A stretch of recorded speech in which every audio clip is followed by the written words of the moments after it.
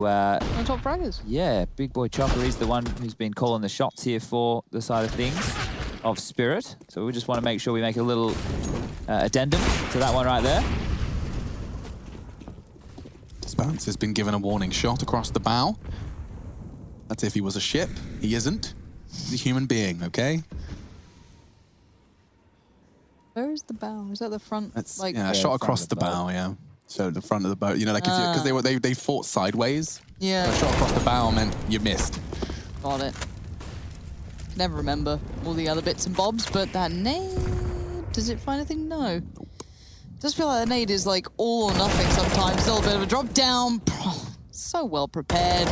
Some die young, Chopper denied, and suddenly this T side looks like it's lacking a little bit of what they wanted. That's going to help though. It really does, and the flashes suggest there might be CT aggression. It's from long range. Now poor old Disbalance, he's still shaken from the initial tag of JW Zorp, and Magic's about to walk through grey screened. Well, he's spotted, yep, staring at it as it fades. It's become an integral part of the modern day Counter-Strike, that slight advantage gifted to the player that lingers within the smoke. Different when there's an AWP staring at you though. This round is almost impossible for our Disbalance here. JW on the flank as well. It's only a matter of time until he claws on in. And I think with the AWP that he is about to lose, it's a great time here to remind everybody what Lauren was talking about towards the tail end of the death segment. The forced by style means that Disbalance won't be able to get the AWP up as much as he would probably like, and that is the first time we've seen it on this T side. I set him as a win condition to be able to find opening frags and give an advantage to Spirit within the early stages. Here's the totem drop just one more time being dealt with. It doesn't really feel like it works anymore, Alex. I can't remember the last time we've been seeing too many successful totem drops down the pop dog. No, nor I. I mean, you can see how Brolin countered that one. He just took the flash on the chin, kept his crosshair still, and held down mouse one. More often than not, the totem drop does not work out. However, Chopper and his team had the alternative to that, Chad, if you'll remember. Team Spirit, previously, you'd actually do the totem drop, but as he descends the ladder, using your teammate like an elevator to have moving accuracy as they descended the ladder. It was pretty cool. Unfortunately, when you're playing against Brolin, one of the top pop players in the world, he's more than prepared. They're going to run boost. This is cool. It's a different angle to be clearing that low ramp position. I love that peak. God, that's filthy. But Crims can swing here. You don't normally see two players towards the inner bomb site this late within the start of a round. It's true. This is going to be quite the nasty surprise. It's unlikely they flash it, so... Oh, Crims gets all three. Great control of the M4. That is majestic. Magic's just wondering where it all went wrong. The game plan out the window. Round 2, 14 for Fnatic. Should they find the final frag? Another impossible clutch here. Yeah, twice in a row. Start. Crims low 2. Mechanically, within the realms of possibility, and Lady Luck's on Magic's side. A quick shot just through the smoke. They got double AWPs as well, Lauren. There is Where's JW? a world in which he has room to maneuver here, but with 20 seconds, I don't really know how. How do you get that bomb down? You have to get... Hope that Flusher misses. Hope that Brolin doesn't track you. Yeah, impossible. Just quickly, if you are joining us... Hello. ...and you wanted to watch more Counter-Strike, I would really recommend staying around, because up next is Astralis taking on Complexity with the debut of Glaive back on the Astralis roster since his break. And it's going to be an exciting matchup, to say the least, ladies and gentlemen. We will be having Bubsky in the roster. Zipex and Esatag will be on the bench for today's outing. We'll get all into that later, as this one here feels like it's coming to its logical conclusion. Fnatic have really started to stretch their legs. It's the force by where Team Spirit have done their best work on this map so far. Yeah, the buy so lacking, but JW's going to be under pressure. Normally he does do quite well with this. Flush has already shown his poise and prowess, even under the most stressful scenarios. And Chopper, your last man alive with the Techers, and none of these CTs giving him much. Crim's going to shut it down nice and comfy. Fnatic get to 15. Bear in mind, this has been an all-map series. We've gone all the way, so Fnatic pulling it together in the final hurdle here.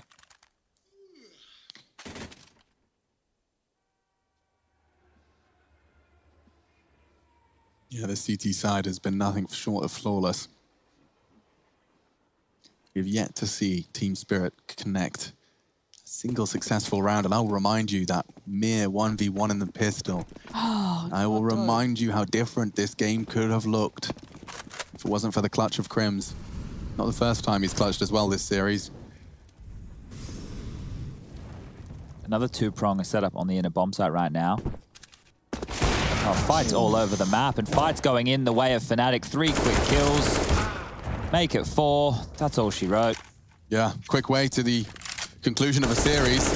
Golden gets caught out. Mir, he's been so phenomenal. He'd have to do it again. Oh. Yeah, a 1v4. It's certainly no fun. But maybe Mir can find a way to manipulate that fun. A missed shot from JW, and he actually opts to tuck in on the left. He might be able to elevate for a surprise, and that's perfect. Come on, Mir. Okay. Golden, the healthiest of the bunch, though. He's the kind of bigger boss to face off against, as Mir expected. No, he doesn't. There it is, 16-7. Fnatic close it down in the end. Not necessarily comfortable, but that CT side looked darn good.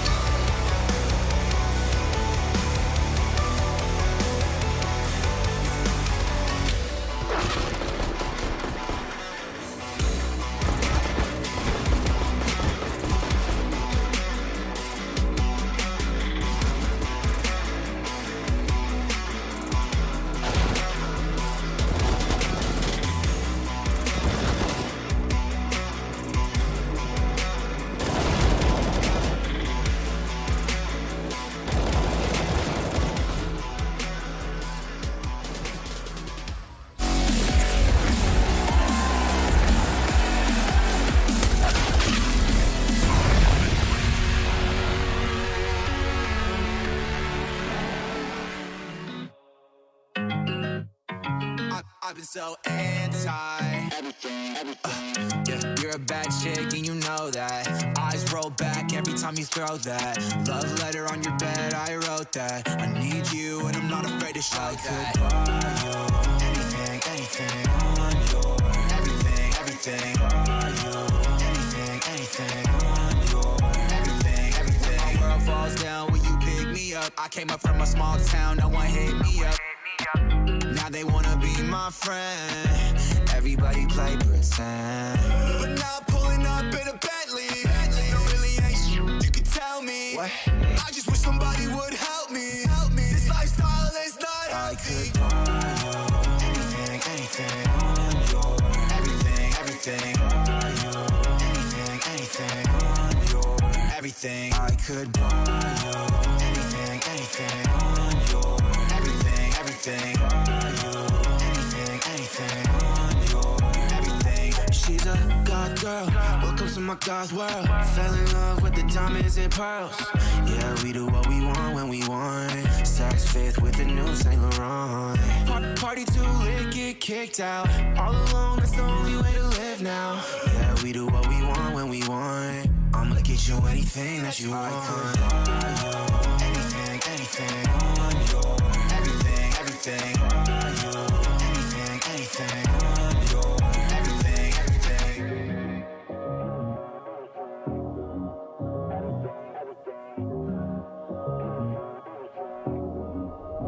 Yeah, I could buy you anything, anything on your everything, everything on your anything, anything on your everything. I could buy you anything, anything on your everything, everything on your anything, anything on your everything, everything.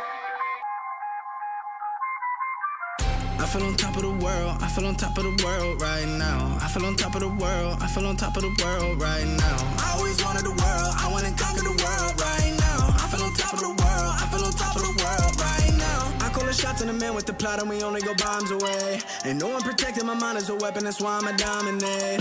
Taking advantage of every second, now I ain't got time to waste. They all tryna sign my name, they want me to sign my name. Counting your blessing while I count that in my winnings. We take 50s and 100s and throw them up to the ceiling. Everything I envision, not everybody gon' witness. Only difference between us is I ain't stop till I finish. Yeah. I feel on top of the world, I feel on top of the world right now. I feel on top of the world, I feel on top of the world right now. I always wanted the world, I wanna conquer the world right now. I feel on top of the world, I feel on top of the world right now.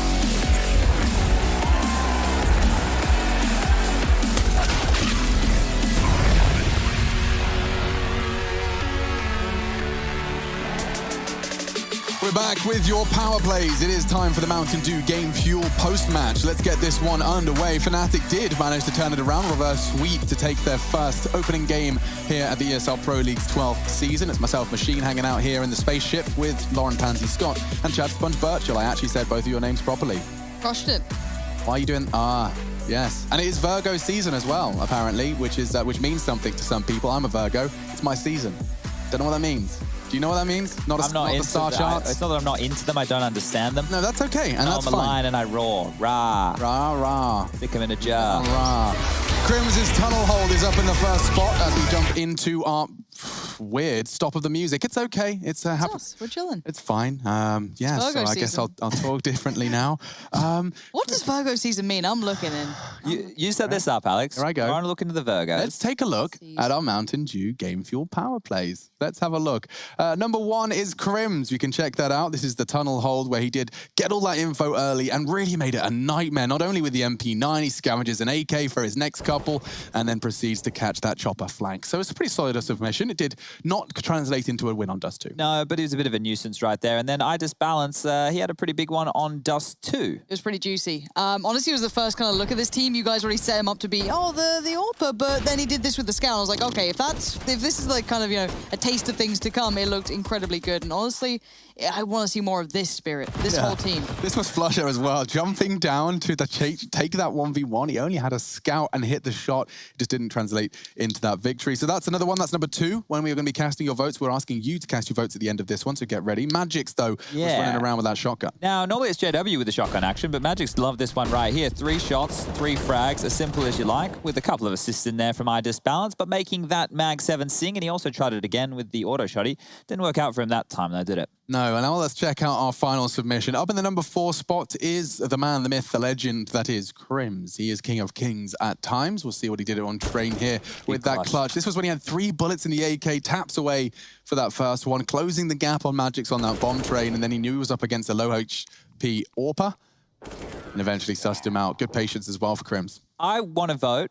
Well, I'm not going to vote, but if I was going to vote... How would they do it? I think they could head over to Twitter. It's like /ESLCS. ESLCS. That's the one. And you can place your vote there. Now, if I want to make you at home skew the vote and I want to try and rig the election, I'd probably say the Crims one was one of the most important clutches of the entire game, the entire 3 maps. I want to also say probably Disbalance is a close second. Just from the showboaty. It's if we're judging the frags. Yes. I mean, like standalone frags. Like 2 through a door, 1 through a smoke, with only a Scout. Yeah. Yeah.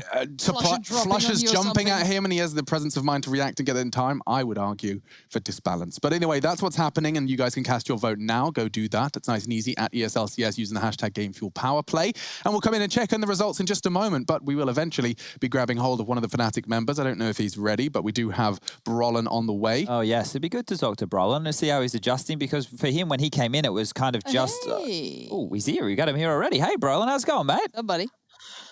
It's fine. How about you? Just fine. You just won. You find that you're having a bit of a rough time online and you're able to convert one, and you guys looked like you were having a good time. We saw you giggling. You sure you're just fine? Yeah, I'm totally fine. It was a long time ago we won this of a important game, and create some confidence for next game. So I'm feeling fine and happy. Yeah, and how have you been personally finding the transition to online? Of course, it makes sense that the core, the LAN generals are going to be struggling a little more. But I mean, Brolin, you caught attention primarily through some of those initial games in this environment. So have you been finding the transition less difficult than your team, or has it also been haunting you? I mean, it's you're always trying to find the motivation back when it's online. It's kind of hard to have the motivation 100% all the time, so I'm trying to work on that. But since the summer break, when we came back from the summer break, I have been playing I would say not that much CS than before. Outside of the practice, of course. So, but I'm trying to work on that, especially playing some pugs and stuff. But it's kind of hard.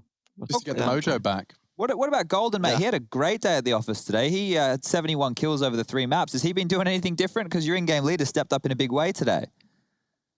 Yeah, I think he's feeling pretty confident when he's like having his confident calls, I think, especially when he's like when we trying to come up with something that's help us like to work as a team. We always play good together, and I think he's the one that like coming up good when we are like doing this stuff together and maybe not doing this individual plays all the time. So no, I mean, that's definitely one of the many strengths of Golden. Of course, he must have to calm you down when Mir was doing what he was doing in those pistol rounds as well. That was ridiculous. It was like every round he's got 3 kills. Crims has to defuse with 4 HP. Stressful. But I'm congratulating you, though, and thank you for taking the time to give us an interview, Brol, and I'll let you get back to your team. Thank you. Cheers, dude. Appreciate that one. So yes, despite the heroics of Mir, it is Fnatic that do weather that storm. A full 3-map series, and so it does still add some fuel to the Fnatic fire. We'll continue to address that as they and when. But we do return to our game fuel power plays. Now, did I skew the vote or did you? Because between the two of us here, I think we had different ideas of where we wanted this one to end on. What do the people at home think? Yeah, well, let's check out the options one more time. You guys have been casting your votes. So quick reminder, it was Crims and his Tunnel Hold, a very potent mix of SMG and Flame. Definitely working out nicely. And you can see the Trap Grabs Chopper as well, just trying to save the round for his squad. So that's one of them. And up is number 2. This was tasty, wasn't it? A real nice welcome to the style of game we were going to have unfolding in front of us. And the end.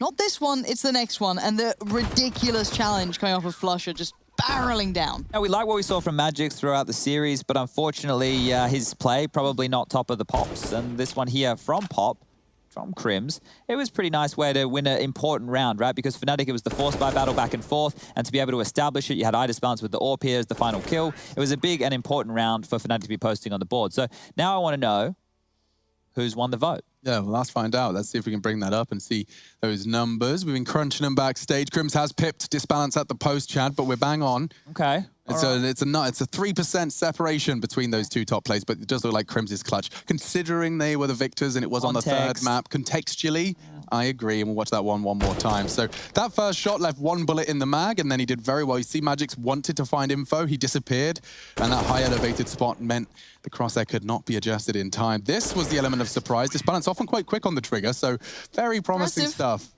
I caught off guard there in the last moment, right? I think when you watch this for the 3rd time here, ladies and gentlemen, that one of the key factors is look at the time at the top of the screen now. There's a minute left on the clock when he finds this kill, and then look how much time there is when he finds the final one. He basically just sat, waited, and let, I guess, the clock do the work as Idis Balance had to move, had to go for some info, needed some answers.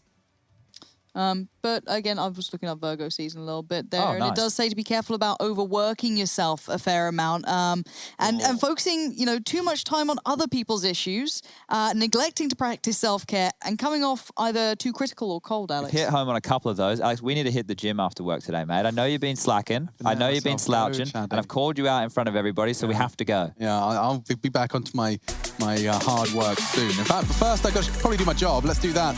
We are going to take a break because coming up after it is a very hotly anticipated matchup. Ladies and gentlemen, please grab your snacks, grab your drinks, and tell your friends. Complexity take on Astralis after the break.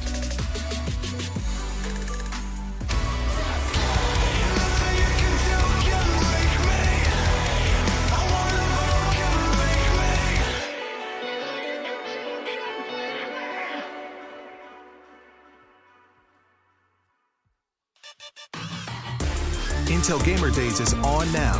Whether you're looking to buy or build, now is a great time to upgrade. Get limited time offers and giveaways from top names in PC gaming.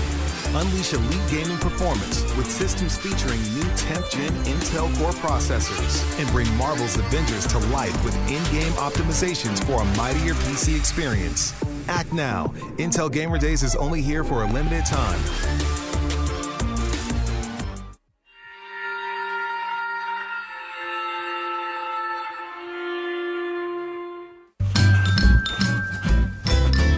You ready? Huh? Hey, he's a good boy, huh? You ready? Huh?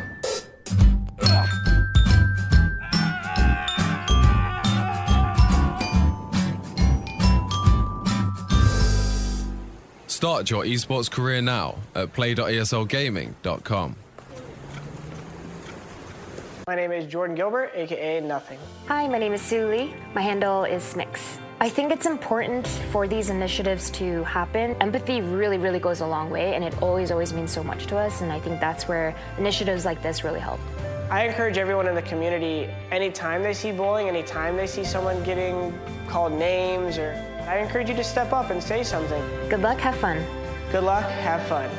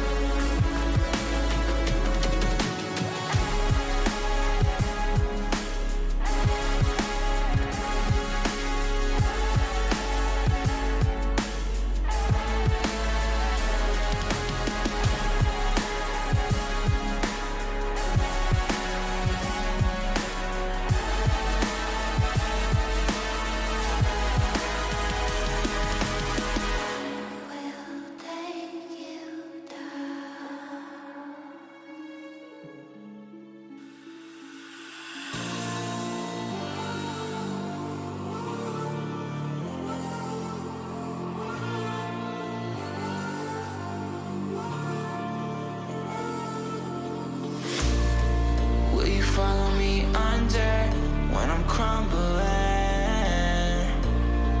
Every night I wonder, will it ever end? Sometimes I can barely breathe, dear. Sometimes I don't wanna be here. Sometimes I don't wanna be here.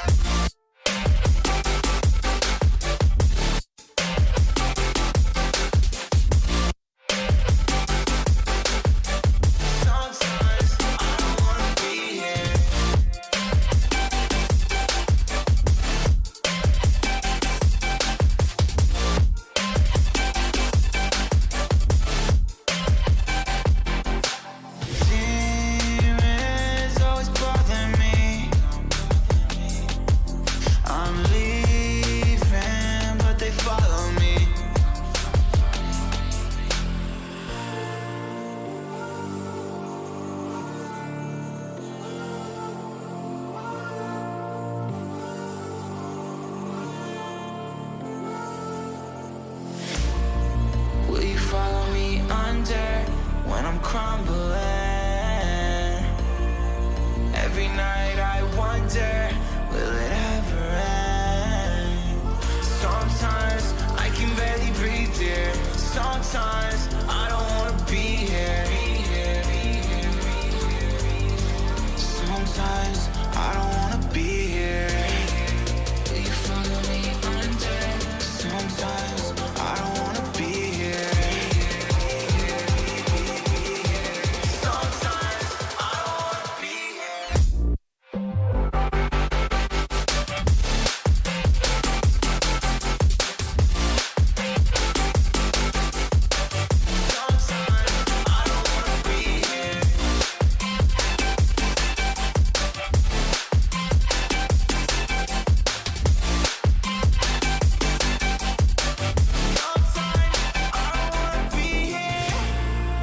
I'm so sorry that I wasn't really there for me. Cause nobody else is showing any empathy. Rudely awake and quiet undertaking. Did I do something wrong? Life isn't easy. Why did you leave me here with my thoughts alone? I don't wanna wake up messed up, cause I can't spend another day like this. Another type of caked up breakup, where I've been finding any way to my fix. But I know I need you.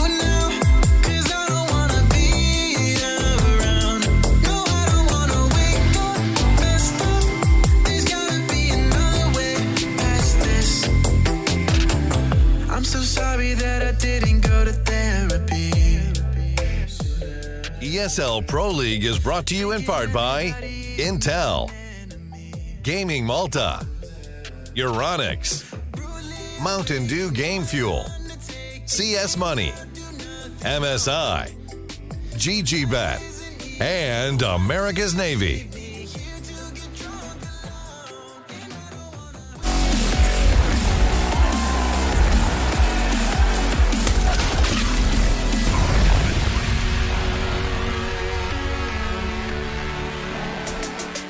We're back, and we're going to have to do this one quickly. Myself, Machine, Sponge, Pansy, all that good stuff. Complexity, Astralis. Want to make sure we get the start of the game, but also all of the good stuff said, because this is exciting. And welcome to the show. ESL Pro League Day 3, Pro League Season 12. That's the one. Goodness. Hell. Thank you, Mustard Shirt. Now, let's get this one started. Also, Mustard in German is Senf, if you were wondering. Learned that one recently. Now, Astralis have got 7 players on their roster, Chad, and they put all 7 of their names on their roster submission. And of course, that's a conversation I won't get to have. No, we can actually fly through this, because the point that you're making here is that we don't know which roster they're going to be coming in with each and every day, right? So the point is that they're able to change their team with an 8-hour window. This video on screen, we don't have to talk about it. And the reason we don't have to talk about it is nobody knows what Astralis are doing with their squad. We don't know which team is the A squad. We don't know if there's a B squad. We don't know if they change it every second day, every second week. Today, they have come in with Glaive. Today, they've decided to pick Train. That is what I can tell you, and I've just learned that today. So we can't actually dive into too much depth with Astralis and what we're expecting from this team. No, but we can have more time to talk. It sounds like one of the players is delayed, so we don't have to start speaking so quickly. We can slow it back down. All right. So deep breaths. We actually get to do our jobs and set the scene. I'll go back to earlier in the year. Okay, so we had Glaive. He took time off for medical leave. We had Zipex. He took time off as well. I assume similar issues. The burnout, a team as great as Astralis, can definitely be fronted and spoken about. Then we've had Yugi come in. Snappy came in for a little while. Esatag was signed but couldn't play because of contract issues. And then Bubsky came through as the most recent. Now Snappy is gone. He literally was just a stand-in. Yugi got replaced. That wasn't going to work. And now what they've done is they actually played Cologne last week with Esatag and Bubsky.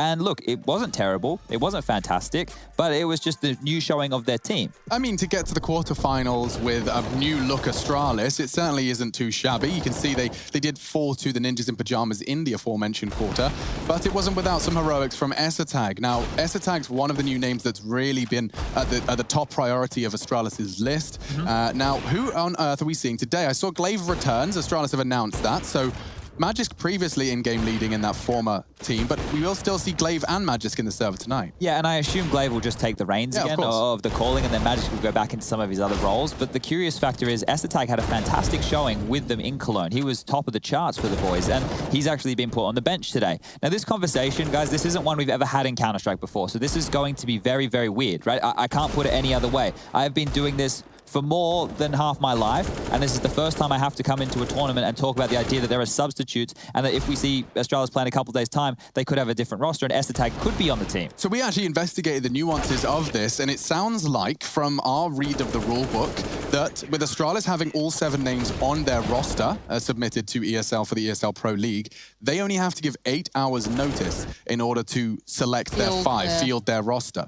So, like, Lauren, that's kind of like the new generation. I mean, this is what we were thinking about, talking about, joking about years ago. I love the idea, but then I think about reality. I think about how do you slot a player in, I assume not with them on 8 hours notice, of course. I'm sure they spend a great deal more time. But for me, I'm curious how the hell you do that. We've seen so many teams struggling in those small ways of changing up one player's position or two, but then you're rotating in players.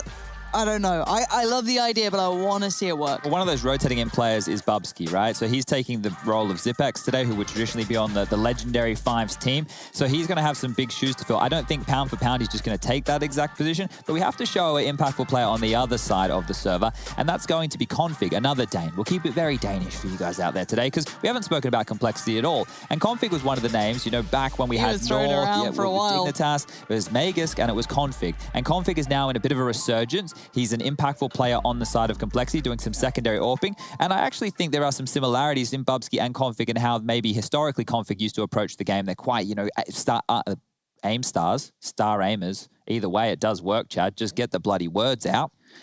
Sorry, Star guys. aim is no doubt about it. Actually, Bubsky was one of the names that I was most excited about, you know, at the tip of my tongue for Mad Lions. Yeah. So seeing him taken away, seeing Mad Lions dissolve in the absence of him. Mad Lions. Got it. I was about to say, where did he kind of arrive from? And makes sense. So okay. they stole him, and then Mad Lions kind of just shot themselves in the foot and have disappeared ever since. There are rumors that Mad Lions as well are going to go through some more roster changes. I don't know. They're only rumors. Yeah. So I'm not too sure what's going to happen there. But at least today we get something exciting to sink our teeth into. And one of the key factors about having that rotating either 1 or 2 men on the roster coming through every time is if I can't tell you what's going to happen, Complexity have no idea what's going to happen. No, but they actually have a very interesting conversation topic in that vein, which is that Blame has previously been attributed to a lot of his success as an in-game leader to researching his opponent. Now, bang on, Chad, there is not much research you can do. You can look at Cologne if you want, but it's a bloody different in-game leader. Different team, different IGL. And we saw, and there was a... Yeah, exactly.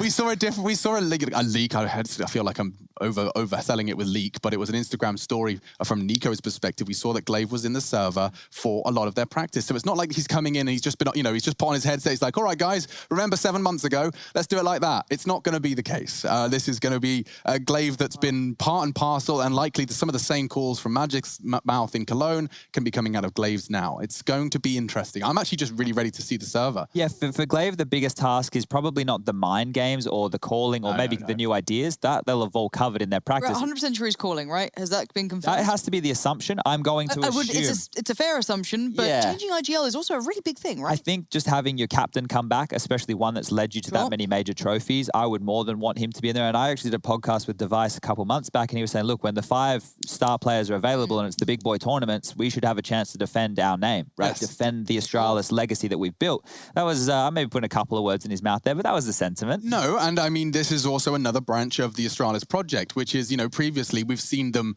benefit from this, you know, the warning to Zipex saying if you don't perform better, you will be replaced. Now, instead of saying it and it's just words, it's if you don't perform better, there is 2 players who are aware of the strategies, who are on contract and are ready to play with 8 hours notice given. And if we're going to be completely honest about the current landscape of Counter-Strike and the way that it will shape up for the rest of the year, it is just going to be online CS, right? There maybe could be a LAN event that pops in towards the very tail end, but I'm going to go with my intuition and say probably not. So now if you're going to be playing all these games, Pro League is quite a long tournament. We have a couple more on the tail end of this, and they're all chock-a-block. The calendar is very, very full.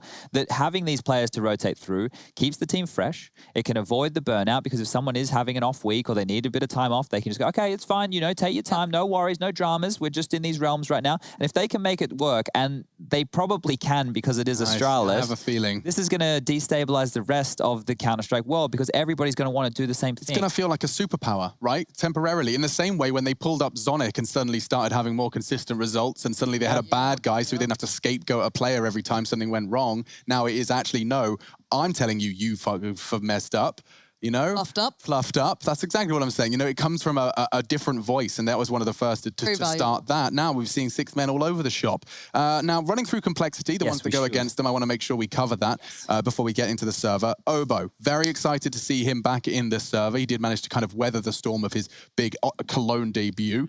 But for me, the biggest name has to be Poison. Lauren, that's another one. I know you love this guy, but the problem is I didn't see anything from him. Fair enough. It was a really hard game, to be fair. That nuke affair, it was all very tough. Then they read like a book. You know, I remember Blame F being completely just, you know, on the books and word for word. Just but I want to see what these guys have, why people get so excited for them, because there's got to be a great reason. Obo we saw a little bit of. We definitely saw appearances, and the same for the rest of the roster, but it wasn't that get you going, here we go, this is Complexity, this is the roster to be ready for. Well, I think if Alex wants to see more from Poison, Train's probably a good map to do, and that's where we will be starting. But look, I'm going to be honest, I am very excited to see what type of Astralis we get today, how the team looks, if they look revitalized by having Glaive back, if they have a different approach, if they've changed some positions up. Think about it, Zipex was the inside anchor for the team.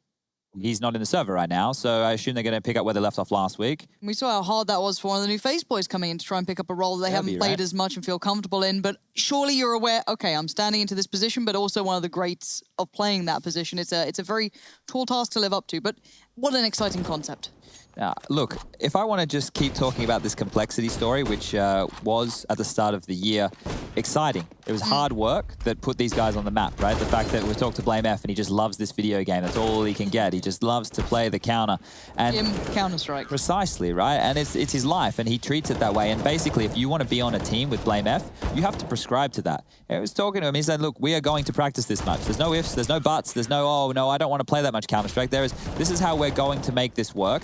And one of the problems was it did look like they were found out a little bit by Heroic, right? They did look like they were getting counter-stratted in a way. And that's a difficult thing to do because in the early stages of this team, I was like, okay, well, they have their defaults down and the players are good. So they have that. Then they obviously added more depth to that. They started adding layers. They had a clear way that they wanted to approach the game. Their counter-stratting came on in and they were starting to look really, really good. And then we had the Blast event and things were fantastic for them.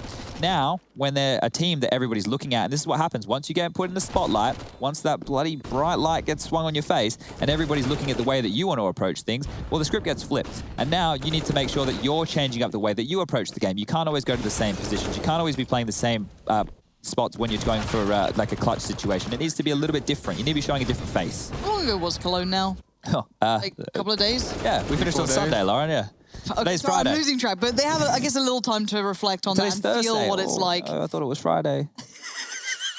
Feel what it's like to have to change after that, being worked out a little. Yeah, no, but I think this would actually be a perfect time for us to take a break. We still have a missing in action player. Okay, all right. So let's just Maybe it's quickly... Clave. We've got to get on the server. Forget the IP. It actually is, yeah. It is Clave. He's sitting there like, guys, I swear I had my PC on. It was working. I didn't have the config in. It's been a while. Anyway, he's going to get that sorted out, and we are going to reflect on the player that for the first time in a while is on the bench, Esatag, one of Astralis' newest additions. I remember the moments of getting the offer from Astralis, and it was kind of surreal because in the beginning it was more like, this might happen, you know? And I was like talking it down. No, this is probably not going to happen. It's just, you know, it's too surreal. It's probably not going to happen. So, you know, I'm telling my mom, yeah, it might happen. It's probably not, but right, it might happen. And, you know, then when I get the confirmation, I'm still like, yeah, right. It's still, you know, until I sign the papers, I'm not, you know, celebrating anything. But, you know, the moment that it actually sunk in that I'm now a part of this, and that is, I don't remember my reaction totally, but I can tell you it was definitely with a smile on my face that I could tell my mom that we're here. Because my mom always used to get the question, what does your son do? You know, in any kind of scenario when she would talking to strangers as well in the shop or whatever she's been doing, she would get the question, what does your son do? And she would say, he's a professional Counter-Strike player. And the other person would go, oh, is he playing for Astralis?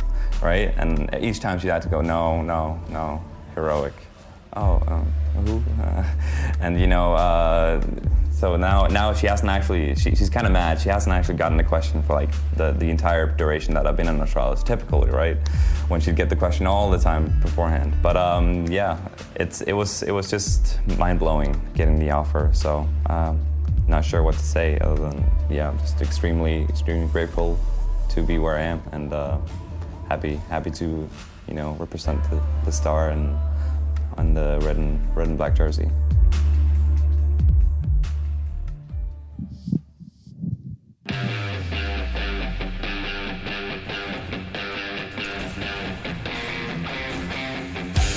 Squad's going again for this set piece. Brolin once more close on ramp, has got to do it all. Yeah, flashed in. Brolin trying to deliver, and Brolin gets 3. Oh, he takes them all down with him.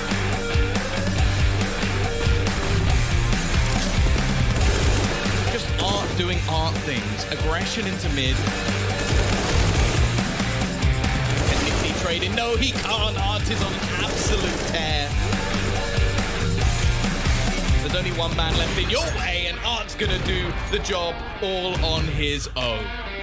He's on that bomb train now. He could try and contest. They're gonna push together. Boxic's going up the ladder, and he's got so much damage done. It's frozen. Frozen off and on. Oh! That's insane. Excuse me, I'm sorry about that. That's a bit much. Hit a full defuse. He jumps up again. It's good. The ace clutch from Frozen. Oh, I can't believe it. Oh my goodness. Amy, ridiculous!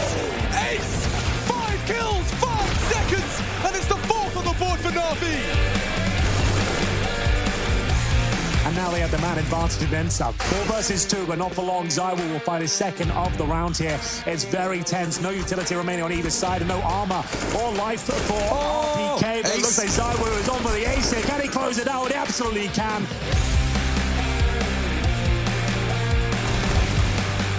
Well, I mean, Device has really snuck into the middle of this defense, which is crazy. Alex is going to come try and recover, but there's timing everywhere, and Device now has the M4. This could turn. Deagle out as well. Good frag, and he's got another one. He actually aced them in the second round. Look at Glaive.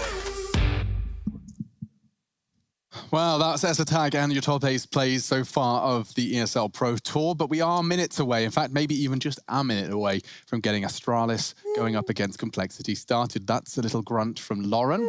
Excitement? Yeah. It's good to see Glaive back, right? Because if you think about modern day in-game leaders, if you think about in-game leaders who are going to go down as one of the greats, probably the greatest at the moment, Glaive has to be up there, right? Well, not even up. What am I saying? Glaive is the greatest in-game leader to ever touch the game. Astralis is the best 5-man roster to ever play the game. What they did, the way that they changed it, the way that they made us appreciate CS, it's a whole different level, and they've elevated the play. So to have him back in the server, for him to be rested, for him to be ready and raring to go, I just want to get this one underway, and I hope the Counter-Strike world is ready to get excited. I want to hear the music, Alex. I mean, I want to hear the music. We go in the game. I've got a get it going. feeling, Lauren, we're going to be seeing some proper Counter-Strike across this series. Like, Blame F has been kind of forging config into a weapon of mass destruction. He's been doing that for a while now. And we get to see him, alongside the baby-faced killer that is Obo, go up against the world's greatest. Glaive's back. He's fresh, he's hydrated, he's exercised, and he's ready for train, and so are we.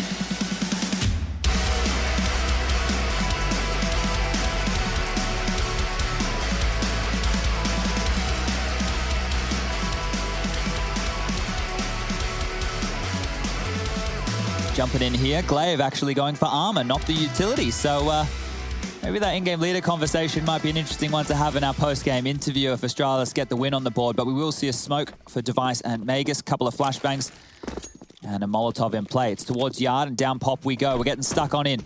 Yeah, early smokes are going to really divide this site up, make those Glocks a lot less intimidated by the USP. Look at these close fights now. They're all perfect for the Glock, and he just has to connect. He doesn't. Dupree veers away. Glaive has drawn first blood in his debut back in the Astralis starting roster. Wow, quick from Dupree. Mows down 2, looking good for a third. He does. Swaps up to the USP and knocks Obo's socks off. That's 4 in total. And that's quite a way to announce their arrival into the server. Astralis quad kill on Dupree and a pistol round victory. Forcing in. Double scouts. It's train. It makes a lot of sense. You're going to be seeing the scouts out for Complexity. Okay, 3 scouts out. Grenades. I love he's got the Vogue Glock as well. It's quite a pretty Glock. And the USP up and over to finish things off as it's an explosive start for Astralis here. Now, just to note why we were getting excited about these scouts on a map like Train, if they tag you up, they can be doing a big chunk of damage and those Deagles can finish off. There's a couple of nades in play as well. Ooh, up over the railing.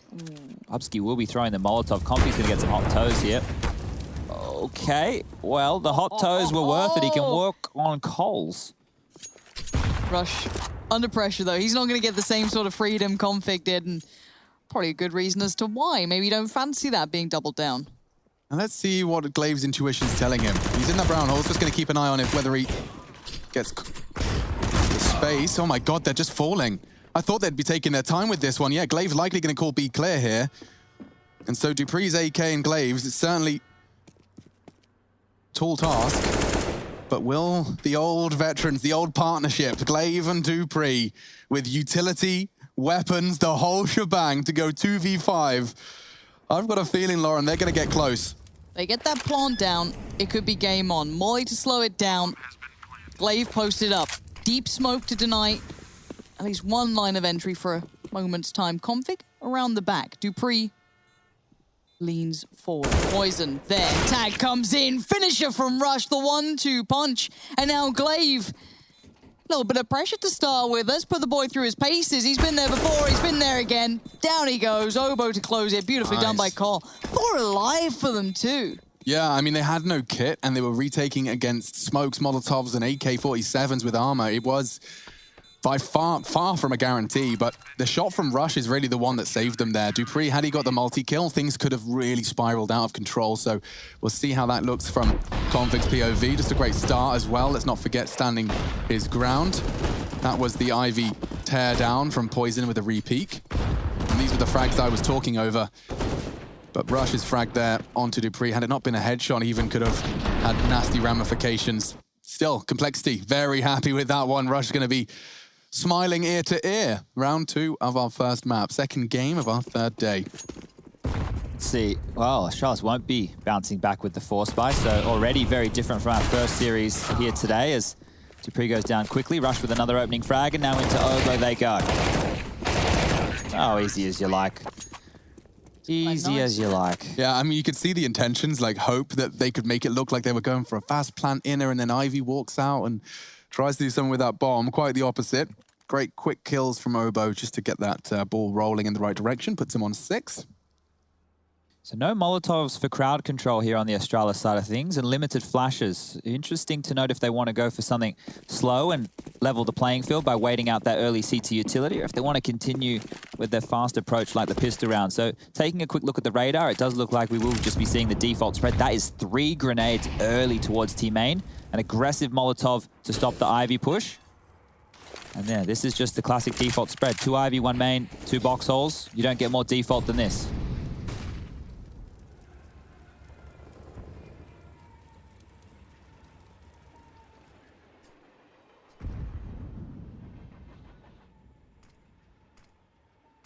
Astralis have thrown nothing, while Complexity have used more than half of their utility so far, and we have 1:15 left on the clock. So a lot of this will come down to these heads-up duels. Config is in a very important position if they do decide they want to go down Pop Dog at any point. The misdirection over towards Ivy, but Complexity is still more than happy to play 2 players lent towards the inner bomb site. They were in a retake formation, but now they've actually postured forward. Obo getting up close and personal. Very, very slow round here. Still hardly anything thrown on the Astralis side of things. Config's Molotov. Not going to give him the sound cue he was hoping for. No burnt toes just yet. Rush. Fantastic angle to keep Ivy under wraps. And now into inner. Obo, Poison, in a position to do damage. The timing was rough for Poison there. He just fell away as the 2 came through on the other side. Stunning work from Glaive. The tip of the spear heading forward, spots out Config's leg. Dupree showing enough that I think has warded at least away enough threat for now. Wow, that is a round where I thought maybe Complexity would want to hang around and see if they could get an aggressive player. Device would have been one whose head they could have tried to lop on off and see if they could go for that in a retake, but they want to hold on to what they have. This will be a long first half if that's the style and play that Astralis want to come with. It feels like in recent times, the very, very slow CS that we were talking about a lot within the tail end of last season before the player break trickled away, but now Astralis are back in the server. Now that Glaive's back in the server, maybe we go back to the percentage plays. There might be a shift again. As you can see, that beautiful Anubis AK right there. Look at it, Rush is just wielding it to the most recent crate. It is nice. Oh, look at it. Reminds me of the Mummy, though. And I love that film. That is a what's his name? Brendan Fraser. Yeah. Looks like OJ Borge. To be fair, what's slightly depressing is, you remember that face filter where it changed you to look like a dude or a lady? Yeah. I just kind of look like a very sad version of him. Well, Sad version of Brendan Fraser? Yeah. I'll find you the picture. I need it. It's very weird. Need it in my life. Share it with the internet, Lauren. Yeah, I will do. I will do. Fantastic news. It's nice seeing Astralis' name in the server, if I'm honest. I missed seeing it at Cologne, so I'm honestly chomping at the bit to see this round. We didn't cast a single Astralis game over there in Cologne. That was a little bit unfortunate.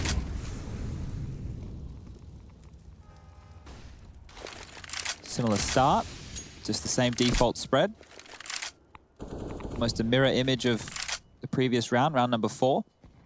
Yeah, if ever you've got teammates asking what a default is or what you're expecting from them, feel free to show them the first couple of rounds of Astralis' T side here. Every CT aggress covered. No one getting any information that's unchecked. Config is getting a lot of steps, and they jump down with the nade. That is an execution. Glaive rockets his way down the ladder straight into the first frag of the round. That's a little earlier than before. And we'll see what the reaction is. Here you go. Wow, it's color by numbers. It really is. Regroup after you get the numbers advantage. Here we are. Throw out your util, isolate some jewels with your smokes, a flash to force them off. This is textbook, and it seems that Complexity want to throw that textbook out the window. they're regrouping and gambling to B. Now, I don't know whether it will be a save or a fast flank once this execute comes in. Let's see if Poison gets there in time to respond. He'll hear the util now. Yeah, they're going to let them full execute. They're going to let them do what they do. Poison has to be so careful. Ooh, a chance, but he loses a lot of health in the process. Good peek on the green train to suppress. And now, Complexity, they've been given very few options that look fun. I hate all of their options they have here.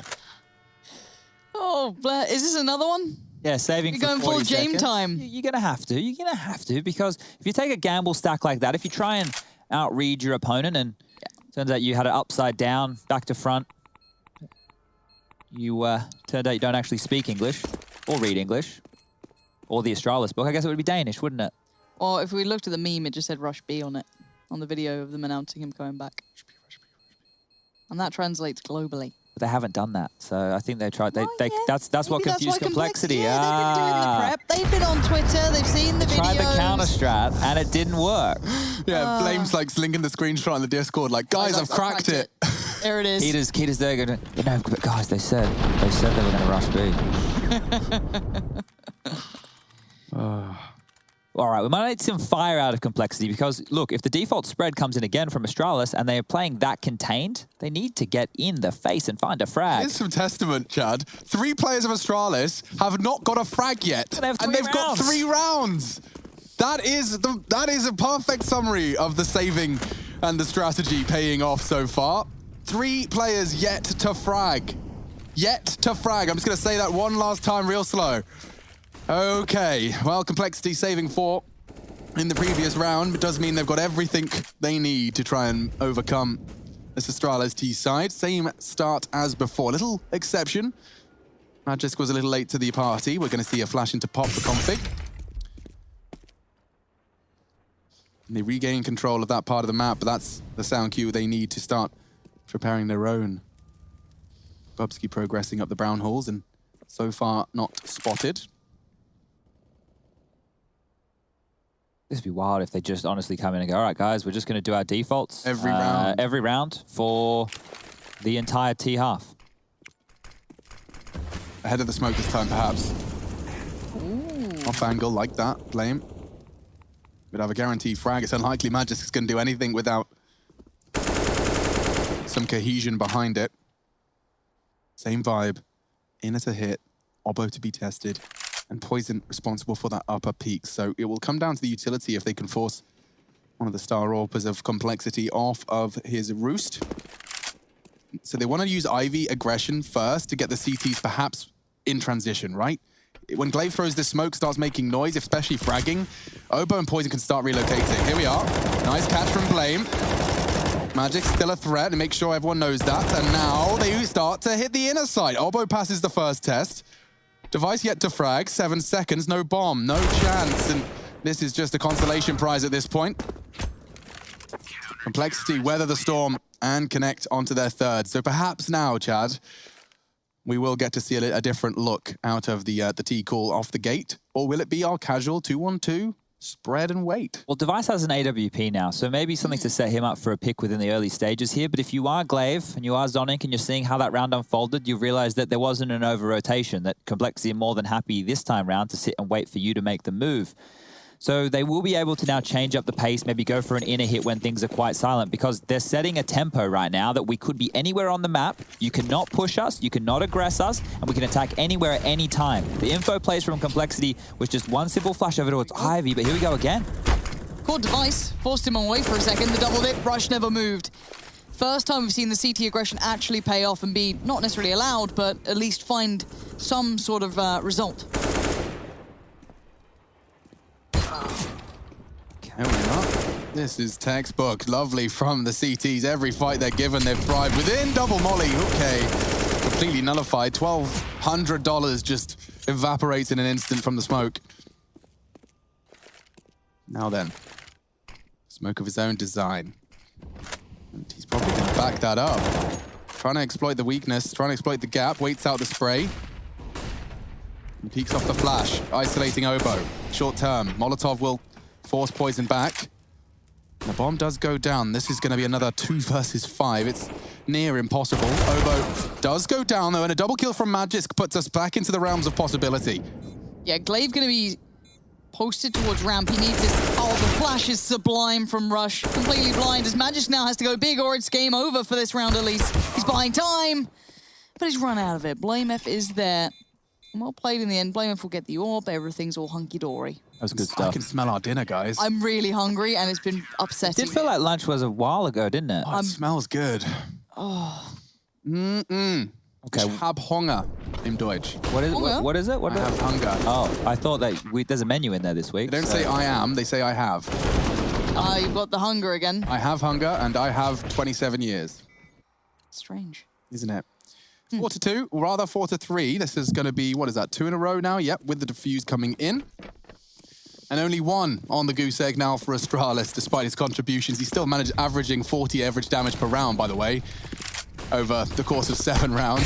0 frags. Ouch! That's going to leave a mark. Bubsky brought down low. Poison sends Dupree 6 feet lower. Device out-orping Poison with only the Desert Eagle. That's something to write home about. Obo flashed off. He's going to have to put some bullets down range, but he's been tagged up. And, ooh, quick execution onto Bubsky. We have got some real aimers in the server. The bomb's down, and rotate from Blame and Rush is a long and arduous one. Yeah, good luck keeping up with some of these shots coming out, Rush. I see the snap after they're dead, and I don't even blame you. Half of these are so quick.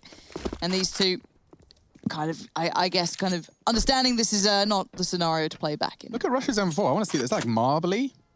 Isn't it like the Winter Hunter or something? I can't remember what it's called. Oh, Lauren, you're good with the skin names. I don't know if it's right, but I swear it's something. It does look like it's kind of autumnal, wintry. Oh, it's garbage. Actually. Green, do you know what that skin is? Very old. Do. You think? Oh. Stop changing. Ah, damn. That's the one fault is when the players are faffing with their weapons. We don't get to see anything. Fun is disallowed. I'm on it. I'm going to find out the name of it. All right, so Astralis scavenged that AWP. Device will pick that up. He went into that round with only a deagle due to, well, not having enough funds, simply put. Modern Hunter. Damn it. Yeah, we're close. Close enough. Look at this. Dush. See you, mate. Must feel nice, doesn't it? See you, mate. Yeah, okay. $700 taking down 7,000.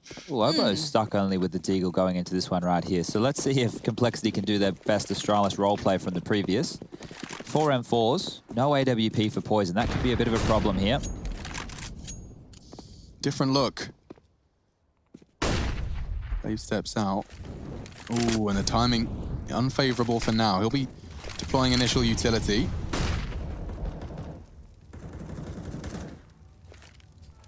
Oh, that nade looks destined for greatness from Blame. Oh, both of them. Damage down.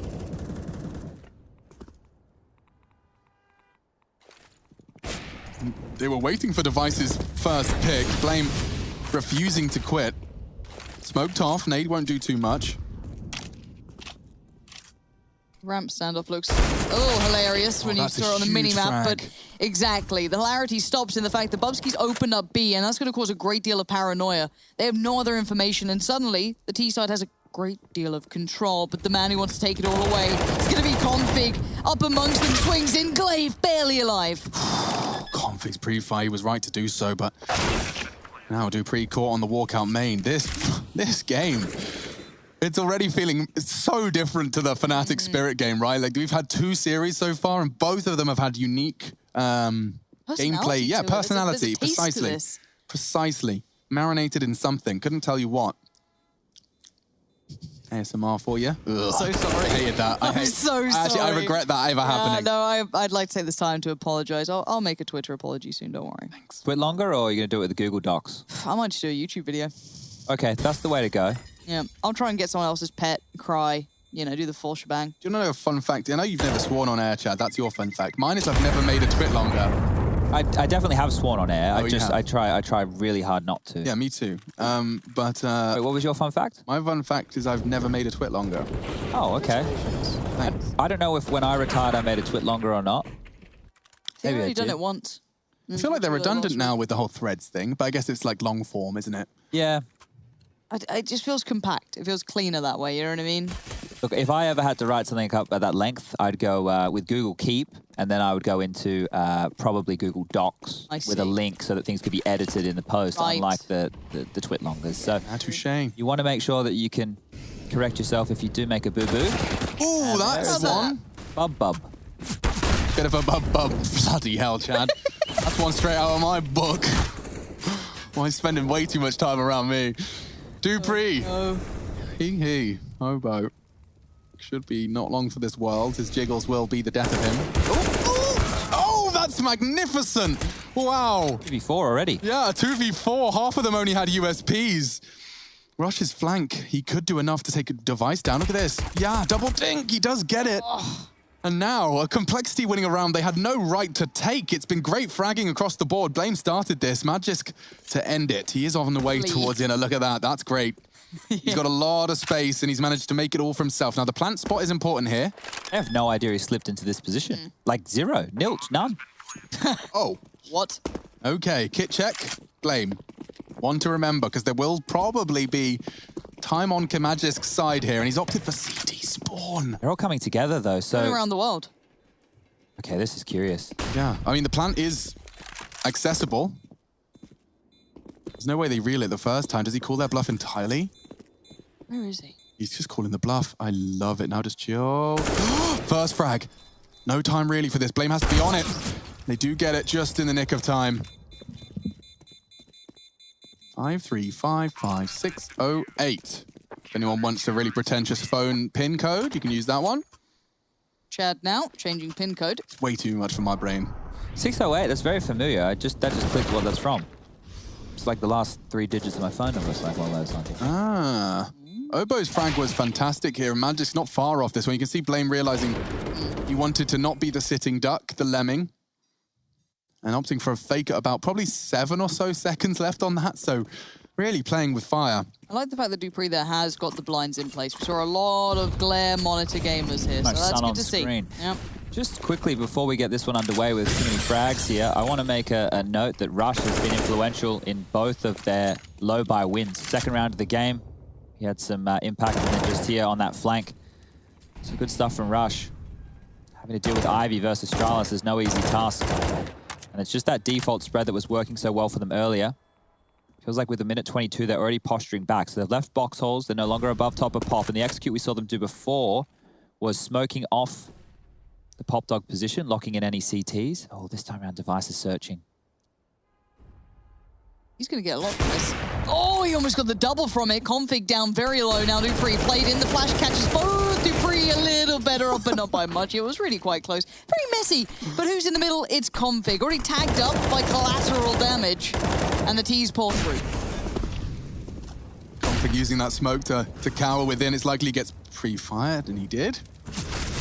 Obo, multiple targets, and he's actually managed to find a little bit of a gap, threading through. Here's the reload. He's going to get Dupree unawares here. Obo on for 3, not quite.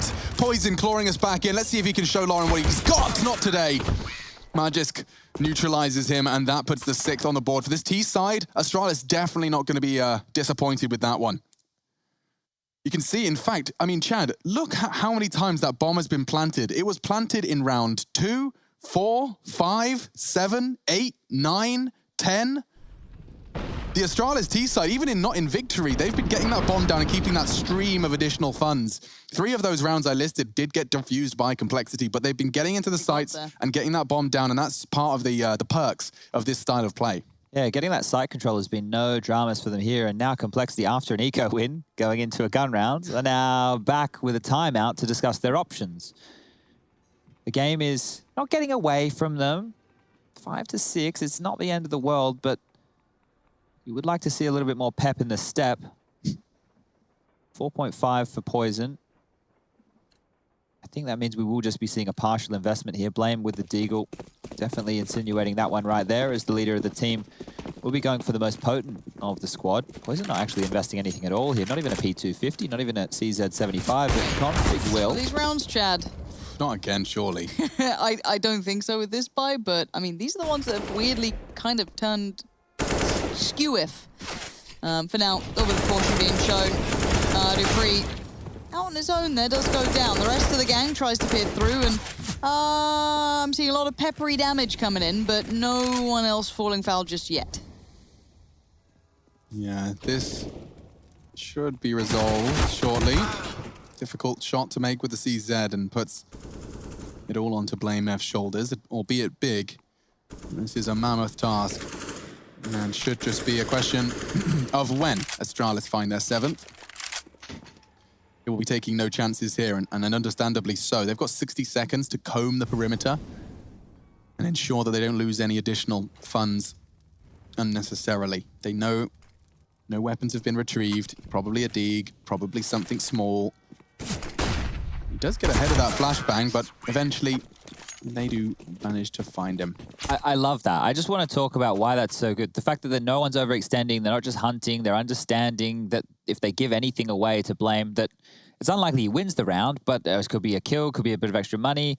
They're playing fundamental Counter-Strike and they're keeping it where it needs to be. And we've had that earlier. We had Heroic last week playing that way. They weren't chasing and hunting and giving away any unnecessary deaths, because every bit of money matters in Counter-Strike, and you can see what that means for Complexity. 2 Famouses make that 3. An AWP, M4 out in play as well. No defuse kits here. A bit of a pace change as dupreeh wants to limp on out. He's greeted with a frag and he's opened things up. That's the classic dupreeh maneuver. Rush has done well to stem the bleed. Obo will be trying to contain one side. Poison's contained the other. This is great. Glaive walking out the smokes though, and finds a great headshot. He's definitely individually been keeping himself warm, and 11 to 5 as the 12th not far off. He's going to dunk him, isn't he? Oh, that's perfect. Molotov to isolate. Nade to finish off the job. Safely finds his 2nd frag of this round, and a 2-on-2. Manageable as well at that. Rush, known to be playing on Ivy, had wonders of success from it as well. But now, time to go down. Magis his task for now. Yeah, definitely knew Rush was around, but the time in which he just executed him, I don't think even Rush knew he was dead. Left eye. And that's the end of that one. Left with no eyes, Complexity blind as 8th is picked on up. That's 3 consecutive rounds as well. It's the most we've seen Astralis string together, and this is going to be a monumental finish if they can continue with any of the remaining 2. Let's see Glaive's dunk into Magis, just straight into the Rush. Tight peak. Rush had an advantage there. Of course, not with a weapon, worth mentioning. Hit him in the head, just AK slightly better. All right, so Deagle's here, and Complexity now the half is getting away from them. Before, when we were at 5 to 6, it didn't feel like it was the end of the world, but this is looking like it could finish with a 10-5 in the favor of Astralis. And, well, as they go out into that default spread once again, they just want to work out what they're playing up against. And dupreeh, he's going to find out very, very quickly. Drops the AK. Oh, Blame getting his 4th kill now. How much room has Config got up here too? Is he continuing? Looks like he is. Bubsky's kind of intermittently checking on it, whether or not it's actually a threat to be truly worried about. There we go, sees enough. There's the swing. Not going to get it. Good attempt. You can see the idea there. Bubsky, he can't go down now. That'll be a free AK if Config gets the headshot. Now we're starting to see danger signs again. Yeah, slight overextension, slight break of the mold. Double peaks, multiple targets. Device does well to find one. Didn't fall for that between the wickets syndrome. Oof, Poison beheads another. These Deagles are potent, there's no doubt. And Glaive gonna put his thinking cap right back on. Starting to try and visualize where these CTs could have gone off to, processing the calls that have been made already. Is he walking through his smoke? No, he'll use it as a temporary wall. A guy is to find nothing. Config makes sure of that. Again. How many of these rounds have gone that way? 3. So the force by the 2nd round of the game, we had the USP where we had Rush flanking late through team main, getting the kill on Device with a double dink of the USP, and now it's the Deagles and Blame F you want to credit with a lot here. I think Bubsky going forward to try and get that space. Look, I understand why he wants to do it. This wasn't the regrouping and picture-perfect Counter-Strike we were just discussing in the previous. Config with a nice angle. Can see the toes under the train before he picks that line. And dupreeh is looking anything but impressed today, as we will be kicking off round number 15. AKs are plenty. All out for Poison once more. An 8-7 half. Now we can start singing the praises of Complexity and thinking this one's not so bad. Yeah, dude, Magisk is in a real tight spot. He's going to be forced to smoke himself out. And not going to be seeing Config find that kill just yet. Rush with a different stance on Ivy. A bit aggressive with the deep smoke, but I think he realizes that his life far too valuable to be taking too many risks.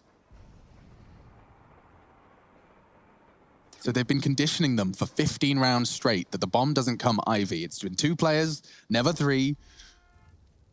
Let's see if this one's going to catch the CTs off guard, because it will just be 2-3. First opens up, attention drawn to main, and now they come on out. Back turn, he gets the first. Bubsky trading, bomb not spotted. Oh, it is actually, that was Bubsky that held it, and now the full health device is gone. Poison's picked another. Nothing but Bubsky in this one. Certainly going to sour the mood. Looks like Complexity have really, off the back of not 1, but 2, but 3 half buy or less rounds converted. Obo's USP, well now Obo's AK is on the floor. Trying to fake the run back, try and keep some CTs not staring at the one place he had to be, but unfortunately with 28 seconds, it's most likely a dead Bubsky. Oh, he's found a window now. There is a chance for Bubsky here. They're double rotating. The low HP is the problem. It's very smart. And I think at the very least... Oh, okay, nice angle held by Blame. Was expecting to see the round extended. 8-7 though. Complexity came to play and so did Astralis. Glaive's at the top of the scoreboard on his debut. We'll be bringing you all the more action when we come back.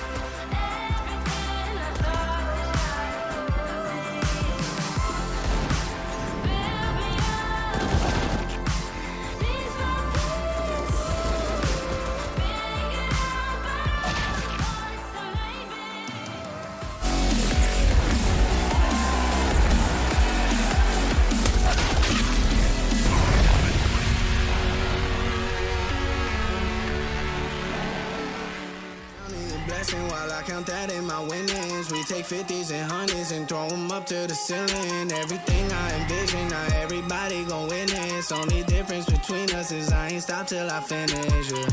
I feel on top of the world, I feel on top of the world right now. I feel on top of the world, I feel on top of the world right now. I always wanted the world, I wanna conquer the world right now. I feel on top of the world, I feel on top of the world right now. Love for the last time. This ain't a song, it's a battle cry.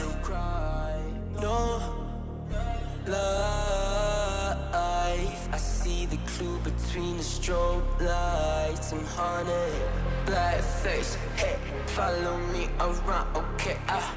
Black face. Hey, follow me around, okay? Used to want it bad, used to want it bad, but I can't taste it. I can't help you now, okay? Follow me around, okay? Black face. Hey, follow me around, okay? Follow me around, okay? Black face. Hey, follow me around, okay?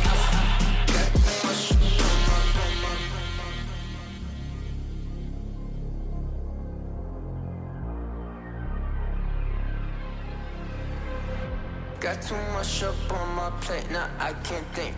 I said woke up to get X and now I'm feeling this is it. Want the money, want the rest. I do purse, not no cess. They say Donis, why you sad? I said I just need the thing. Red tape, got too close, I hit the city. Black face, show you everything you need to your phone. Can't hit it back. Someone said it's sad. I used to want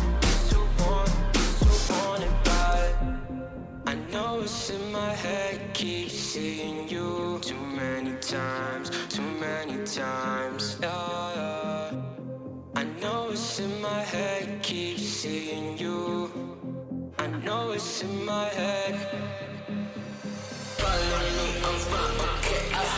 Black face, hey, follow me around, okay? Got too much up on my follow me around, okay?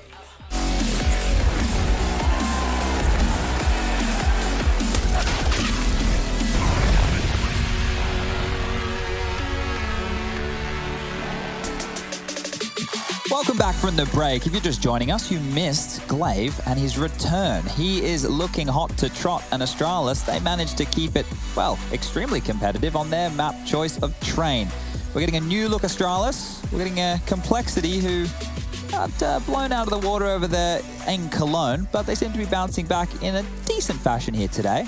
I've been loving it. I mean, they won a great deal of those kind of weird and wonderful rounds, Deagles, Scouts, what have you. You see utility here, Chad? Oh, we love some utility, Lauren, don't you? A bit of it. You mind that as Russia's going to put on out the Molotov deep towards Ivy position. Nade as well to follow. He's going to use the smoke and get on up, but the attack's through Ivy and Dupree, he's waiting. Wow. How did they predict that so perfectly? Oh, wow. This is a systematic decimation of a pistol round. These guys barely took any damage. That double stack on Ivy, they seemed prepared, they seemed collected, and calm on it. Now Device. You got a 1v5. God, some damage would be lovely. A bit of anything would have been lovely. But my word, Complexity thoroughly prepared, looking absolutely poised, and Device now even surprised. Lucky to be alive, it feels, in this one. Being pressured down, 9 HP. Oh, he's chasing. Trying to backpedal. Rush really wants it. He's leaving Oboe to take it, so Oboe will finish things off. And that's going to be the first round of the second half on the board for Complexity here. This is fantastic work. Oboe and Poison really combining for something magical here. Yeah, I mean, look how fast those frags have happened. In 95 seconds left on the clock. 1 ban left for Astralis. So that's perfect. Couldn't ask for a better start, really. Will be the force by coming in from Astralis here. Deagles. Yeah, not 3 scouts this time, as Complexity opted for, just the 1. Yeah, and a couple of nades. More Kevlar involved. Does nullify the 3 SMGs to an extent, but of course no head armor for the majority. Dupree, big spender.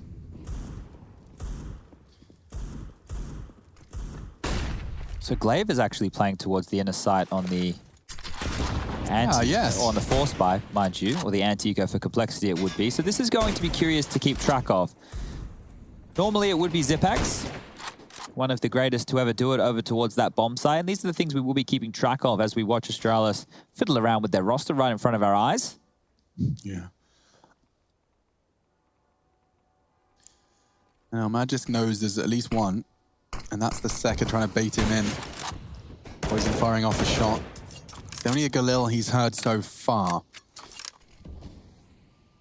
Bubsky denying Pop Dog control with a smoke grenade, and they are still gathering, having somewhat of a meeting towards main. So Complexity pausing, anticipating CT aggression, and they'd be running out of time if they continue to act that way. Astralis now aware that this looks like the hit, and the nade does look promising. So did Device past 10. Poison makes sure of him. Short work of Config 2 into the site as Poison, and they just massacre them. Look at that Oppo and Rush SMG.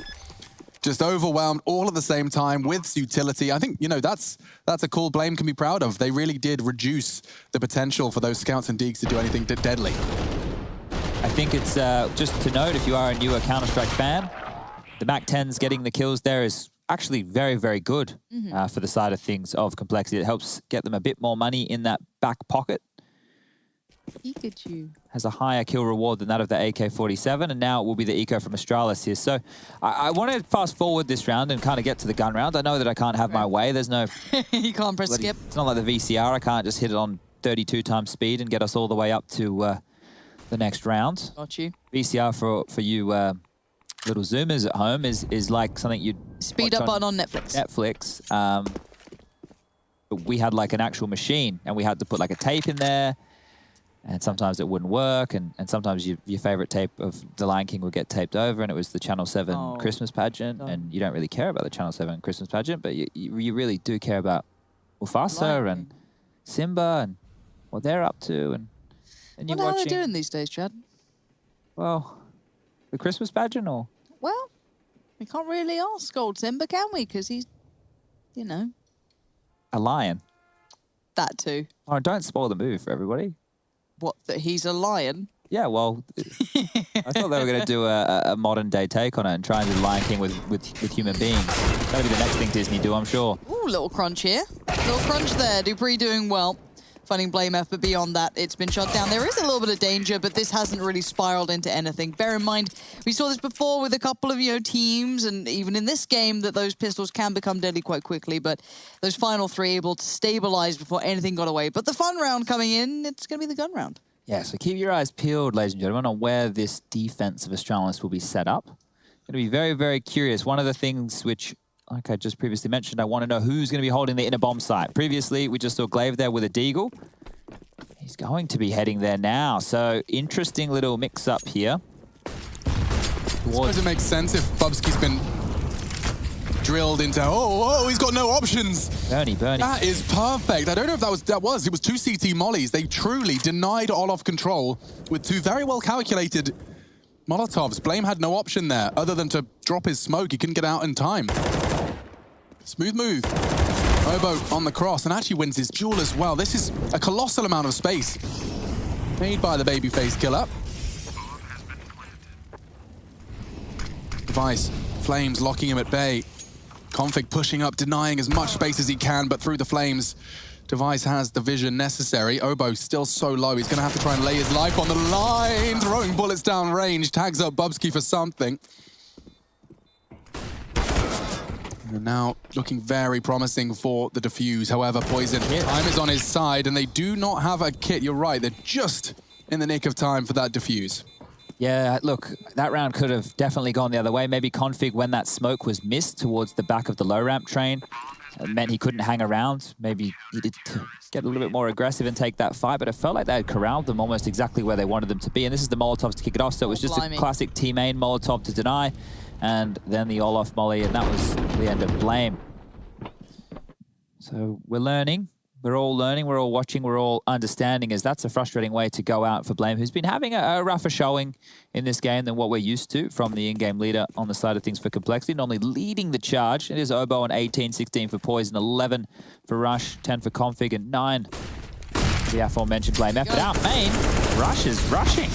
And the flash from Obo set him up for success. He does manage to at least take down to 3, but that's the follow-up we were waiting for. Where's that second punch going to come from? Finally, a little bit of defense kicks in. It's between Magisk and Device, leaving just Config alive, and I'm sure there's something playing in his mind, playing this. Seeing Astralis pick up Young Guns. He was that potential candidate one day, but Magus going to find him, and Astralis waking up, it feels, on the CT side. I don't know if it lasts that long or what the scenario unfolds as, but Complexity have been really putting them through their paces here. All right, so we'll have things tied up at 10-10. This round being posted on the board here from Astralis. Good stuff from Device there, getting himself up in the frag charts as well. And now as we look to see what kind of a buy Complexity they're going to be throwing their way, maybe even scarier. Look at all these nades. This is a classic nade train out main here, dipping him over towards the middle of the bomb train, and that's going to hurt. Catches it. That's going to hurt. That's going to leave a mark, but though it's not the casualty they were hoping to cause, Astralis losing out early. Shouldn't be that much more. Will the Complexity seriously do this again? Seriously? After, what, 3 times on the CT side? Looks like Device isn't interested in the run boost and not interested in conceding anything here. There's one more with the bomb. Device, head on a swivel. Patience might be integral here, because should Obo and Blame get Glaive to overcall on the inner site, there might be room for that bomb to navigate somewhere else. He's trapped at the moment. Glaive can hear it. Ooh. And Device has rotated off. It's worked. It's worked wonderfully. Kind of similar to what Astralis were trying to do. They might be able to sneak a player out. Device is still babysitting the bomb train here. Don't think he'd even get the plant if he wanted to.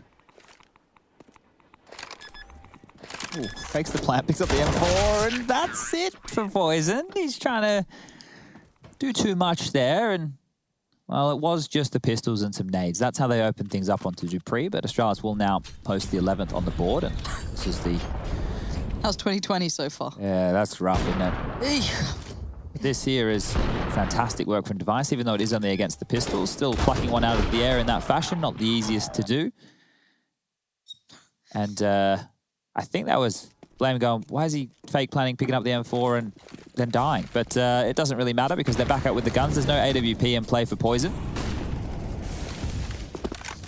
Okay, Device. Oh, last round it was great. This round took just too much damage through the molly and the combination of the fire coming in. And now suddenly B's looking very vulnerable. Glaive the first to come over now.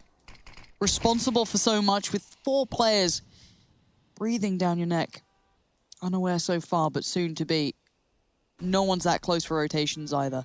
This is going to be Glaive to have to really handle this well. Flash comes in, he's going to fall away, but they still stand, they still progress. The smoke to follow, the molly comes through. Config is the one to plant the flag, the complexity flag towards that B site.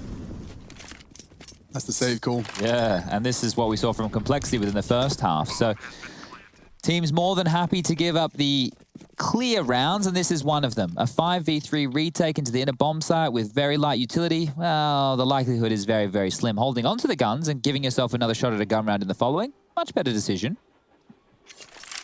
But as this game tapers on forward, we will have to see Astralis going for retakes if they do lose site control. So that is potentially the difference between Complexity being in the first half. They might feel like they have more opportunities to save, whereas Astralis being on the CT side on the second half, it doesn't come as freely once the pressure starts to get applied from Complexity. True. We're tied up at legs 11, so it's not that danger stage of the game just yet. And the buy will be good enough. Device has 7.5k. The AWP will come on out. As you can see, Rush didn't make his bed today. And we're not talking about Rushley 1, 2, 3, 4, 5, 6. I bet he didn't make his bed today either, did you, Rush? No, yeah, no. Now, I don't either. I'm now definitely not a pro, but I hope they made, in the hotel, they made my bed today. Yeah, the psychology. The psychology of it, though, is that if the first thing you do is productive, it starts you off on the right foot. So it's like a 2-second thing, and you actually complete a task before you've even left your bed. It's a good way to start the day, even though I know all of that. Don't do it. Try that at home, kids. Psychology.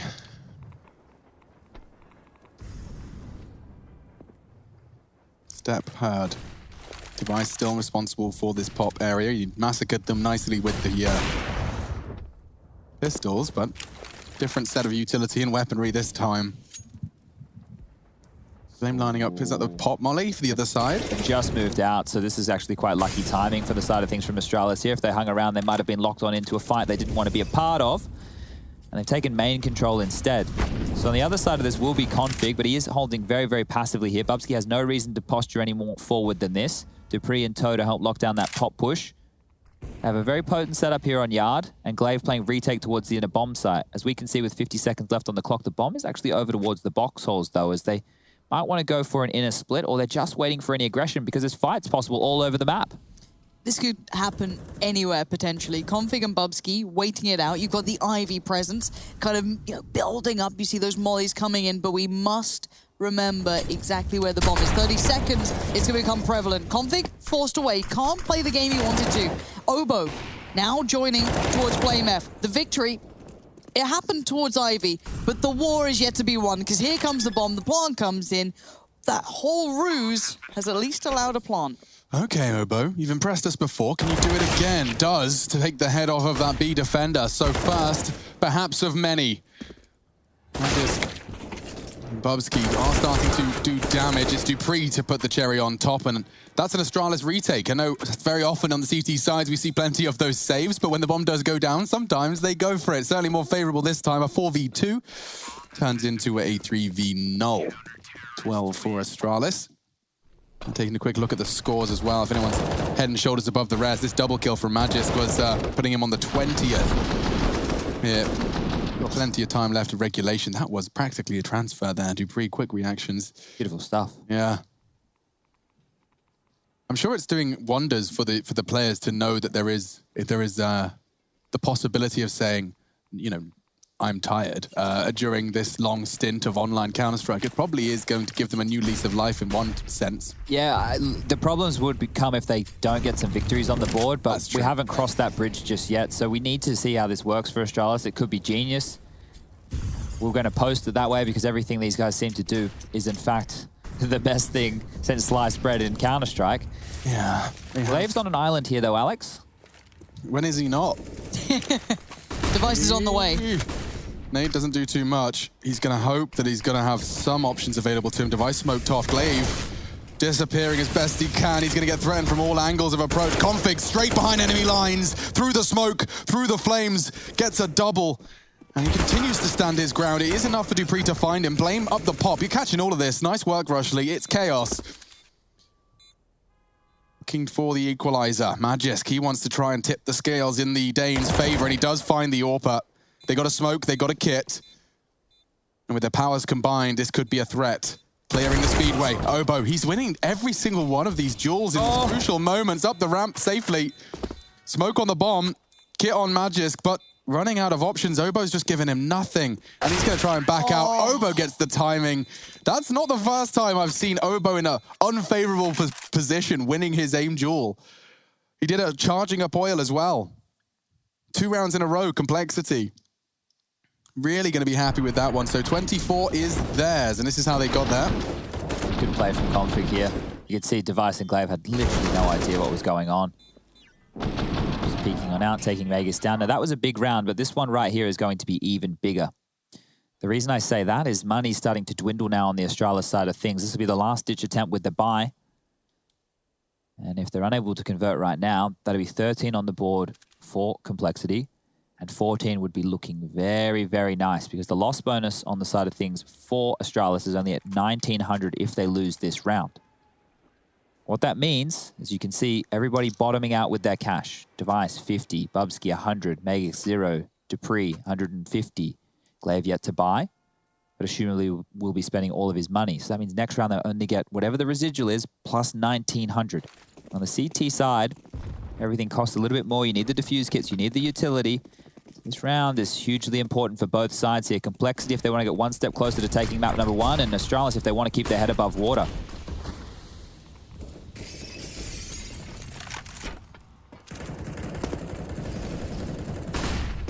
Device. Dangerous line to take, but so far it's been a bit of a bloody battle. Config, middle of no man's land, still pushing forward. Bomb on the back. He's a man possessed and he's got his buddies backing him up. That's a plan. Yeah, this is looking great from Complexity. T-side's well orchestrated. No slouch at all.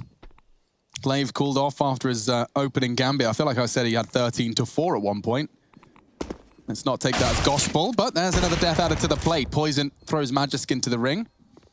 And poor old Device just going to look to try and maintain his AWP. Poison may not let that happen. I don't know if he got the info as he danced around the ladder. Config going down. That's some concrete info right there. So that's Complexity taking 13.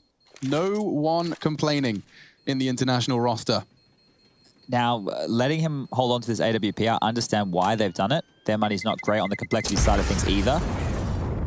A Device is a very, very pointy weapon and the only weapon on the Astralis side of things. So it's most likely now with the percentage Counter-Strike that they play and the $2,400 loss bonus coming in the next round that they will just take a save and hopefully Device can find them a kill. That is their best way into this round. Ooh, okay. Can we do a Device X-ray off POV just until he dies or he gets a kill? I'm in. All right. He's been told be the hero. Let's see how he handles the Complexity calls. He's going to be seeing a lot of early utility flying out towards this yard, so he's going to have a lot of denial. It makes sense, right? You got 1 AWP left. You know it's saved. They are heading in his direction. He has a flash. Here's a step. Gets the first. And now he knows there's more where that came from. Looks like he's got Obo taking down Magisk's push through the brown halls. He's going to try and perhaps fill that gap, but more exiting now out of Ivy. So he's got a lot of space to cover. This is a prime position to cover both sides of the site. Very predictable. Unfortunately for Device, yeah, his opportunities to make an impact are starting to be taken from him. Now it's about saving, but when there's a minute left on the clock and the bomb's getting planted now, so change that time at a 40, he's going to be hunted. They're going to come for him. See if he can survive, eh? There we go. First hunter dead. The wanted posters around train, though, still looking real handsome for Device. Now the second challenger. Who's that going to be? Blame F, potentially? Thanks, Rush. Oh. Look how pinned they have him, though, right? As the timer now trickles on down, they can tighten this noose. They can move in step after step, waiting for Blame to get closer. Poison's now posted up on high ramp. Blame can put pressure in, coming from the box halls. Up low ramp, we can see Rush giving all his life. He knows it's going to be horrible to deal with. Poison. Goodbye, Device. Nicely played in the end by the T's. Oh boy, Complexity really have brought a T-side to play today. 4 rounds is all that Astralis have been able to post so far. And a grand total of, what's 4 plus 3? 5, 6, 7 rounds. There we go. This bomb sounds so funny. Why this is important as well is that Device cannot afford an AWP going into this round. He cannot be dropped an AWP. He'll just have to go with the rifle. So it's a 5 rifle setup, only 1 Molotov in play, no kits, and we're into it. Yeah, and look how fast Rush is out. He's got 2 completely flashed opponents in front of him. Bubsky does both. Flame F. Now another. Bubsky's come alive. Magisk finds another. Astralis wiped the sleep from their eyes here in round 27. It's all poison. He's wondering where his teammates have gone. Just completely and totally removed from the state of play. They would have seen the trajectory of that Molotov, I think. They might have an idea that he's stuck in close. So here comes a flash. And there goes Poison, missing his shot. Device connects and gets his first, but Bubsky's 3K was how that round was won. I don't want to be too critical here of the side of things for Complexity, but doing a fast round when you have all the bells and whistles and you know that they don't, it's an interesting play because you just played heads-up Counter-Strike against guys who didn't have any nades to throw. So you've almost given them exactly what they needed. The fact that Bubsky converts 3, look, we're not going to account for that one every day of the week. That's a fantastic play from him. They could have whittled it down a bit more and actually played the percentages right here. So Complexity, back out they go. Blame tucking himself into Olaf. He's been mollied out of position before. This time he's ahead of it. He's quick to this. Smoke gives him a hidey hole. So this is really potent now already because the amount of audio cues and steps and sounds and all that good stuff that's being spotted. Device and tags 1. Glaive sprays down Conflict and low. Finishes off the job. 2 more where that came from the flashes. He's running out of ammo and he will go down. Twice the same. That's a big frag from Rush. Perhaps there's a way back in. A 2 versus 4 becomes a 2 versus 3 with a bomb down. Maybe, just maybe, Complexity could find their 15th here. 3 flashes, 1 smoke. CT Stide still has a lot to do, but that's a perfect step. Now, Poison, how do you play this out? Around Oil Train, avoids Magus. Okay, got 1. Now, position noted. Smoke still on the bomb, keep in mind. And he's heard someone on it. Bubsky now on the defuse, and that's going to be Dupree watching the cross. Takes down the man watching the cross. He couldn't get back to the diffuser in time. Who is this man? But the round does, nonetheless, go the way of Astralis. But look what that's done to the money. So now there's 3 players on the side of things for Astralis having to scrap a buy together. You can see a UMP thrown across, or they've got the M4s up. It's going to be light utility. It's like, here, Device, take the AWP. We need you to get some kills with this. Please. Because now it's going to be 14-14. Complexity on the other side of things by getting the bomb down once again, and Poison being able to hold on to this AK-47 with that lovely shot there through the tail end. Is Jason Lake awake? Is he with us? No late cam up right now. Oh, their buy is a bit of a mess too. We are in the stickiest situation for both sides right here. Ooh, bowled down to 60. Bubsky and Dupree swallow their pride. Magisk forces led down the throat of Poison. Rush perhaps next up to the plate.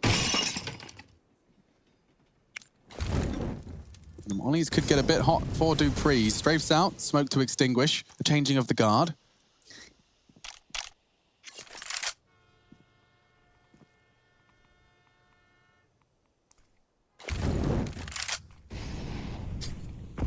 Ooh, okay. CT side looking for that information they can post up. That's pretty nice.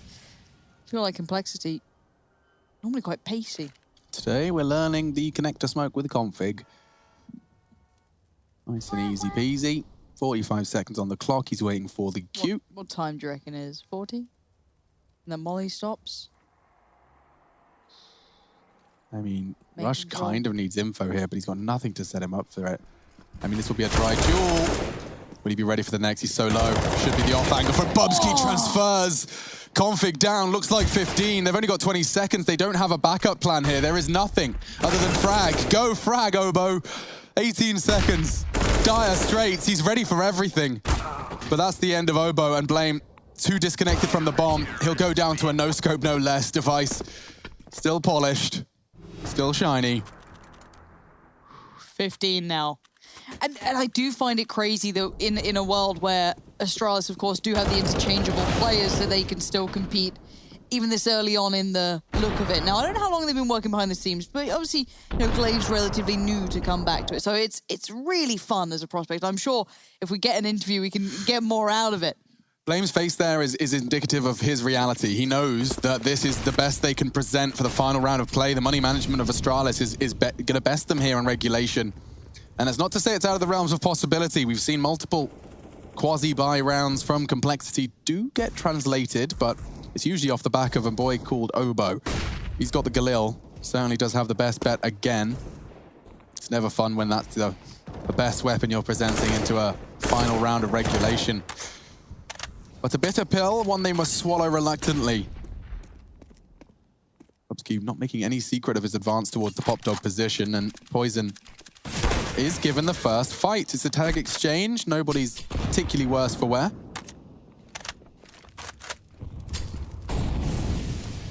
They still have a great deal of util left as well. They've managed to make it to the minute marker. You've got all your smokes, flashes, considering the buy that they had to come in with, prioritizing that substantially, of course, as Obo, your main instigator of pain here. But bear in mind, there's 2 players here posted up deep. They know there might be a threat of pistols. They know there might be a danger of people trying to get close. And Magus already finding Rush is going to make this a little easier. Oh, the timing falls away. Turns the flash, comes back around. And Glaive actually falling away from this. Oh, spotted Obo emerging the smoke, and he's actually going to dart away. Bomb down. Smoke on config. They are going to go for a full 5-man retake with only 3 flashbangs. Bubsky, element of surprise for him here. Not caught off by Blame. Did take a Deagle bullet in the process. Oh, Poison's just found 2 with the scouting. Very quick succession through one another even. Device and Glaive, is it really overtime with only pistols? They're running out of options. They're running out of time. Config found. Poison's got another one with the scout. I think they have. What a perfect round. No time, no hope. Poison just pops off with the scout, no less. MR3, 16K coming up after the break.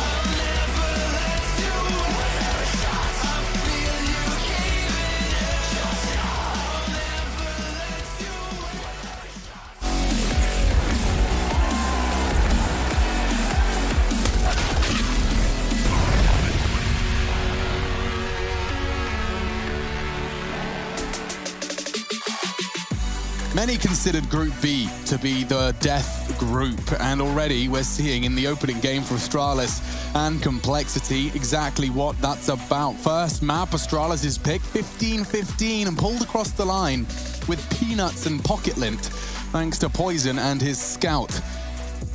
And so we head over into quite a different territory. It's MR3 16K. Economy, less of an issue. Chad can have a snack. Myself and Lauren can guide you through how the first round does transpire. Already we're going to be seeing some early aggressions out of Config, and this is how they like to do it, catching them while they're doing the dance. Config, that's ambitious.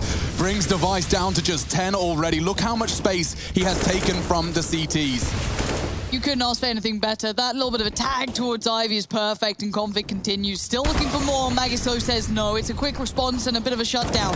Pace now dwindling. The T's lose numbers. But Poison last time took them here, and he might just keep them in this round. Still, a 1v2. Bomb well out of reach. They've fallen back to backtracks. Bomb. Okay. Now, Poison might just go for a pause here, and if Astralis were to play standard, he can then operate under the assumption that there would be a 1 CT on each site. However, as he looks to relocate and reposition, the options he's faced with is Inner or Ivy. Opts for the latter. And he'll have to be careful as to when he hits that walk key, otherwise Magis is going to be given all that information for free. Gratuit. En français.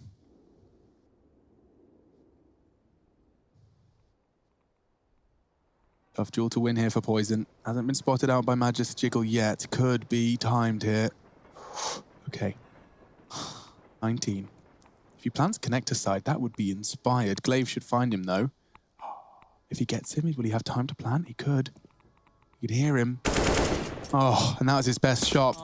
What do you do now? He's going to get shot in the booty. Yeah, that's a shame. 31 though, and Magis gets all the credit because that looked fantastic. That was everything Cole had counted on in order to make that round winner happen. Config's out. He's not dead. He's got the first kill. He's pressured the AWP off Ivy. It looked fantastic until this man started filling the feed. And let's see it from his POV now. Oh, that angle. Config on the bomb train. Wasn't ready for that. Obo panicking and paranoid about Pop. And that's the end of that. So first round goes Astralis' way in this overtime. Okay, right back into it. And a couple of interviews I've been trying to read into of Astralis talking about this roster change depending on opponent. They theorize they might do the roster switches, Olzonic says, but back to that because Rush is living up to the name. Straight out into the fire and the flames. Bubsky well and truly up for the task though, getting 2 there, and even Dupree's nade finding Blame. So T-side looking a little worse for wear. This has been a bit brutal, really. Yeah, good grief. Not sure if Poison's the man you want last alive in the clutch situations. He'll go down yet again, having the AWPer trying to clutch. It's never an easy task unless the kills get delivered your way. But leading the charge, 28 to the name. We were saying in the pre-show that if there was a map he was going to step up on, Train. Definitely specialty for some AWPers out there. Here's Bubsky up close and personal. Now that the money is looking a little bit better, the AUG can come out to play. And what was a tightly contested affair is now running away from Complexity, and if they're unable to convert a single T-side round, Astralis with that default spread, eventually they'll crack through in one of the 3 that they might have to work with, but let's see if they can get there first. Arc is set. That's what they want. Just that one on the board. I guess this time focus towards Ivy. It's the little peak that we've been seeing them trying to opt for. More and more teams are doing that. More and more corners. And this time, Obo will be forced to watch the final round of this overtime's first half.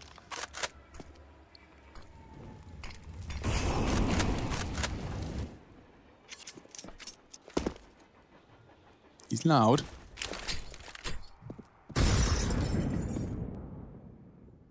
No, not quite going to connect. Certainly not noteworthy damage, given their AK-47s in their hands. This could have an impact, though. 2 players leaning into the Pop Dog position, and now Molotov, they'll just be forced to evacuate. There was no one to punish from main. That was what could have occurred. Instead, they'll be able to regain full control. Smoke on top of it, and now with 38 seconds left, they're smoked out of main. Oh, this looks like dire straits. Already at a man disadvantage. Device just cycling through his nades. Maybe that frag from Blame F could incite some confidence, but they're coming out main now with 20 seconds to go. Oh, this feels horrible. I hate all of it. That's going to alleviate some of the pressure, I guess. What? Okay, this helps. How is this happening? And now the two at the back, Glaive and Device. Okay, stop he the gets plant. him. 9 seconds, they scoop it up. Device, he can't knock off that plant. They have repositioned to a safe angle, but he will give it his best shot. Seems he opts for the Deagle here. Closing that close line config close to the site. E-box a possibility, and the elevation works. Good turnaround. My God, with 20 seconds left, that was dire, but Magisk just gets a little timed. All of that attention from main. It was a great timing on the flank from Ivy. That was Poison's frag and contribution as well, and this was how it all ended. So 2-1 in Astralis' favor from the second series of today. First overtime, first half. Heading now into Complexity's defense. Astralis, they had a very solid T side. Was it 9 in the end or 8? 8-7, I believe. Okay, it was. But double AWPs coming out here for Complexity. That's a change up on their CT side. Now remember, they found a lot of success on their low buy rounds. They don't have that luxury in overtime. This is a very aggy angle from the double AWP. Ooh, this could be an embarrassing way to go down. There he is, plucked from the air. It's information, but they know there's another one there. They don't care, they'll back up. Strangely large amount of information revealed on both sides. Considering the amount they probably saw, it's probably going to encourage his B hit, but Obo's been sublime at the hold so far, but it is going to be Bubsky who eventually works his way through. The molly goes deep, it gets extinguished, but now you've got Config on the lurk. Dupree checks it, still dies. Nice work from Config, getting right in between them. Yeah, this is magnificent. Nothing they can do. Complexity are going to level things out here. Not a team you can write out of many rounds. This one was a quick one. Trying to walk contact, and Obo playing well ahead of his years, Chad. I mean, I've seen great players struggle to hold inner against Astralis, and Obo's dropping 30 and no sweat on his brow. He's been doing a fantastic job, and I think that boot camp they had earlier in the year here where they were, let's say, marooned in Europe, he probably had to do a lot of maturing being away from home as a youngster, not only in and out, like inside the server and outside of the server, right? These are circumstances that nobody was expected to come in with 2020, and he had his big brother Rush there to help him through, the major champion with Cloud9 back there in 2018. Done a good job destabilizing the default, and what that has forced is Astralis to no longer go for this spread. Over towards Ivy, they might go for an information play in a moment. Dupree, okay, he's going to trade out 1-for-1, and it will be straight towards inner. So Obo, we need some more of what we've seen. The timing's everything. Device, I thought his timing could have been, if it was a second earlier, it could have been different, but he does get the frag on the first. Bubsky now teed up for the second, pushes forward, dies, but he buys time. These shots, Flame F, taking personal charge of the final moments of that round. Wow. Wow. Complexity. This is map point. They'll have all the cash to splash. Dupree making sure the AWP is in the right hands. Double AWP for the CT side. 3 in play in total. We'll see that again from Blame's POV, because this second shot, he's taking that with conviction. Realizes he's not going to be able to track the moving target and finishes it off anyway. Really good shooting from the in-game leader. Tactical timeout prior to what will be either Complexity taking Astralis' map pick, or will this be another overtime? Bubsky.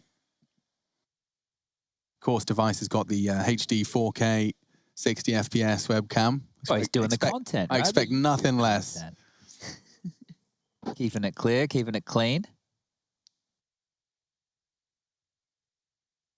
I'm just curious as to what the call can be coming out on the side of things from Astralis here, because the default, what I was meaning with being unraveled and disrupted, is the two aggressive players over towards Ivy in Rush and Blame. So they're making sure that they take that map control away from Astralis. And if you unravel a kill there, even if you trade 1-for-1, the pressure that they can apply on that side of things completely goes out the window. So back in we go. Astralis looking like they are going with more of the same. Pre-main. Over towards Ivy, 2 players. AWP with Device. Winning this duel could be absolutely everything, but once again, the CT side doing the same setup. And the same result. Double for Rush on that AWP. That's phenomenal. Again, Astralis forced into dire circumstance very early into the piece. If they can't rock Config's world on the way out here, I'd be concerned for Oh my goodness, it's timing here. As the smoke fades, Config looking for the one, gets quickly traded. Flash does catch Glaive off, but he'll throw out one of his own and he gets the sitter. Rush down, forced a clutch on his debut. Poison says no, Complexity will take Train, Astralis' map pick, and it concludes. The Juggernaut takes map 1.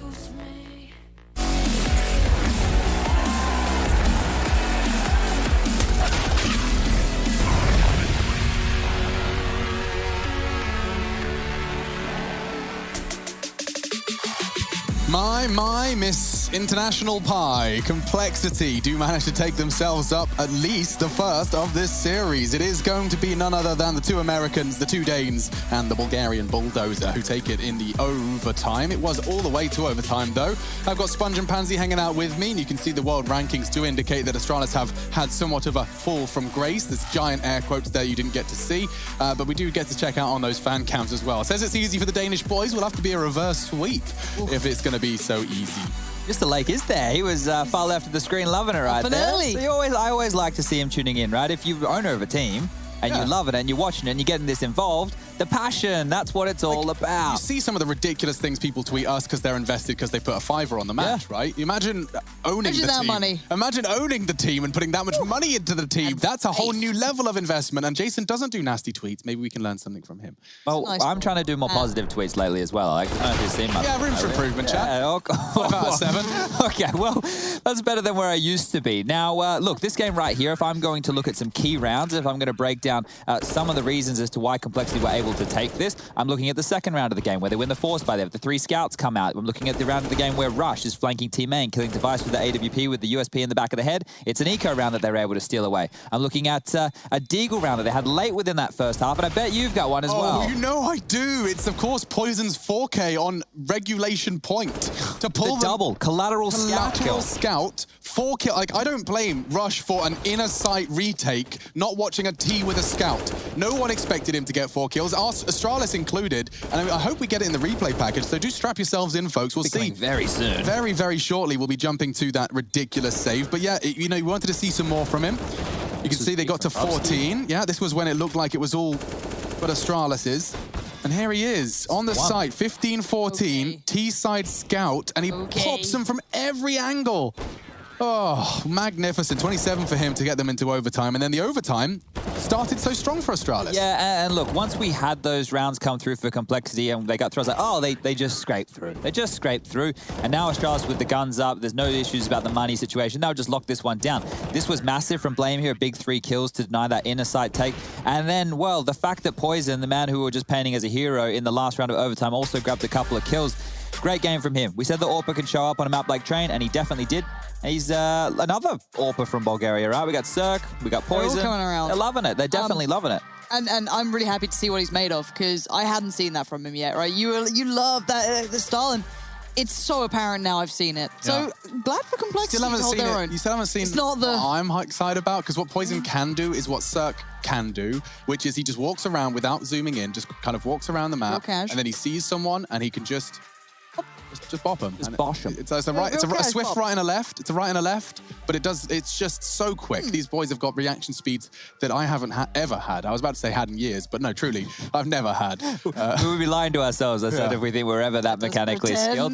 We need to just say some stuff on the Astralis side of things quickly. One of the notes here is obviously Glaive was playing towards that inner bomb site, something new for him as an individual, and this is going to be teething issues for us watching, and as well as Astralis learning, because having a 7-man roster trying to make it work, it's actually probably the best way they could do it, Alex. The Pro League. Yeah, the Pro League. It's perfect. Round robin, 7 teams for you to play every single day.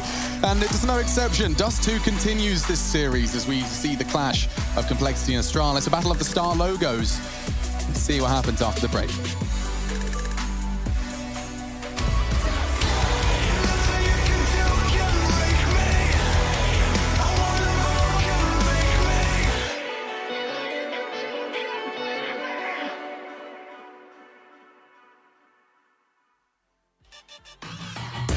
Intel Gamer Days is on now. Whether you're looking to buy or build, now is a great time to upgrade. Get limited time offers and giveaways from top names in PC gaming. Unleash elite gaming performance with systems featuring new 10th gen Intel Core processors. And bring Marvel's Avengers to life with in-game optimizations for a mightier PC experience. Act now. Intel Gamer Days is only here for a limited time.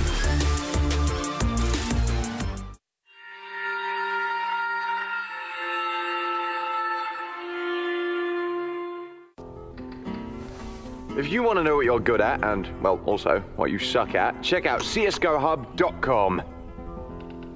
Coming!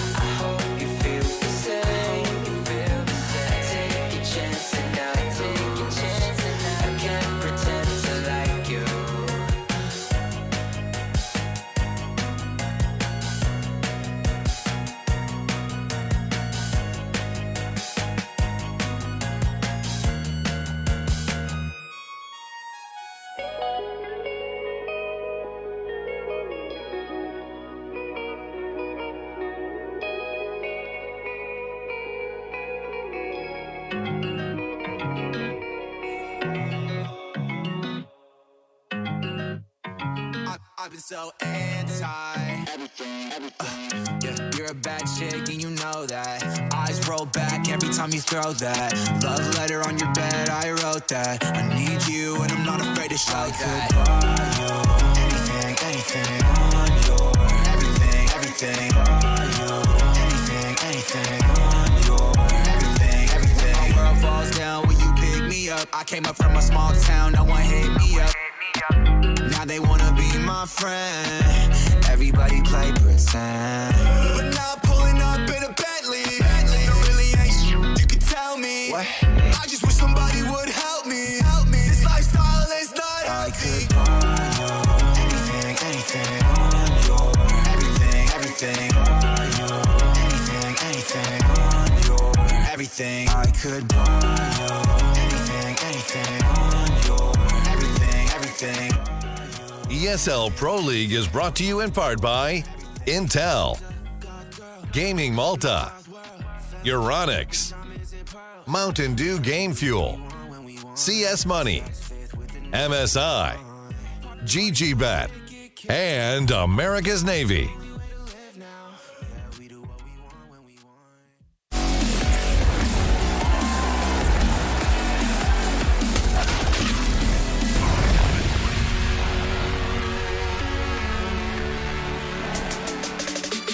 It's time for the stars to clash, not only the logos, but the players in the server as well. 1-0, Complexity. They did pick it up in the end. It was an overtime brawl. Astralis coming out with a new roster. We do get Glaive, his debut back in the ranks for some time. And we've got that 7-man roster, of course, refined to 5. Now stepping up to the plate on Dust 2. That's where we're focusing our attention now. It seems that GG.bet favors Complexity. My question is simply, do you? Yes, and we should, because we don't know what Astralis are going to come at us with. Assumably, if the Glaive is going to jump into the positions of Esatag last week, that means he'll be holding over towards that B-bomb site going into Dust 2. But I just want to paint the picture here, because this is the unknown. You've heard me say it a bunch of times. They don't really know how it's going to work. We don't really know how it's going to work. The idea of having a Counter-Strike roster where you're chopping and changing players and positions and strategies and in-game leaders and role players and all that kind of stuff, if you were to ask me as a Counter-Strike purist, is it going to work? I'm going to go with probably no. But Astralis, if anyone's going to change it, if anyone's going to make it happen, it will be them. I don't know if we'll see it today, but maybe in the future. Well, it's time for us to see if they can do anything in the here and now. A close game on the first, but it's Dust 2.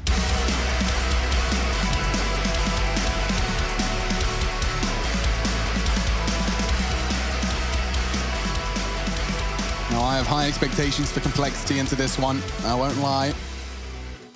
Impressed by their diligence on map 1.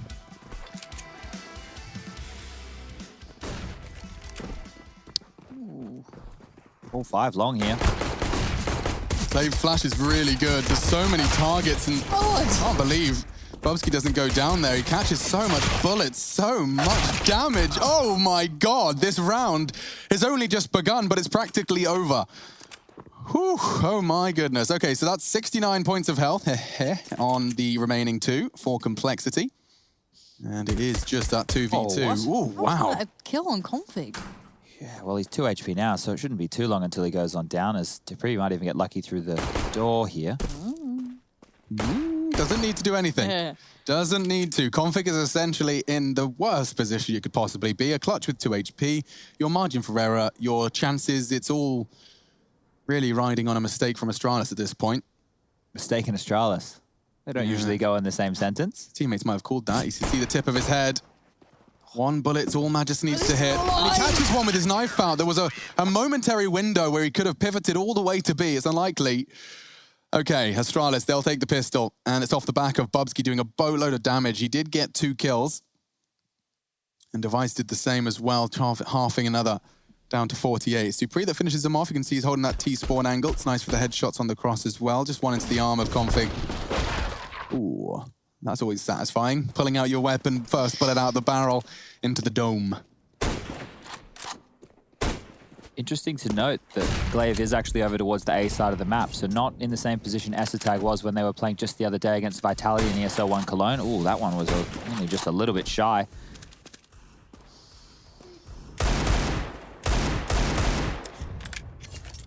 So it's actually Magus playing over towards that B site. So chopping and changing. I did I did say once upon a time that if any team was going to play spawn-based Counter-Strike, that it could be an Astralis or a Liquid, one of the greats in the last couple of years. Obviously, the role players of Device will always maintain that primary AWPing position. But there's room with how fundamentally sound and good all of these players are to actually get away with a play like that. It's forced by, on the side of Complexity, though, is the round 2 focus, and the Scout of Poison is very, very potent, as we've just seen in the previous map. So with these smokes and flashes, it does look like they can set up for an AX cube. Glaive will do his best to hold on to that Molotov to disrupt and hopefully spread out this attack so they can deal with them in 2 different waves. Okay. Smoke goes up, Molly goes in, and that's a big chunk of damage that just came through. Yeah, utility damage was often a topic of discussion for Astralis. This time it's going to be a massacre. It couldn't be in a better spot for it. Look how much damage. Let the SMG have some as well. 1,200 bucks, quick 300 added to the mix for the USP frag. Are you eating popcorn out of a mug? Mad respect. It looks like a big mug, though. Yeah. It's a soup bowl with a handle. Those soup bowly mugs are prime cereal and popcorn dispensaries. Oh. Did you guys enjoy your popcorn? Was it yesterday? It was sweet popcorn. I hated it. I had about 3 little... You like it? No, I made the mistake of going for a large bag. Oh, how too much? And I consumed a very wasteful percentage of it. Oh, that's unfortunate. What also could be unfortunate is...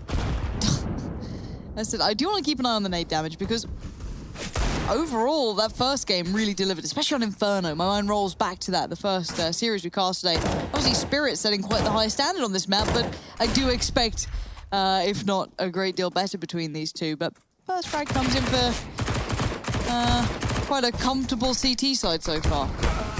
Until maybe then. So all 3 up cat. This is going to be heard. Device might handle the deal with this.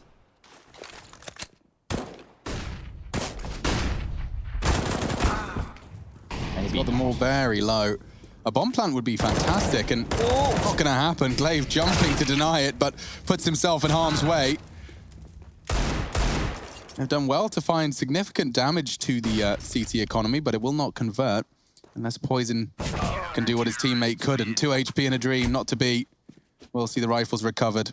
Ooh, not quite getting rid of the FAMAS there on Bubsky, but he'll be dropping out the AWP, so we will get Device on that early. Decent long spawn here for at least one of the members on the side of things for Complexity, so maybe they want to get Obo out the doors and see if he can find an opening. Looking the other way, Chad.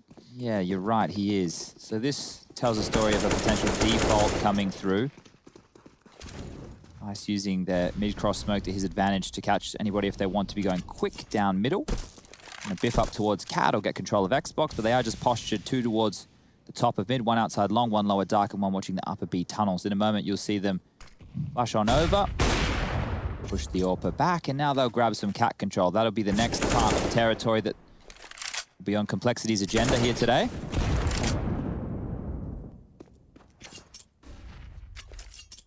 Very textbook Counter-Strike here from the Complexity side of things.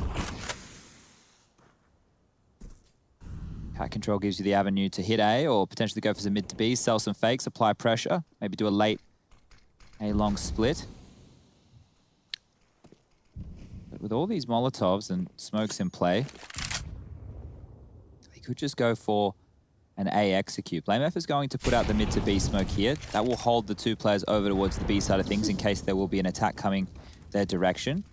Glaive's actually cheated down towards the CT spawn ramp. And in they come. Device going to play for the retake, just focus on long for now, try and flush out the lurk. Ooh, does manage to clip someone's wings. It was actually Rush, he didn't quite hit him. Damage elsewhere. It was Poison that got brought down. Rush in the meantime through that CT smoke.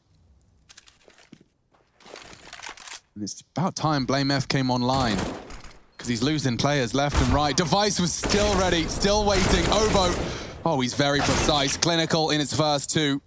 But it will not be anything more than that. Defuse 4 Magis to secure. Happily upgraded with the AK-47 before. But for now, Astralis off to a spotless start. Let's see how Rush open things up. So, leaping off multiple targets. That's the smoke kill we missed. God, he was working on the narrowest margins. Stopping things before they got out of hand as well. Obo just having his hair cut. That was a bit of a pounce there, right? They did that without too many tells onto the A site through Cat. It was just a flash and go, taking advantage of Glaive, and then that would catch Device out of position, unable to flick on and using the smokes to his advantage. Going to be towards long here. So no molly came, they were just going to pounce. Yeah, off we go to the races. 1-for-1 trade comes out. Device bit on an island now, feeling a little bit marooned. Going to have to fall back towards Plateau. Be a little cautious of short, of course, unsure of the information we freely have. As now the rest of the CT side must adjust accordingly. Oh, fluffing the boost a couple of times here. Device will eventually get on up. It's not the end of the world. There's no pressure being applied just yet.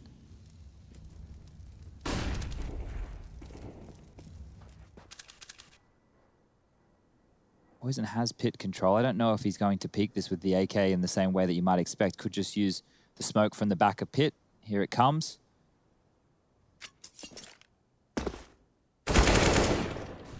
Good find. Blame seems to be able to make that lurk roll happen very well on several maps, and this seems to be one of them. Always a pressure, always a nuisance. Obviously, Device had his number last round, but now here comes the cross. 3 players trying to make it over. Bomb is there with Obo, so... This is very promising, and they won't have a chance to even save because Blame F is storming through B. Already takes down Magis clinically. Device around as well. He's going to try and find a safe haven elsewhere. Just dip around the corner just in time. Glaive's just going to go and see if he can do any damage. And he does manage to take Rush out of the equation. A jump frag onto Obo! And he spotches an elbow towards Goose. He could even go on for more here. Oh, Poison's under threat. Doesn't find the headshot. Well, that's some significant damage that no one else saw coming. Device will even catch Blame. And this has gone from what was a happy 4 players still standing A plant into a bit of a somber tone for Complexity's first round on the board. Losing all of their players, straight reset. Poison's the only player to have not died every single round. So the poor T side will be having to dust themselves off and string another one together, but you can see it is just suboptimal. Yeah, for both sides. So if Device drops over an M4, they have the AWP in play, they can scrap together a buy here, but it would be a little bit more gambly on a map like Dust 2. This is the find from Blame here over towards the mid doors. Good stuff. On to Magus. This is the jump shot that got everybody in the room excited. Not the regular position to be hitting a jumping M4 kill, but you can see the buy. So Glaive on the shotgun, Famus in play, and AKs are plenty on the other side of things with Config having to go down to that Galil. Blame is lurking again. They're out long again. Yeah, straight away. It doesn't really been too much of an issue. That is, though. Wow. $900 in the lurk dead. Long needs some backup. Limited util. It will be bullets they have to throw. And Complexity are on the way across. Bubsky close to it. Maybe he can get the timing window right. So many speculative shots. A gap in the smoke and straight through. Obo connects. They Molotov short. They have a full access point into the plant now. Poison will not be contested for this. And I'm not seeing a single kit here, folks. If they retake, they do so quickly. That high flash is huge. That was just insane work from Device. Nice high flash, sets up dupreeh. Now Device closes the account.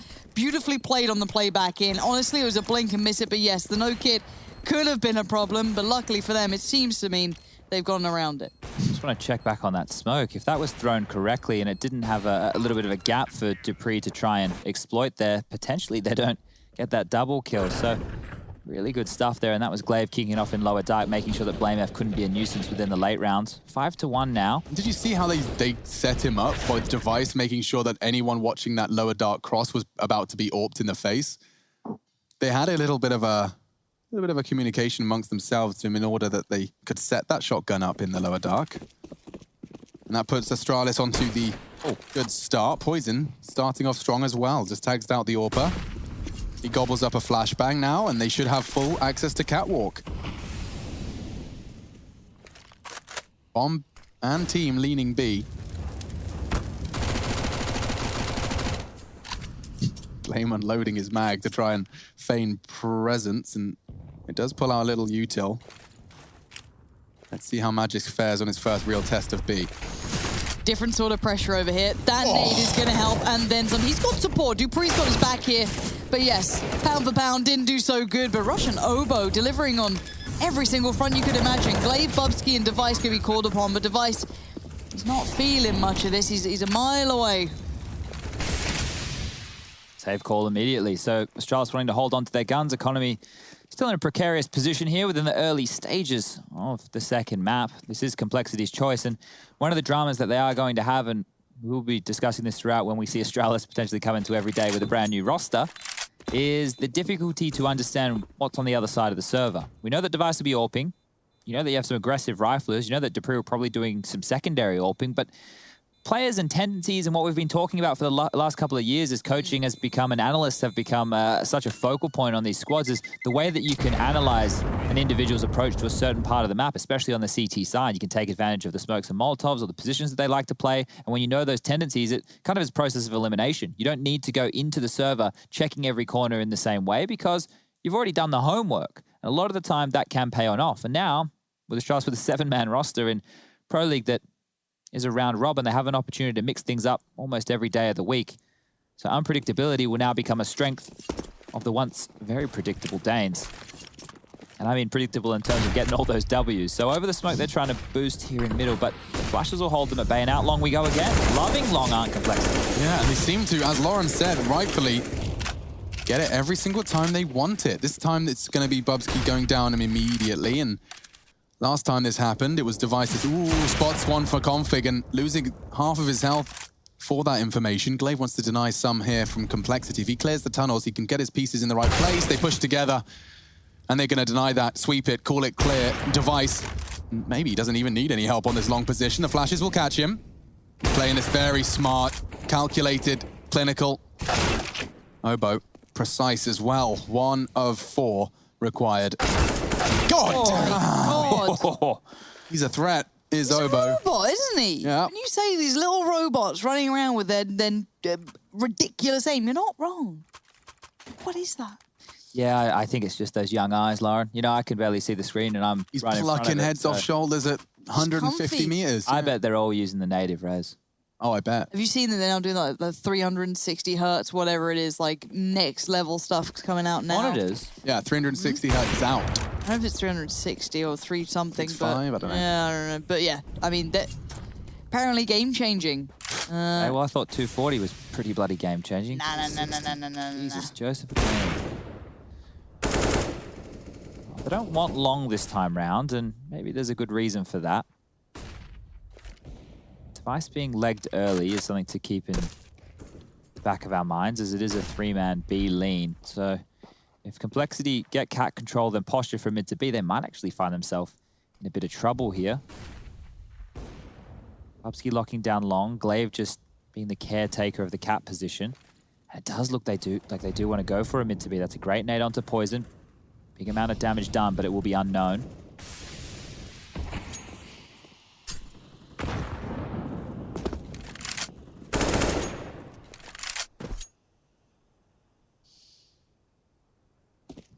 They drew out the rotation, so they will have an opportunity here just against the standard round. 2 towards B, 1 towards CT.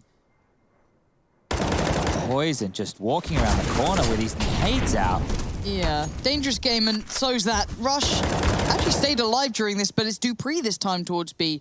Maggie's last time was the one posted at the front, so it's a new challenger this time around. Turns the flash, doubles back in. Clean. Flame F gone as well. It's a lot of the heavy lifting done by Dupree. Rush is rat in the smoke. Glaive, are you aware of this? He wasn't ready. Now jumping straight through, though. Bubsky ready and waiting to collect. Great attempt. Given the health, he had to take a gamble, and he did. But that is the 7th now for Astralis. They're really building up quite a strong blue wall here, and Poison's death definitely got Chad with an eyebrow raised. This was Dupree continuing to lock down B. If he hadn't have found the 2 healthiest players here, it would have been a very nasty retake. Some good fragging, getting under Blame's skin. Yeah, I understand why they're going for the force buy, because they just need one of these rounds to break Astralis. Their money's in the bin as well. They just need to break through. Whoa. That's one way to do it. Top fragger dead. Glaive down and out. And more dinks in the smoke. Bubsky might want to get the hell out of Dodge. That's going to be a deterring factor. Quick smokes. Conflict's going to throw his on the fly. Blame to flash him across. Actually, looks like Obo's responsible for the second, boosting up just in the nick of time. Caught with a nade in his hands, and now overwhelmed. Just like you called it, Chad. They do look like they're trying to break through. Closest they've come to humbling the Astralis economy. Device steadied his aim, but to no avail. Good dunk, but it's nothing more than utility damage stats at this point.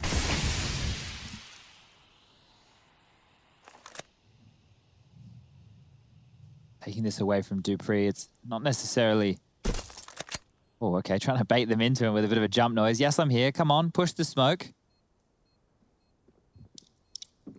He's going to get pinned. Oh. Well, you said that they needed to do a little something just to break the economy of Astralis. This is one way. This is a little something. You'll take that, right? Yeah, the force buys, I might bring it up in the post-game if Complexity win here, but just how close the economy would have been throughout the entirety of this first half. Constantly buying, both teams bottoming out their bank accounts throughout. There you go again. Yeah, and the fact that Astralis don't want to give them too much wiggle room here, I understand that. You don't want to let the game spiral out of control if you don't have to. So it's a light purchase. It's not an all-in. You can see most of them keeping over $500 in the bank. That'll allow them to go for the gun round in the following.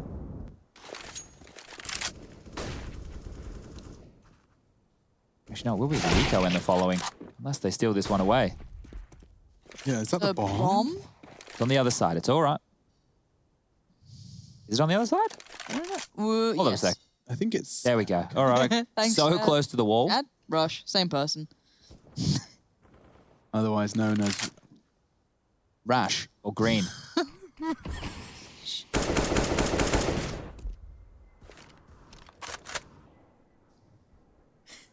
I would like to just see Complexity regroup here and execute onto a site with all this utility. If they limp out and go for Angels, they might get their heads taken off by some of these Deagles. Bree's done it before. Oh, I can hear the scope. He knows they're close move. by, and he's got Device there with him. There goes the smoke. Here's one. It's not bad. There's a good bit of damage, and they're certainly on red alert now, but Maggie's surrounded. Yeah, Magisk is just desperate for one. Oh, Poison, a little lackadaisical. He's given them a way in. Now the bomb has to be retrieved. It's held at the moment. They're actually going to force the smoke out of Config just to recover it and safely getting that bomb down. Obo and Config up against unarmored Danes.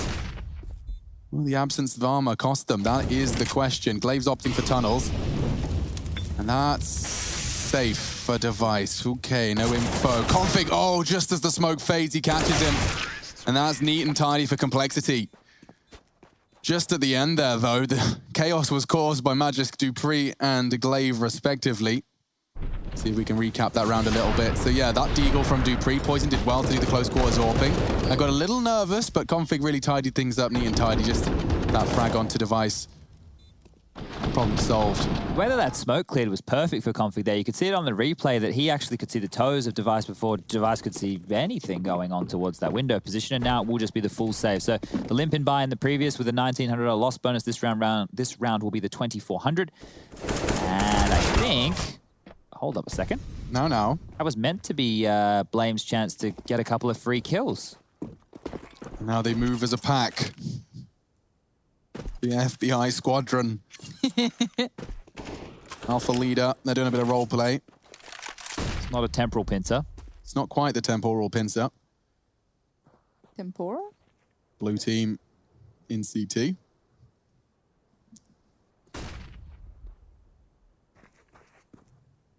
It is just USPs. This should not be scary. No, It's it just really shouldn't the be rest of this scary. game, right? Caution is the tenet of society. See if they can get through. I hate this. Okay, the flashes are fine. Everyone's cool. We can all calm down. He's boosted up. Maybe Device gets one in the back of the head, but Config's done some good shooting there. And he did dink one in the back of the head. That's about all. Come on. No one can find the angle. Yeah, it could get awkward, but I mean, surely they know where he is. They don't have to fight him, but they will. And they get it done all the same. Doesn't matter about the manner of which they've done it. Astralis have done well to get 3 frags in the back-to-back quasis.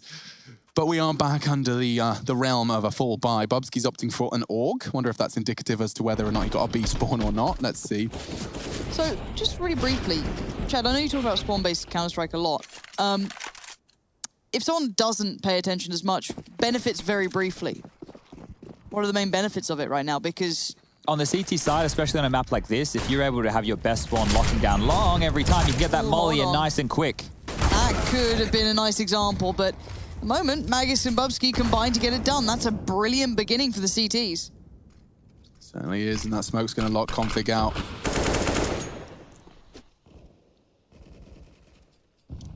So, not too much alarm bells for Blame on this push. He is going to come through mid on the flash.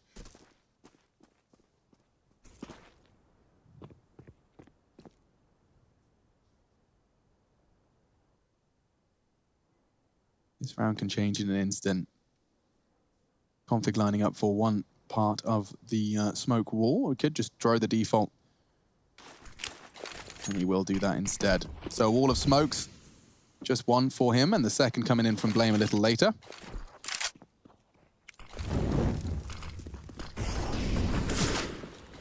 And they just progress up. They're playing retake hardcore here, Astralis. That's a great incendiary to make sure Magis can't contest that plant, jump up for info or anything of that ilk. It's game time, retake time. Glaive closing the gap on the half wall, supported by Bubsky.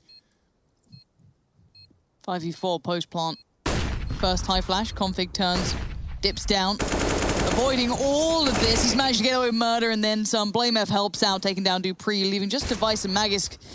And this one might be over and done with Device. A little too close for comfort.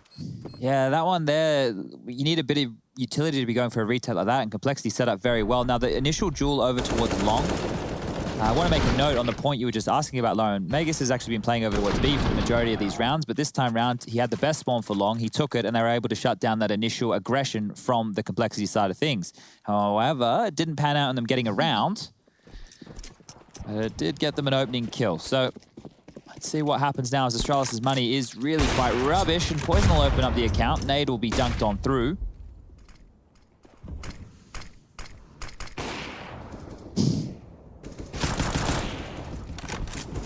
Decoy not scaring anybody. Oh, man just scares me, though. Can I join that club? Yeah. Quick headshot. Flame flashed again into middle. They seem to be battling and vying for this every time. That incendiary, or rather Molotov, will force them both back. Device has caught one in the meantime, though. This isn't a walk in the park for Complexity. It's supposed to be. They're supposed to be having a nice casual conversation, taking time to admire the scenery. Maybe giving the dog a treat if he does what he's supposed to. Long's a dangerous prospect here, knowing the pistols are in play. The distance could be closed down. You have to clear bedroom, you have to clear the other side of the doors. So it looks like with the bomb on the back here of Poison going up towards Catwalk, they might just try and go short to A. As long as they can clear the closed sections of short, and Blame F keeping the players locked in towards B with that mid to B smoke. Okay, glorious. This is timing. Yeah, they should have done enough, though. They're going to walk into an open A site here, and Device's long flank. I mean, yes, there is an element of surprise. You can see he's doing that sprint step, staying as silent as he can, while also looking to retrieve that AK. Now he goes back to Long. Okay. It's not going to be easy. It's hardly possible. But the Astralis boys start their campaign back in towards the site. That smoke, more and more seeing utilization to slow the retake. Glaive, that's an incredible shot. Rush is in trouble too. Device does show up in the feed, and now it's only Blame. Needs a clean tap, and he does get 2 of the 3 required. Blame F saves Complexity, and really tying this half up. It did look, at the start of things, to be rather dire straits. At one point, it sat at 4-2. At one point, even more later, it sat at 6-2 in favor of Astralis. And from that, we now find ourselves 7-7. 5 rounds in a row from Complexity to pick their 7 up. Really brave by Blame to play that 1v1 by going for the fight instead of playing in the catwalk position. But I think his teammate may have communicated a Molotov was picked up. So that's the details there. And look at this biff from Config. Halted by the molly. No biffing early for Config this time. Might be able to rekindle something, but by now, I think Glaive's in prime position. Sometimes I don't want to biff early. You can biff late. It's usually the approach I go for. So they do have cat control. Device playing forward here might want to continue to creep. They need information at some point. They set up with 2 over towards B, 1 towards long.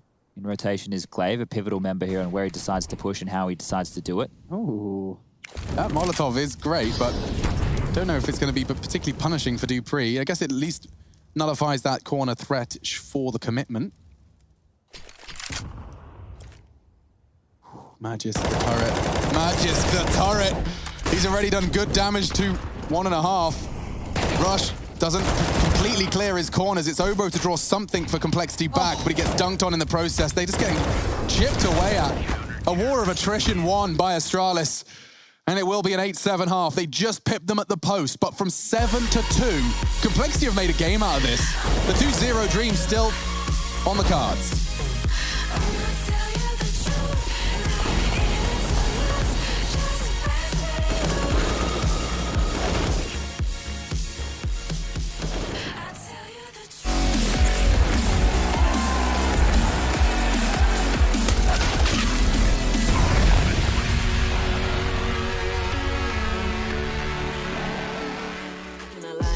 Yeah, but when I see my time coming, it's coming. And some of y'all got ahead of me. To be honest, I wasn't even running. But very soon I'ma run it. I demand it, man, I want it. Push start, ayy. Ball so hard, ayy. Raise the bar, ayy. Turn into a star, ayy. Play my part, yeah. I aim too far. I do it big. I keep it large, okay. Live it up. This is fake, better give it up. Young, but I feel like I've seen enough. Numbers going up, better keep it up. Ain't slowing down, better live it up. About too hard, ayy. What about too hard, ayy? What about too hard, ayy? About too hard, ayy. They not gon' like this. Don't like surprises. I cause a crisis. Man, I'm a scientist. With the music, I spice things up to my liking. Man, I want nice things, nice things. That's not an AK, it's a Uzi. I pull up and shoot it to movie. I'm chasing the bag, not a coochie. Cut ties with the fake, now it's Gucci. Word of my nigga from the 021. You count 6 shots and I count 2 guns. Some people still think I rap just for fun, but soon they'll look up to me just like the sun. Yeah, you can come over here. Swear it's like no career. Swear you got no idea. Soon you'll have no career. Take a good look in the mirror. They need to know that I'm here. Don't you act like it ain't clear. Yeah, push start, ayy. Ball so hard, ayy. Raise the bar, ayy. Turn into a star, ayy. Play my part, yeah. I aim too far. I do it big.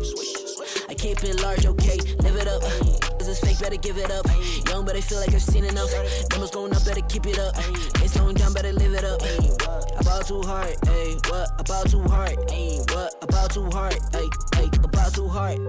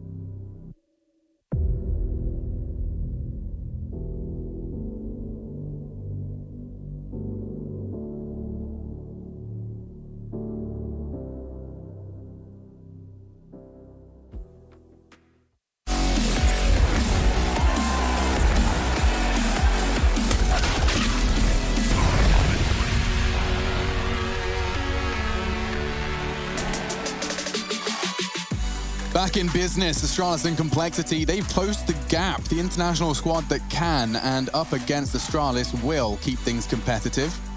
7-2 into an 8-7 half. That's Complexity T-side done. Astralis now stepping into the attack. I've got Chad alongside me for the ride, Lauren Pansy Scott as well. And we started off GG.bet still leaning Complexity's way. 2-0, definitely on the cards after the way that half ended, Chad. Indeed, and I think Astralis, they have to come out the gate swinging here, and the P250 of Magus being dinked down immediately through the mid doors is not the way he was hoping to kick this round off. They do have long control, however, and quite a passive setup from Complexity coming through. Those USPs at range, ready to do some damage. I wonder, because of Magic's position, the fact the bomb's there as well, like, maybe they want to try and sell something here. Like, Magisk with this smoke, he's got so many options available to him. Looks like they're gathering back up towards long now. Blame's flashes could be instrumental here, because if it's just the standard long play with the 2 smokes across, Blame is going to flash his teammates in, and that's another dink coming out early. Aim on point in the server today. So, yeah, Poison, whatever you do, don't go down before those... Oh, he gets the info. That might be the call for the flashes. There's one. Poison has a look. Oh, he already finds the head of one. Second flash to deter. Trying to find any way to slow down this assault. The full rotate's on its way. Blame just peppering them through the smoke and distracting them enough for Poison to continue to collect. 3 in the round from Poison, 2 from Obo, and Complexity shut down that attempt at the long crawl. Great stuff there. That's what we want to see with the bounce back. Fun fact about today. This is map number 5 of, well, we had our first series. If you missed it, it was Spirit versus Fnatic. Now we have Complexity versus Astralis. And the fun fact is every single half has ended 8-7. That is a fun fact. Every single half today has ended 8-7. I did look on my notes like, 7-8, 8-7, 7-8. I've got another fun fact for you while they run their Glocks in. Damn, did you know that you don't need to rebuy your armor if you have more than 50 points as T and 57 points as CT? I actually never knew that, and I always do wonder. And someone crunched the numbers. RPK wasted $7,000 at ASL 1 Cologne rebuying armor he didn't need to. Could have used that to pay his taxes. Certainly could have. Good shots. Poison on that scout, and he's already collecting all of them. Anyone else? Anyone else? Yes, indeed. 4, maybe even the ace. No, stolen from him by Config. But regardless, he's just locking down those Glocks, thrown towards the ace site. Nothing particularly exciting to write home about just yet. 7 kills in 2 rounds must feel pretty damn good for Poison there. I think he will hold on to this scout rifle, taking it into round number 18, as the buy will be coming through on the Astralis side of things. I hope he does the doors jiggle. There's not much you can do to contest a good scout player wibbling around those doors. He is taking it long this time, though. I mean, Idis Balance was definitely an example of what you can do with that sort of thing, Precisely. Right? Give me a little bit more of that. You know, it could lose to Chad's favorite clip again, but I'll enjoy it. The 2 players through the lower portion of the tons. We're on the receiving end of a touch of damage. Not a great deal this time. Sprinkling. Dash.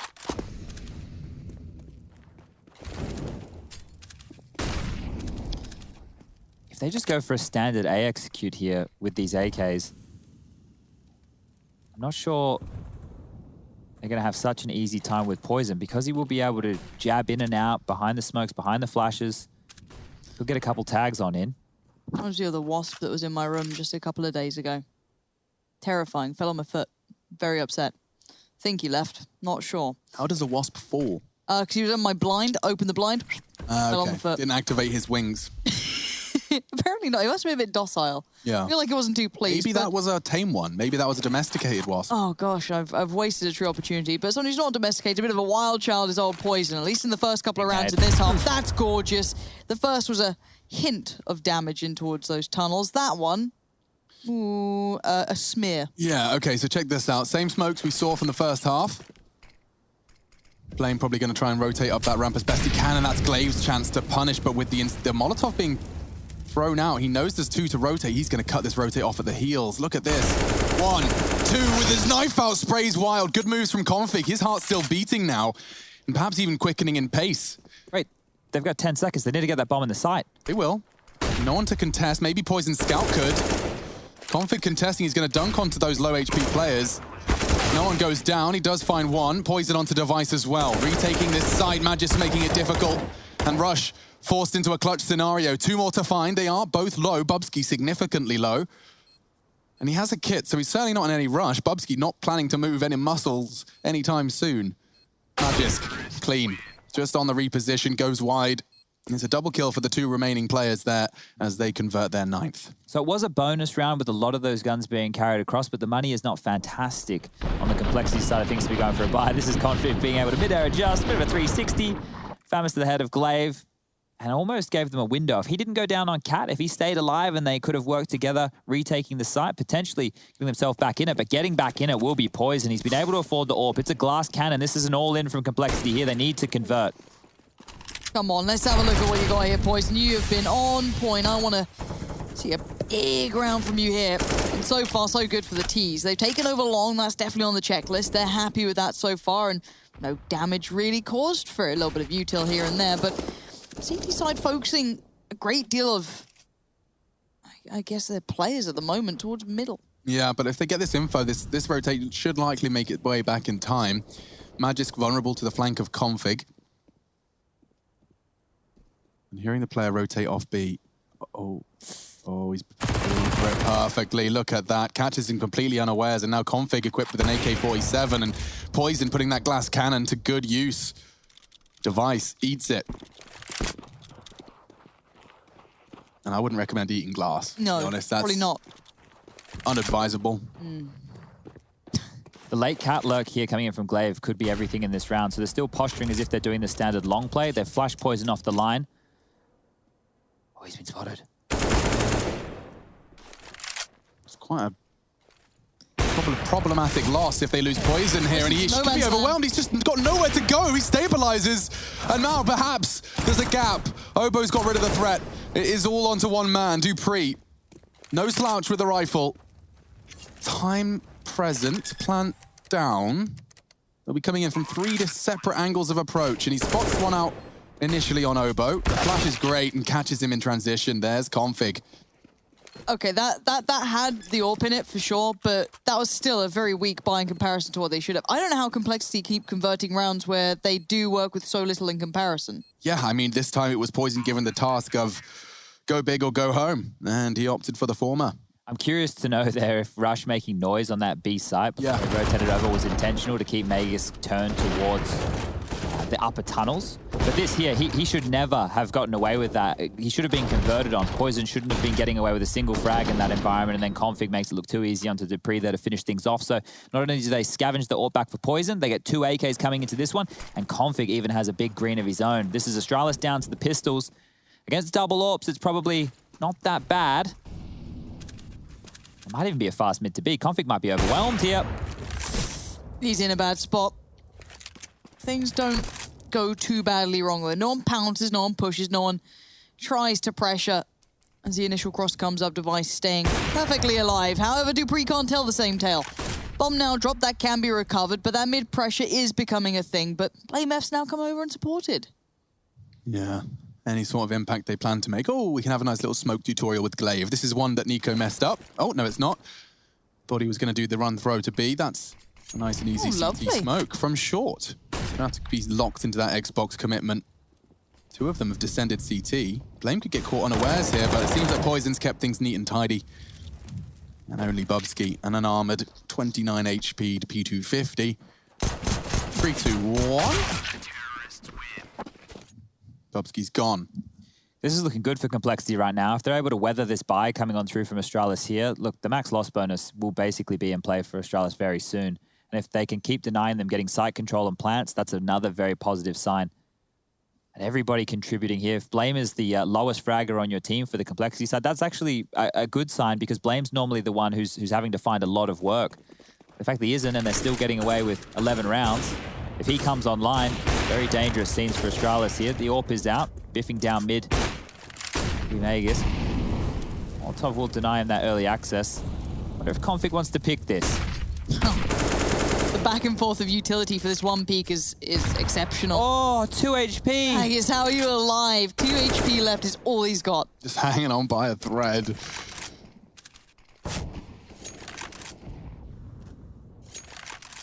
It's to be smoked down.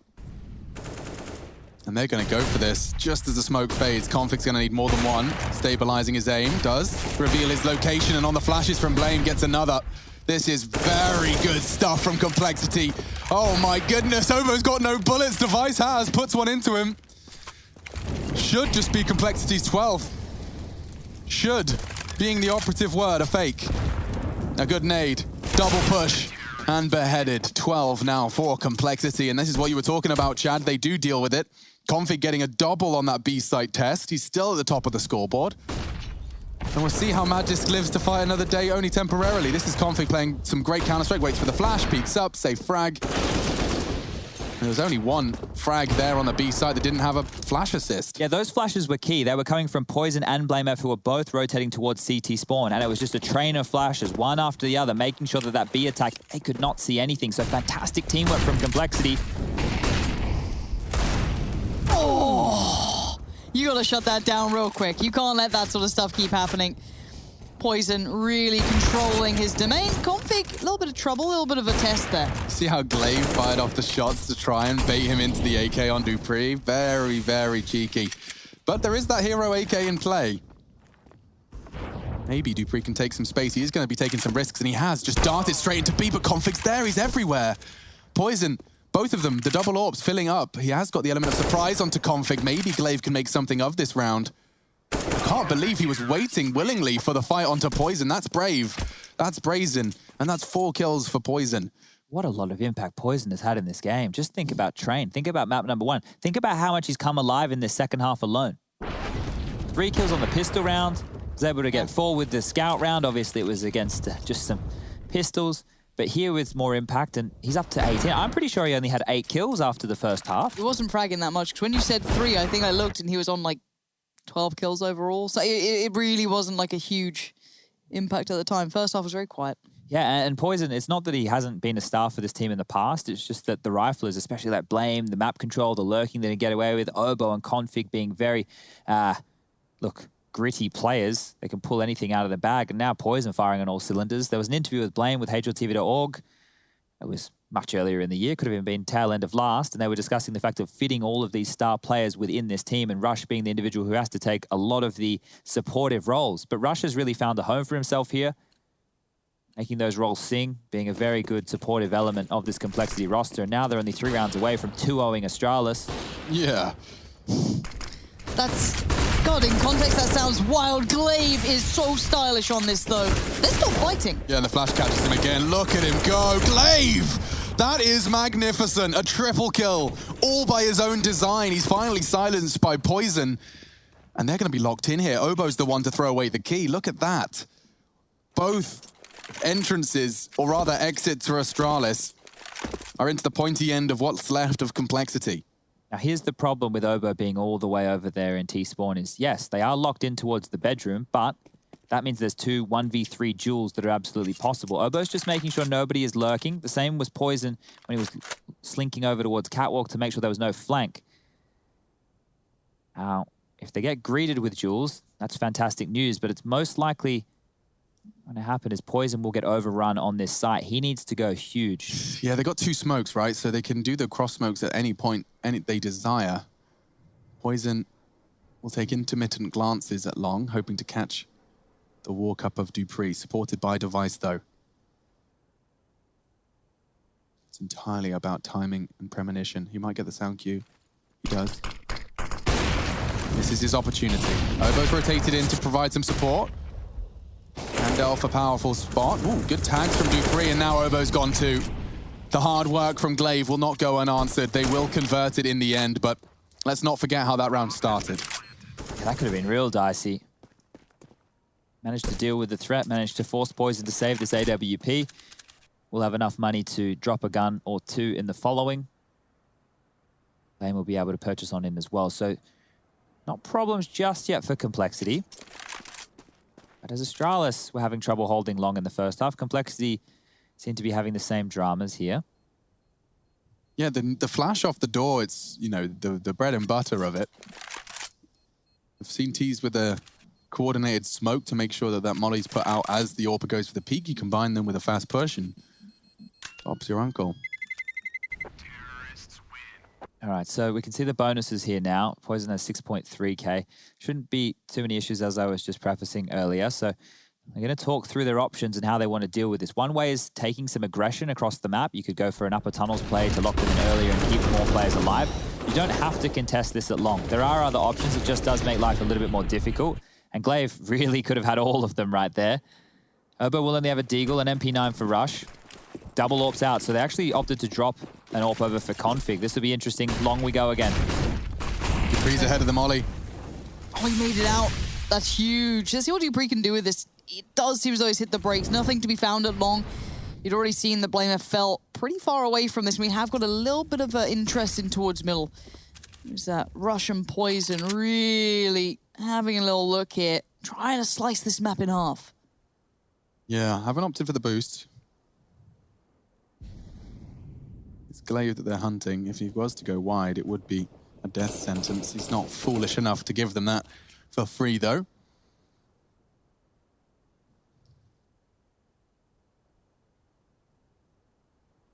The longer they can hold on to these Molotovs, the better. If Astralis want to wait down the clock into the last 30 seconds before they hit the site, those mollies could be key in disabling the plant. Lurk smoke thrown out by Glaive. That's just to keep Config interested over towards the tunnels, and he can't really push forward with the AWP. Here comes the crossover smokes. Right, okay, so a smoke blame drops just to have something for his team to play around. Also makes it difficult to mantle into the site. Blame catching the first. This is all AKs on the other side of that smoke. Dropping another into the molly. More peculiar angles that Magisk has to find an affinity for immediately. Blame should have that frag, does. Double kill so far for the leader as he's taken out of the equation. Obo's Deagle. Only the one. 2-on-2. Device, excuse me, Poison burning Bubsky to plant. It's a tough one here. Poison and Config both with orbs. Can't help but feel they might want to concede this one, but they'll see what's given to them. And that was perhaps the chance. Bubsky just presenting a little touch of flesh. Jump up for the fire. And there's Config onto Device. They'll go. They'll go for this now. It's all fallen to Bubsky. Oh, he's missed. Name in the jersey and a missed shot. How uncharacteristic is that? That was it. Poison hoping he tagged him. He's got his pistol out, hoping, praying. It's over. Bubsky does collect a crucial round, and that is going to leave a mark. That could have been 14. Frustrating right there. Yeah. Good to see that he's not particularly, as animated. I'm sure it feels just as crushing, but not going to let it get into his head. Rush had the right idea playing around this smoke. Magisk was just so ready for it. Love to see this from Poison's angle with the miss. So, yeah, just shy. God. Will be the eco coming through right now. Them. Yeah, just the pistols out to play. Now the game's going to level back up. We could be on the cards for another overtime, just like we had on Train. That's right. Ready for it. More than happy when we're seeing such fun, explosive Counter-Strike. I just Glaive, Bubsky, all poised to go and pressure towards middle. There's a swing from Config, trying to bring the fight through. Poison getting tagged up on the way. Can't capitalize on anything that may have been started just previously. And the 3 CTs left towards the ramp side over by B. Not really going to be gifted too many opportunities, I feel. Yeah, this should be a quick one. I don't think it'll be the same scenes as what we saw on Train with only the USPs. We even had earlier in the day Fnatic vs Spirit, a couple of USP round wins as well with some utility sprinkled on in. Yep. But now it's just Blame F last alive. Nothing he can really do. So we need to consider what we will see going into the next gun round. And that's where this long defense comes into question. Is it something that they want to mix on up completely? Do they want to... They've already sent 4 members there and haven't had success on that side of the map. It could be an all-in aggressive play towards the upper tunnels. Give up a piece, take another. Poison will actually be buying into the scout here. Famouses as well.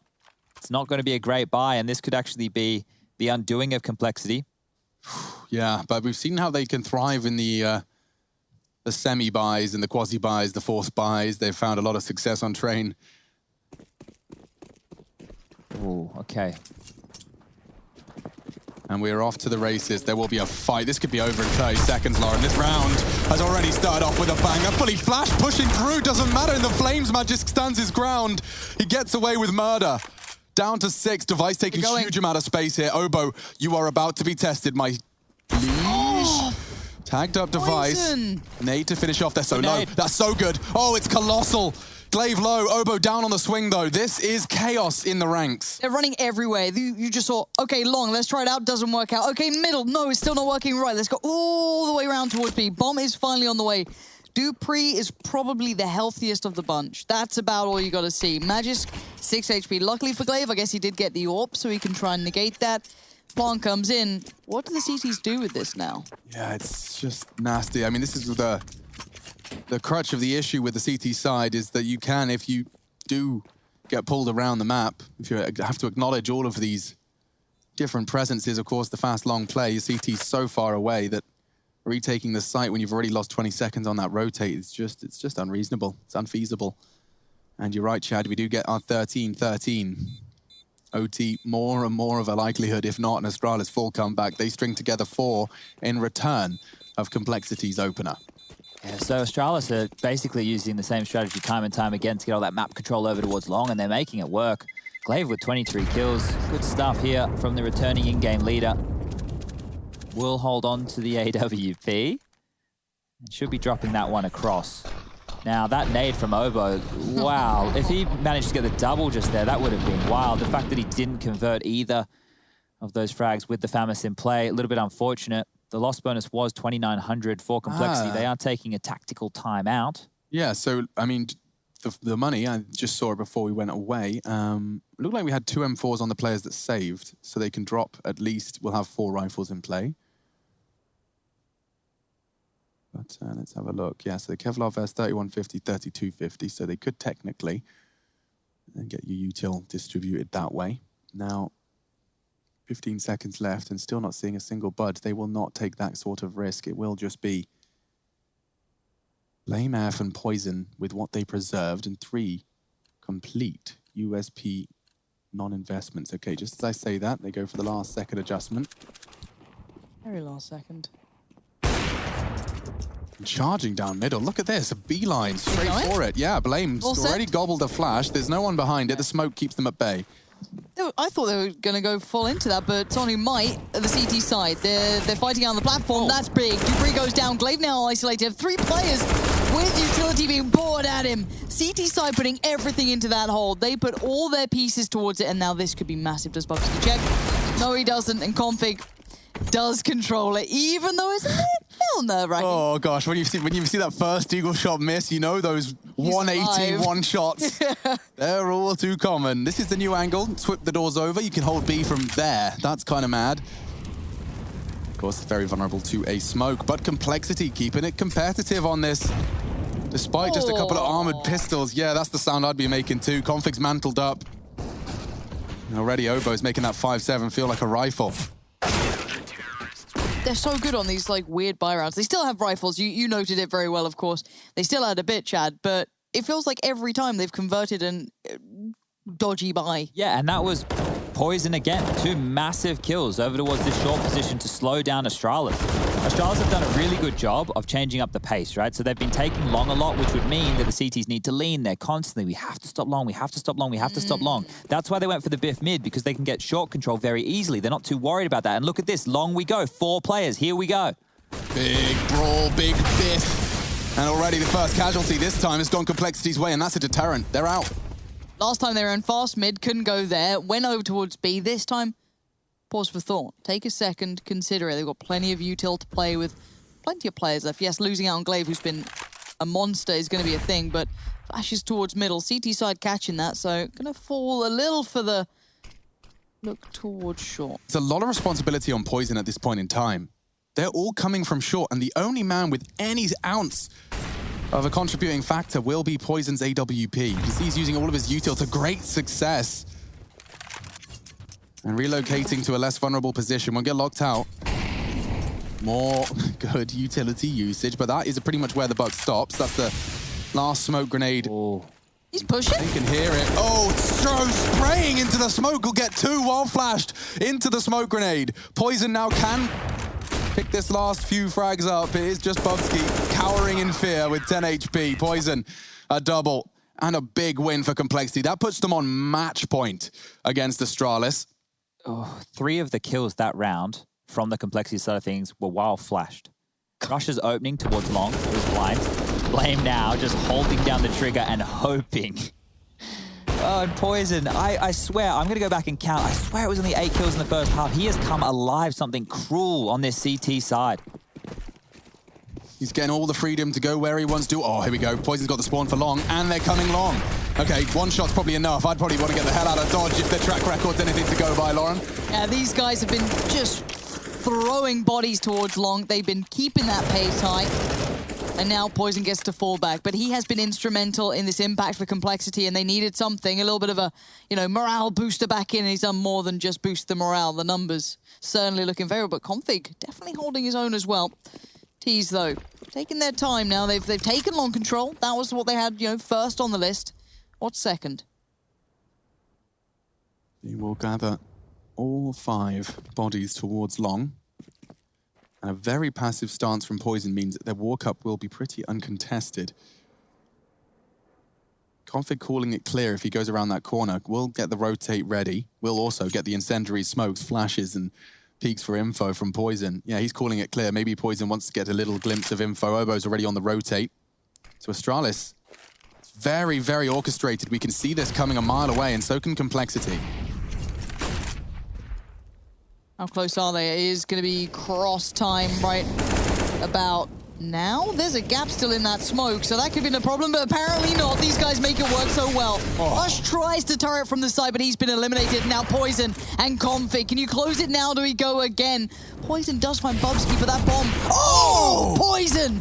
He avoids the flames. He might be able to find another. Magisk, not the case. Config's got a great Molotov at 15 seconds. There's no one to... Oh, that could have been it. Opts for CT. They will have time to plant now as it was extinguished. And this is it for Config. A real chance. Both low. And trying to tap away at the head. It's Dupree, not dead. Double kills, and that one felt like it was theirs. Blame head in hand. It definitely does embody the same sentiment. And we go again. So close. Inseparable, these teams. It was the same 8-7 halves all the way through OT, and perhaps we're going to have another 8-7 half to take us to our second overtime. Oh dear, oh dear, oh dear. Astralis holding on here. Those frags through the smoke were a surprise, not only from Poison, but from Dupree as well. I just went back and counted it. Poison had 5 kills in the first half. 5 kills. He now has 27. 7 assists as well. He must be multi-killing practically every round. This is some bonkers stuff here from Poison. On the other side of things, Glaive still up the top there, 24 to his name, 21 for that of Dupree. Device with 10 assists, having one of those days. You never love that. You never love that. Yeah, you just hit a -84. Legged him. I always just hope that my teammates see my assist and go, they're having that day, it's all right. You know what I mean? It's more that than anything. Device, though, any luck on the cross? Yeah, he does get more than a bit of luck. It's a good chunk of Config's life. Yeah, he got him right between the legs. That's no fun, neither's that. Obo could get a multi here. And that's the long lockdown. Obo, put him anywhere. But first it was inner on train, now it's long on Dust 2. It doesn't matter if it's supposed to be hard to hold. Multi-kills generated, an advantage to be maintained.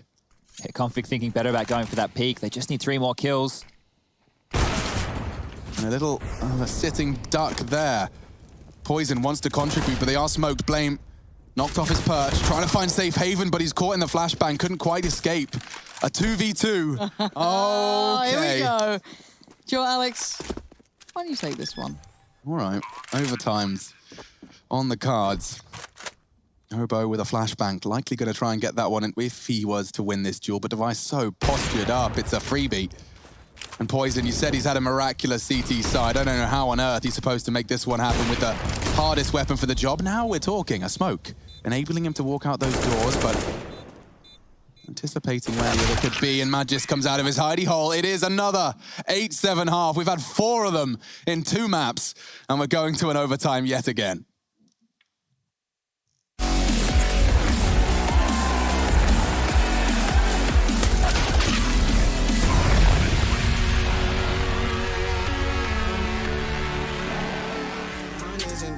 To the ceiling, everything I envision, now everybody gon' witness. Only difference between us is I ain't stop till I finish. I feel on top of the world, I feel on top of the world right now. I feel on top of the world, I feel on top of the world right now. I always wanted the world, I wanna conquer the world right now. I feel on top of the world, I feel on top of the world right now. I feel on top of the world, I feel on top of the world right now. I feel on top of the world, I feel on top of the world right now. I always wanted the world, I wanna conquer the world right now. I feel on top of the world, I feel on top of the world right now.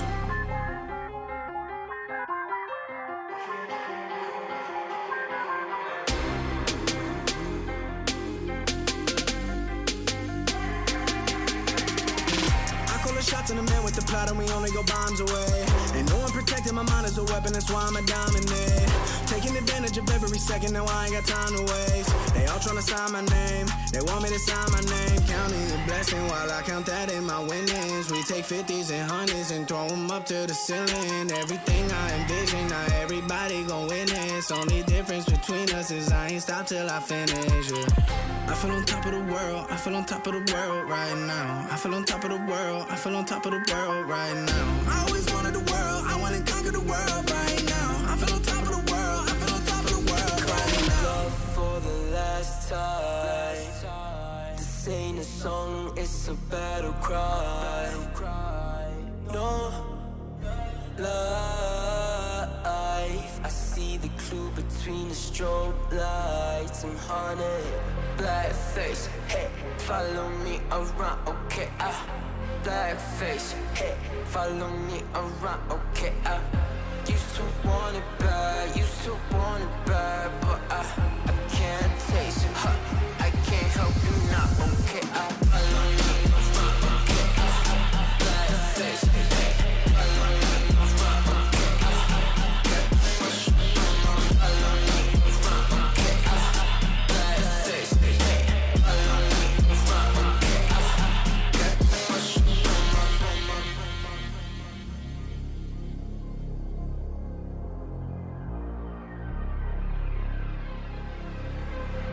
Got too much up on my plate, now I can't think. I said woke up to get X and now I'm feeling this is it. Want the money, want the rest. I do purse, not no cess. They say Donish, why you sad? I said I just need to think. Red tape, got too close, I hit the city. Black face, show you everything you need to you fornicate it bad. Someone said it's sad.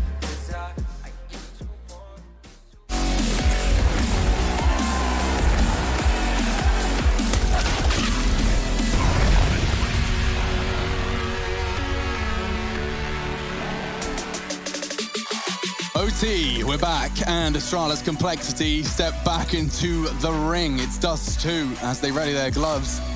Our machine, I'm joined by Pansy and Sponge. They are not boxing. There is no physical altercations here. This is all virtual. Yet. Oh, wouldn't that be interesting? A 1v1, they just both drop their weapons, decide to punch each other to death. In my fun game of Counter-Strike, we're going to scrap over time. We're just going to have a real biff. You put your strongest fighter and away you go. But oh, I think Cole would have a real chance there, mate. They've got a walking wall in Blame F, but thankfully this is virtual, and Bubsky's just beheaded Oboe blind through the smoke, Russian Jeopardy too. And they're going B. This is all smoke and mirrors. Blame, I spoke of him. Let's see what he can do. Nothing is the answer. Astralis in hot pursuit of the first, but caught through the smoke, kept honest, and the bomb is late to delivery. We will see a chance here. He knows that cross was a laboured one, but he has not stopped that bomb from going down. A spray bullet could have cost Dupree his life then. Very lucky to be alive on 2 sitting towards the tunnels. But the bomb goes down nonetheless. The 3 CT is going to try and play it back in. What do they have? 1 flash, couple of mollies. They got some bits and bops to work with. Rush now. Oh, are you kidding me? I guess they need a little bit of luck back on their side after that last round of the double spray on Cat. There's Poison. Bit of an MVP. Takes the lick of damage and time's ticking. They ain't got much of this left now. Config's got to go pretty soon on the other side. Device takes the fight, loses life, but now it's Config trying to play it back in 1v2. Time is pretty much gone here and they know it. Yeah, Config not going to get anything done here. Hoping to keep Magist on the site, and he loses his life. Magist does not. So that's a perfect start to Astralis' T campaign. Yeah, they were doing so many players over towards long, right? Just round after round after round. They were trying to bury them. And guess what? Blame's actually been having a relatively rough end of the stick right here. So isolating him on the site, not even able to convert 1 frag. Well, that put Complexity in a very, very precarious retake. And that shot from Dupree, just the timing after the flash. Oh dear, that one right there was the nail. Look at this, Device 11 assists. Flames chunking down some more damage. His frustration might be starting to mount right now as the double orbs are out for Complexity. Config using that smoke to his advantage. Bubsky held at bay towards long, and 4 quickly corralling down middle. Look at this. Oh my gosh, Config goes 1 for 1. It's Blame again. They're trying to isolate. Bang on. Super isolated, so alone. That molly slowing down any support system that could have been on the way. And at the top of mid is Rush, so they know the mid's kind of clear. Still a little bit of confusion, but Blame have to focus towards one side. Glaive has been a meat cleaver, opening up sights, but then Rush quickly in response. Oh, I thought he had him. They're so low, though. There's a real shot here, Bubsky. He heard the retreat, and he'll call it clear. Oh, Rush, I wonder how smart you're going to play that one. Now. Better shot than last time. Obo's going to fly around the corner to try and draw fire. Poison's burning. Has the health, and he will be incited into the site. Now they're so low, and the Deagle's enough. Device and Bubsky convert again. B site a weakness. And now with MR3T side, this is so interesting because you've just hit B successfully twice. What a nightmare for Blame. Yeah. What a nightmare for Blame. And now the problem becomes with the long hits for what was working before, because Blame was having to retake into that A site time and time again. If I'm Astralis and I get good long spawns here, just go all in for the long play, because the lean, it might be a 2-1-2 setup that Complexity have to opt for. And yeah, that's not the regular Blame that we're used to seeing here. Astralis are breaking them down, and well, the Dak-Daks, that might have something to say as we're on board with the... That's a good use for it. I'm glad we found something to get use of our new inspired camera that MC's been workshopping for us. In the lab. He has. Oh, that's quick reactions. The hell is this man? This is the Poison you've been talking about. That's the guy we've been looking to see, but now Astralis do still have all the advantages, at least with the scoreline at 17-15. Complexity could really do with a closer on this. Yeah, I think he might have caught Obo there, at least a dink. Obo's lucky to be alive over the top of those flames. Molly right in front of him, so he's done very well there. Well, this was the same what happened on Train. It looked like Astralis were blowing them out, and then Complexity snagged one, and they got 3 straight on the other side. Is history repeating itself once again? Wow, he actually wins that duel, and Device is on the retreat. This is a clean final round of play. Unless Magisk wants to change the script, flip it into Config's warm embrace. Not to be. So, 2-1. Astralis will be switching over to the favored side, the side where we also saw an 8-7 So I don't know if I really want to say favored side. I don't think it works in this one, does it? No, these guys have been so inseparable. We've just had the same story again and again. Teams inseparable, exploiting each other's slight cracks in the armor. But we'll head into our first round of the second overtime of our second map, of our second series on Dust Second.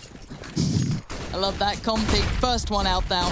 Oh my god, nice movement. Beautiful stuff from Config. So swift. Gets over towards Pit, posts up. He's got some buddies to join him too. One of the positives for Astralis here is the fact that they can hold on to a lot of this utility. If they're able to get back short control, what it means is they can hold on to all these nades, like I was prefacing in earlier rounds of regulation. Using those Molotovs, those Smokes, those HEs to make this cross of long very difficult. It is possible now, and I think they might have the prowess to get away with it. And off we go. Config, the wiggle keeps him alive. The flash is good. Device tagged up. Save in trouble, but not enough. Bombs planted by Rush. Smokes to try and get him out. Obo wild through the smoke. Complexity in good stead for damage here. 2 significant contributors low. Device, Glaive, 33 health between them. That is a bit of a problem. It will come down to Magisk and Dupree to find a way back in. Nothing left on the T's either. Ooh, that's it's just good. guns out, whereas utility are plenty for the CTs. Rush able to isolate Glaive, and it looks like the other CTs are going to come through from CT, and it's just Magisk and Dupree. There's not much to be done, I don't think. Wow. Whoa. Excuse me? There's no time for this, but he's done a lot of damage. Very nice. It looked good. It definitely looked good, as Vegas has no option right now. He will save the AWP. It's not really an issue right now, as we are dealing with that 16K. A flashy play nonetheless, and little aimbot. Now we're tied back up. Who would have thunk it? 17-17. Everybody in the server with 20+ frags, as you can see there at the top of your scoreboard. In overtime, we are looking for first to 19, unless we go double, 18-18, and we do it all again. That was some heads-up Counter-Strike right there, as they took some big fights on the Complexity side, and well, guess what? Back towards long. Same again. Obo this time. First in. Oh, that was so nice on the cross. Catching one, catching 2. Alex, this is looking really rough for Astralis now.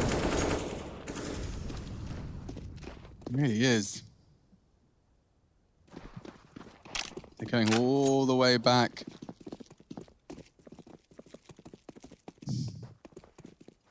They're clearing long right now, so there's information given. Dupree's actually pushing. He's going to know there's nothing there in a moment. But is it going to be too little too late? It's just Magisk outside the site right now towards B. You saw what he did before, Chad. Maybe he could do it in a much larger capacity against an entire Complexity squad. The Americans, the Danes, and the Bulgarian prepare for a big hit. Magisk has got nothing more than his bullets to stop this. First, lovely. Poison in trouble. The spray control there, but not enough. And now they have the sight, Dupree and Device. Yes, the double Ds are potent. But I think this is too tall of an order.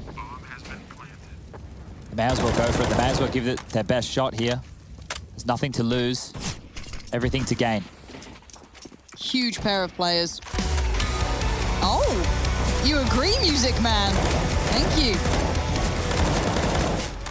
Config, tagged up a look at Playmap. That's lovely, really nice work. Fills the role that we know he can. 18 now on the board for Complexity. Feels weird, dude. Don't say anything you can't take back. Take a deep breath. Deep breath. Sure, Astralis are doing exactly that right now, Alex. Exactly. So we'll do the same. Potentially one last round of Counter-Strike here, and Complexity are looking to do it in the exact same way that they did it on Train. And now they've brought up the Dak. They're going to give Astralis a taste of medicine. So much more damage. Rush and Blame both combining. They've done it again, and history does repeat itself, Chad. Oh gosh, maybe Glaive can change things. Maybe he can cause a bit more of a temporal upset. What can you do? What on earth can you do? They're about to hit B. There's only one man with the possible position to do it. And it's Glaive. A double kill to equalize instantly. Obo's still got the Dak and he's still getting kills. Blame F2. Complexity, one frag away. It's just Device, and it's with the Dak as well. I don't understand. Reality isn't normal. I've lost my headset. We're all losing it, Alex. Don't worry, mate. Oh my goodness. 19 to 17. It's exactly the same, and Col have done it in 2.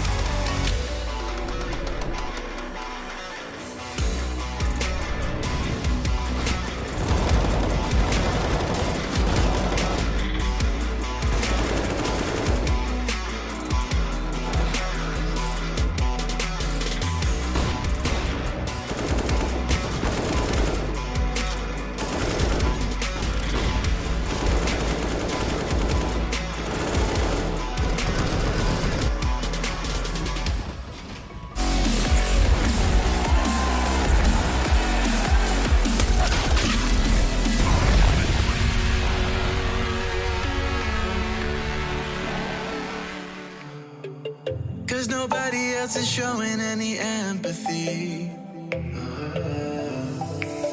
Rudely awake and quiet undertaking. Did I do something wrong? Life isn't easy. Why did you leave me here with my thoughts alone? I don't wanna wake up messed up, cause I can spend another day like this. Another type of caked up breakup, where I've been finding any way to my fix. But I need you now, cause I don't wanna be around. No, I don't wanna wake up messed up. There's gotta be another way past this.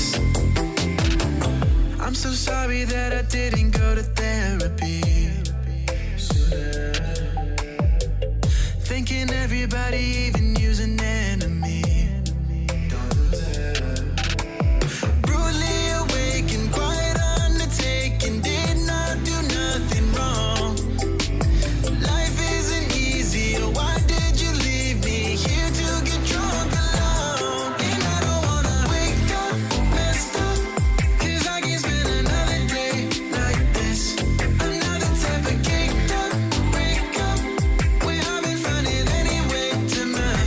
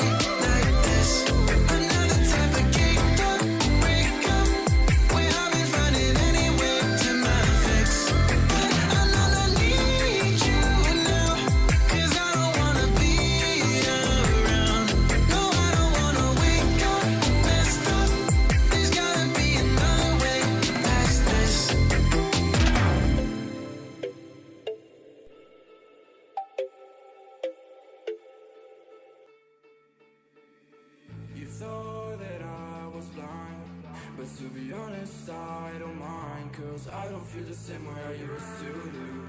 Every time I see you, I know the truth, cause baby, every fucking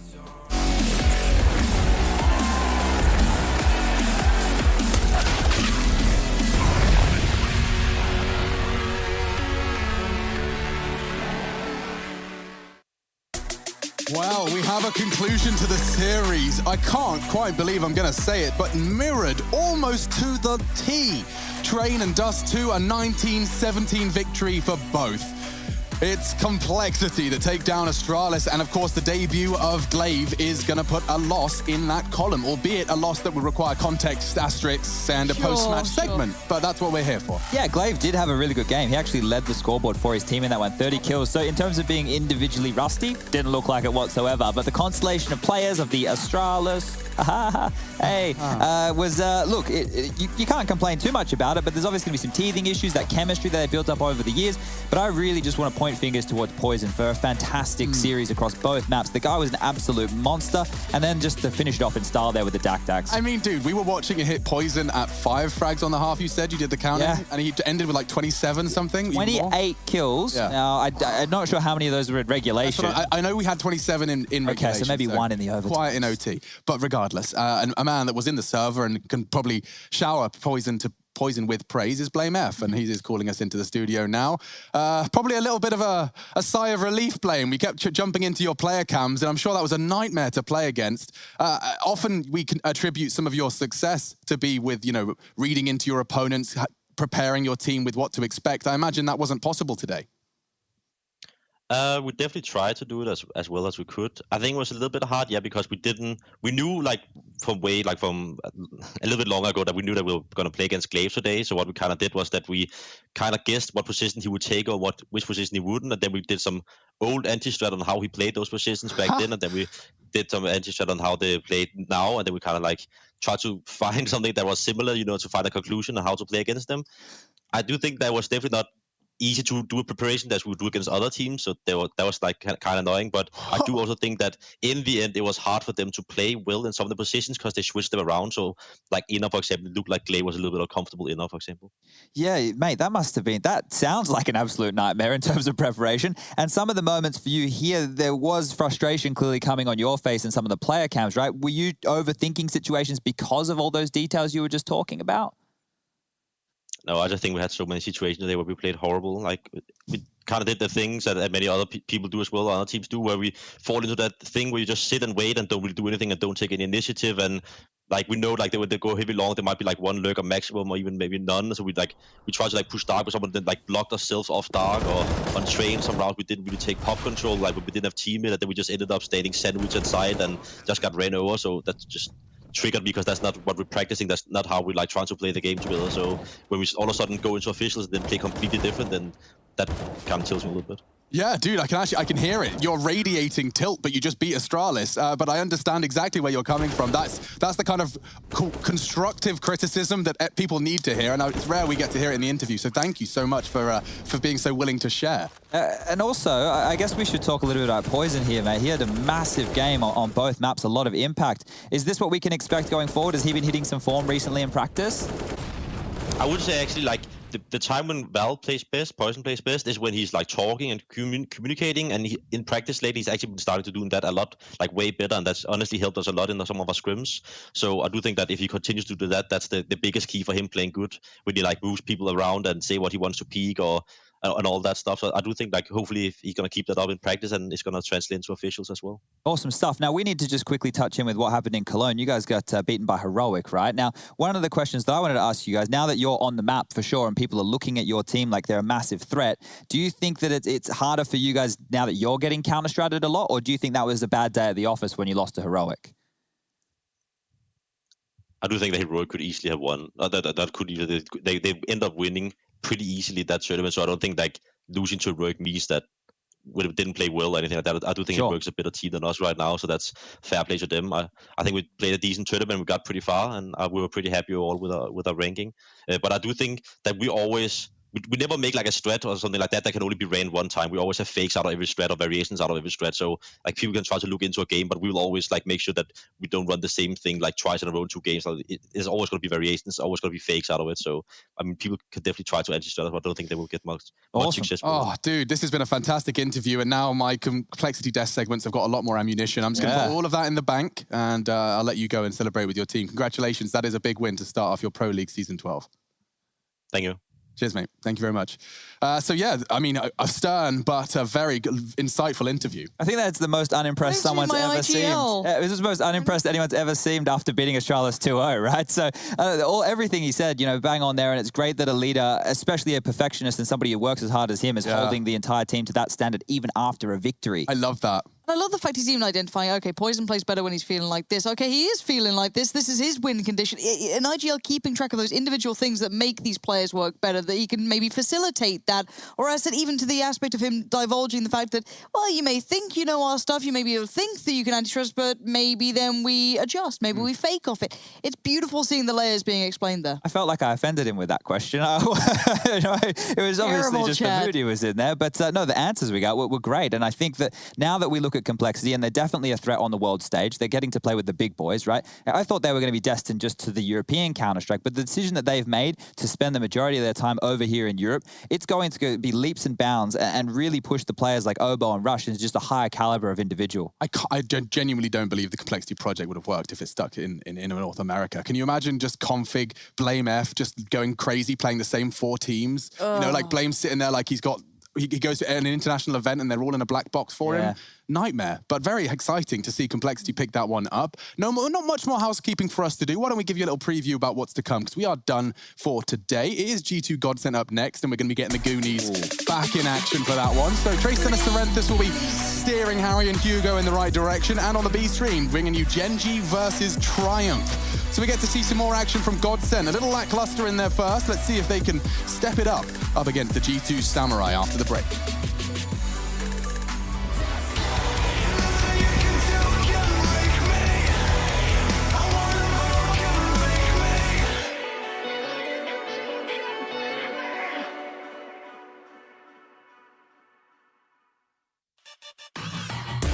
Intel Gamer Days is on now. Whether you're looking to buy or build, now is a great time to upgrade. Get limited time offers and giveaways from top names in PC gaming. Unleash elite gaming performance with systems featuring new 10th gen Intel Core processors, and bring Marvel's Avengers to life with in-game optimizations for a mightier PC experience. Act now. Intel Gamer Days is only here for a limited time.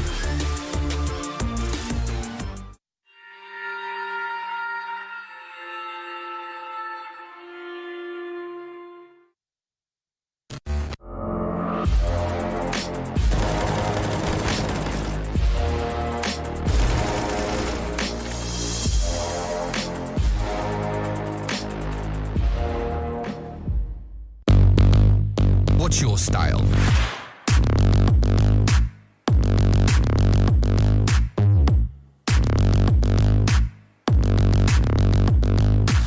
Get your merch at shop.eslgaming.com.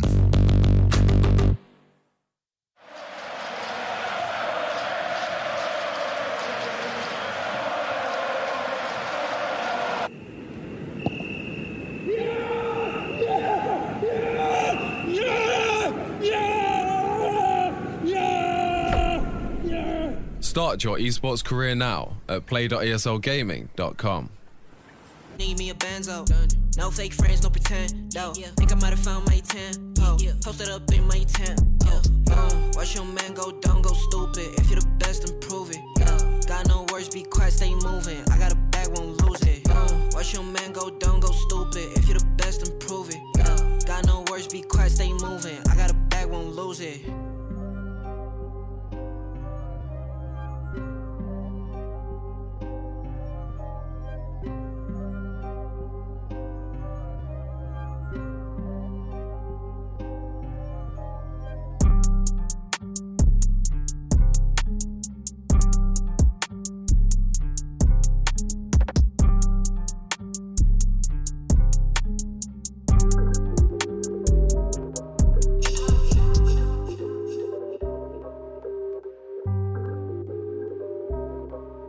yeah.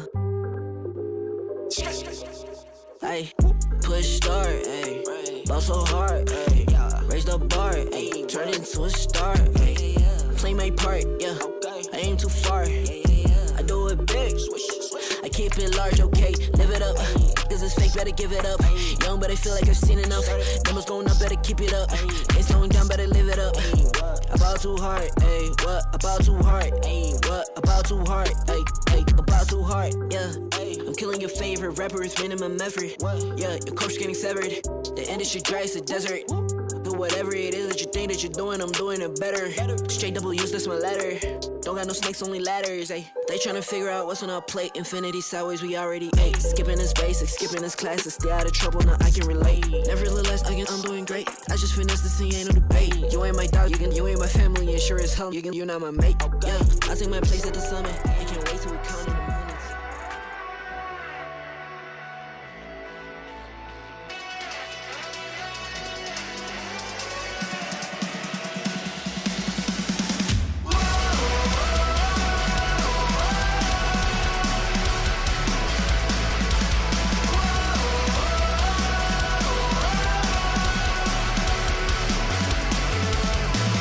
Sometimes I like the way you try, even though you know you will fail.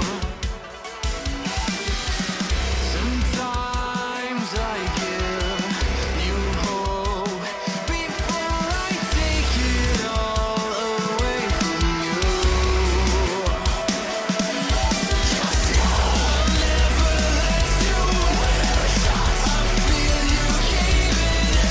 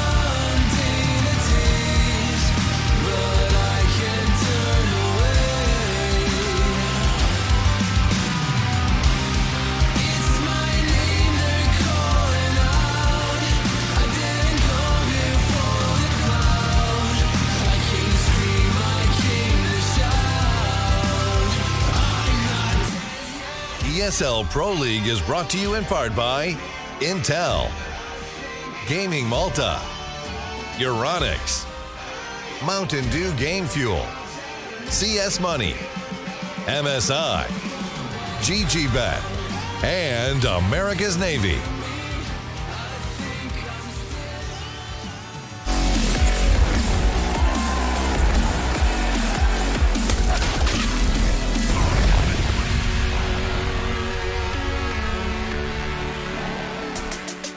Hey, what's up, everybody? Welcome back to the ESL Pro League Season 12. And, of course, an El Clasico on our hands. Just about an everyday routine around here. We take a look at what is G2 versus Godsent. That's right, Season 12 is netting us all the sweet matchups in this one. Well, it might not be a classic in your eyes, but to our pair that have won the casting challenge, it most certainly is the El Clasico around here, G2 and Godsent. When I talk about two that won the casting challenge, I'm talking about these guys, Harry and Hugo. It's been a long grind. Talk to me about some of the emotions that you're feeling in this moment. Yeah, it's a pretty heavy moment, Trace. We just got off the line crying to each other. We're happy to be here with our favorite host, caster, multi-talented personality, Harry Russell. He's by my side, and he's here to stay.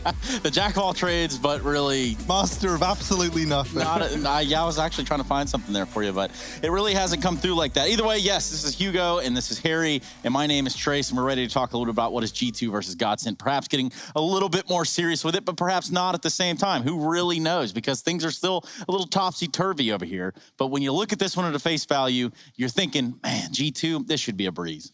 Yeah, right. They've played before Godsent. They actually beat them back at Summit. Prior to that, we had G2 winning all the way back at Road to Rio, but that's some time ago now. We can't really look to that matchup. G2, though, coming off of a hot placing at Cologne, top 4, falling to Heroic, looking really good in that event. Honestly, at some point, it felt like they were going to be in the final as well, but just fell in that series at the end of things. Yeah, I think a lot of people are expecting G2 to just come out on top here and run the board. But that's kind of nice for Godsent, who are coming into this event with a little bit more time to prep, to practice, not having just played Cologne. They're going to know their opponents, and they're going to be sweating hard, Trace. They're going to be bringing the big strats. Yeah, and speaking of sweating hard, Harry, when I look at you and I think about this matchup at hand, and I look at G2, I mean, what is going to keep them from winning this other than themselves? Well, the one thing that I think goes in favor of Godsent here is that they are a team that often show up to these events in particular. Well, no, actually, I was going to say in particular since we've gone online, but I feel like this has been the case for a while. We just haven't seen much of this Godsent squad outside of the online era. But whenever they show up to these events, they're always doing damage. They're always taking series away from teams that it feels like they have no business doing. And it does feel like they are a team that can cause a bit of an upset. Like, you've got some real talents here. You've got Madden, who looks great. You've got Farlig, recently bought over. I say recently, it was quite a while ago now, but we all remember when it happened. And he was lights out back in Copenhagen Flames, so that was a really good pickup there for Godsent. And that's the thing, I think underestimating Godsent is the worst thing you can do if you're G2 here. Like, this is a team that so often is just kind of jiminy its way in versus some teams that it never should have taken maps off of, and it does. And so, yeah, I think that's the biggest danger here, is being overconfident if you are G2. Yeah, I look at Hugo for answers too, but often I know that that's not really an answer in itself, you know what I mean? But perhaps in this situation, it might make sense. I look at G2 and Godsent. We're watching back some highlights here of the G2 side and what they have to offer. Let's talk a little bit about some of their hurdles, Hugo. Yeah, right. I think one of the hurdles is actually something that came into Cologne. Despite having a really good year for this team, they mentioned in an interview with Frankie coming into Cologne that they actually hadn't prepared anything in-game over the player break. They're more just focused on their psychology and mental game. And obviously that's great, right? It's nice to see people moving into that more in esports and in Counter-Strike. But obviously everyone else, well, that's the opposite story, especially for a team like Godsent, like said, that we didn't see at Cologne, that had the player break to prepare. And so I feel like these guys are going to be well drilled and individually hopefully looking good. They'll need to be, right, facing up against a top team like G2. But yeah, for G2, if you've not come up with much new, if you've not been building the strategy, maybe Godsent might have a bit of an edge in terms of the read. But again, like, you look at all the other factors like map pool, for example, and history and players and experience, and everything else points to G2. It's an upset when needed for Godsent, but like Harry said, don't count them out, Trace. Just don't.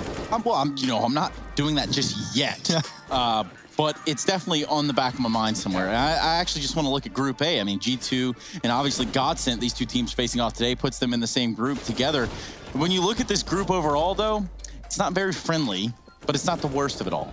Yeah, definitely the nicer of two groups, right? With Group A having the big dogs like Na'Vi, Big, ENCE, who won their opening game against all the odds, and G2, I'd say those are the big names there. Actually, of course, Heroic. I kind of sleep on Heroic. Maybe I shouldn't. They won Cologne. They did lose to ENCE yesterday. We'll forget about that one. Group B, though, Trace, that is treacherous at best. Mousesports, Fnatic, Astralis, Cole, Vitality, Nipface. I'm just going to list the whole thing, plus Spirit in there as well. A great upset team. So, yeah, this is an easier of two groups, and that's nice for G2 and Godsend. A lesser of two evils, if you will, Harry. Sure.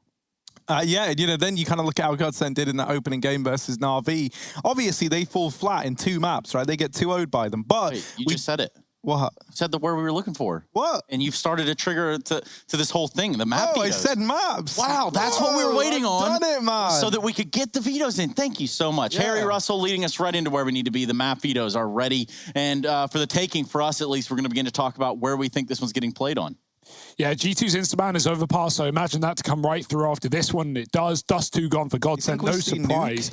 I kind of find it weird that they... definitely a nuke in there. Big brain. I find it interesting that Godsend banned Dust 2, even though it's like a go-to pick for G2. They've got 2 other maps they don't really touch in Vertigo and Mirage. But so surely this goes to Inferno at the end, again. G2 can grab whichever one they want, and they grab Vertigo, Trace. You're calling Inferno. Well, with Mirage getting banned, that certainly makes sense. Oh, man. Who would have ever seen that coming? Every Classico ends on Inferno. All you do is pick Inferno as the 3rd map, and more often than not, you're right, because it's a really good way to go. Everyone loves a bit of Inferno.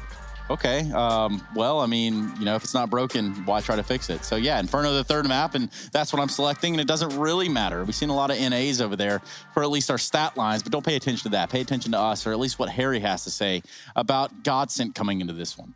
Well, you know, you keep asking me about Godsend, Trace. I want to know something good. I would love to flip the script a bit, because I feel like I've said a lot of Godsend stuff. I would love to look at G2 just a little bit. Is that allowed? I don't know. Is that allowed? Time? What do you think? Yeah, give him a platform. All right, let's see what your little soapbox says. So, you know, they did really well coming out the back of Cologne. They managed to reach playoffs. Obviously, they then go on to lose against Heroic, who went on to win the whole event. So, in a sense, like, you can look at that as being a little bit forgivable. I will say that, in particular, one man who definitely stood out was Nexa. He had a fantastic tournament. Like, he was nuts. And considering he's meant to be the guy leading this this kind of motley crew of G2 players, it's pretty impressive that he's putting up numbers like that. And then I think, you know, you look down the line at who else you have here. Well, Kenny, he's starting to show some old form with that AWP. He's looking like a real hot prospect again. Then you got Hunter, who I feel like you can't not talk about in this team. I do feel like, you know, in particular with maps like Dust, he kind of goes into his own there, but we won't be seeing that in this series. I absolutely love this G2 squad. I think this is one of the best variations of G2 we've ever seen. So I don't know, man. I do think for Godsend it is going to be a real uphill battle, but that's not to say that it's not possible. Yeah, worth noting with that first map of Nuke, that's one. You talk about Godsend being able to upset top teams online in Pro League and in other seasons as well. This is the map that they've tended towards in many of those series and had a lot of success on as well. Obviously G2, pretty wide, pretty vast map pool, but Godsend, that's like the best case scenario for them. Hugo, we look at this, we've got just a few seconds before we get in here. Will Farlig and crew be able to devastate G2? Will the G2 fanboys, will they be crying at home tonight? You're asking if I think Godsend are going to upset? Yes. I'm going to go with no. I'm going to go with this is G2 all the way. That being said, I'm not against the idea of Godsend taking a map away or even upsetting and getting to OT and putting up a fight here. Farley is a great talking point because you talk about Kenny being great. Well, he's got to keep that up because this guy is no sleeper. The latest addition to the roster, this strong AWPing presence as well. And he's been so explosive. We've seen him really rise over the ranks this year. So, yeah, I think Farley is definitely going to be the guy to watch out for alongside Madden in this Godsend roster. But not the tide-turning player, not the one that's actually going to single-handedly turn this into... I don't know who... Maybe you have to put Simple in this team for you to beat G2. It's that hard. Okay. Harry, would you agree putting Simple into Godsend is the move to make? Yeah, well, you know, we've all heard it might be happening, but we couldn't believe all the rumors. Yeah. No, that's the thing. And, you know, like, even when we saw them literally face against Simple in that best of three, Simple was the defining factor. Like, he had such a great game. And I think Kenny is someone you can look to kind of carry through in that same vein. So it is a little bit worrisome. But I will say, I kind of favor a Farlig Kenny duel over Farlig Simple. Let's see, though, as Nuke is right around the corner. It's G2 taking on Godsend, the El Clasico that we've all been waiting for. All of us. As we head in to this first map of this last best of three series of the night. That's right, Nuke to kick things off. We got more nationalities than an airport in this matchup right now. It's pretty good. It's pretty great. Oh. And Godsend, they're starting things off on the T side. It's their pick in the series, and so therefore they have to start it hard as G2 bring a kit smoke onto Jax. Like this, Godsend flashing towards CT. They've pushed off the Heaven player and been given a lot of real estate to roam. Yeah, they're going to move in to try and take this ramp control. Nexa is holding for this wrap round. And there's also a lobby push from G2. Now, they are hot on the heels of Godsend, who made it into ramp, but are going to struggle to go anywhere else. Farlig is holding for Hunter, but Amanek has dealt with Stiko, so it's a bit of a trade at ramp.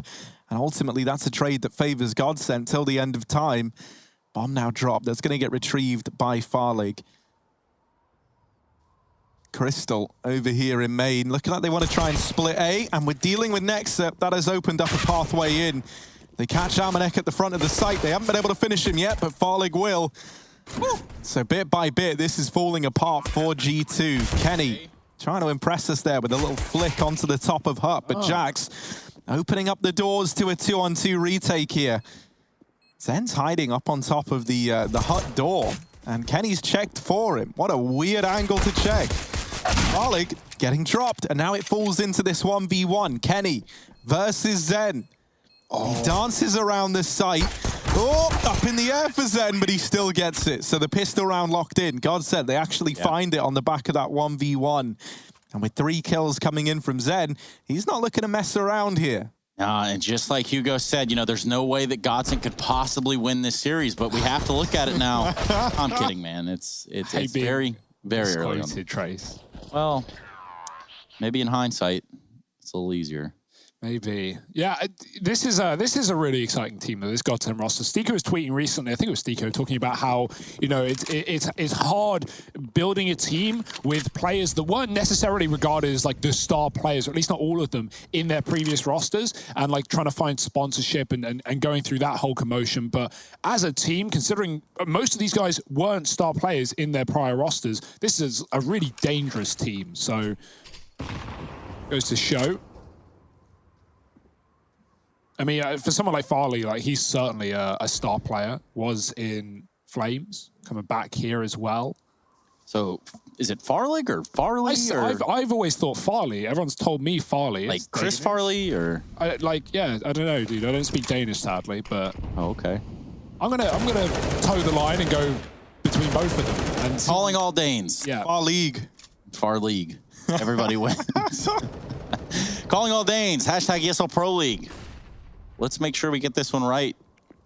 Is there a G or is it silent? Kenny, yes, he's not silent. He's got a capital S in the back of his name, but it's Jax to bring the pain. Stiko trades, and the grenades could be good, but Kenny's better. Quick, and then falls off. Farley dead, as now G2 look towards the lobby push. Might have found a good timing, but as I say that, Godsend double back and set up towards Squeak. Kenny dropped on the rotation, but this is where they only know about Amanek. They never saw Hunter tucked into this corner. And so if Amanek is the next up, well, he's not. Never mind. Forget the point I was going to say, because it doesn't matter. Zen now knows that another man has aggressed in through the Hut. Nexa is the only unknown entity, and Stiko is holding for him. This round's going to get mopped up for Godsend. They kind of dig themselves out of that one. G2 able to find a couple of nice dig kills to propel them back into it. But ultimately not enough. It's the way Kenny just, you know, he slides through the Molotov a little bit, gets the 1D. I mean, obviously it doesn't matter, but still pretty cool play there from Kenny S. Hey, I've seen that guy in the fan cams several times. Yeah, he's back. The recliner. Hanging out. Always ready, always watching, and for good reason. We have some gruesome matchups here in the Pro League over these next few weeks. Perhaps you have Discord and you would like to be on the fan cam as well. That's going to be esl.gg/fancam. Type that into your browser. It should pop open your Discord and direct you on your way. It does get a little wild in there. Not going to lie to you. Almost as wild as Hunter finding this kill right here with the P250 on a Maiden. Not to be confused with Madden, John, or Steve. So when we talk about Nuke here for Godsend, definitely a good map for them. Let's compare their last matchup against Na'Vi, right? They got 16-2'd on Dust. Well, they got 16-13'd on Nuke. So, you know, like losing both of them, but putting up far better of a fight on this map. And so that's what we can expect against G2 in this series. Even if Vertigo is a map that Godsend don't really tend towards, I think that certainly could be a worry later on. G2 picked that up since the start. Although, actually, I say that the 2 games Godsend have played on Vertigo, they've won both against Nip and Mousesports back at Summit. It was a great event for them there. But I think a lot of people were leaning towards a player break at that point. Not to discount Godsend's wins, but if they could do it again today, that would be quite the feat. Looking for feet is Zen underneath the smoke. Can't see a thing. G2 are going to hear the footsteps down outside and into lower. They've already put Jax down in dark, and the rest of them will be joining from ramp as well. Yeah, Jax's Deagle has got to deliver a hell of a lot here. There are footsteps all around him. Luckily enough, he does have teammates nearby at ramp, and they've kind of drawn the attention away, but only briefly. Crystal will check for it.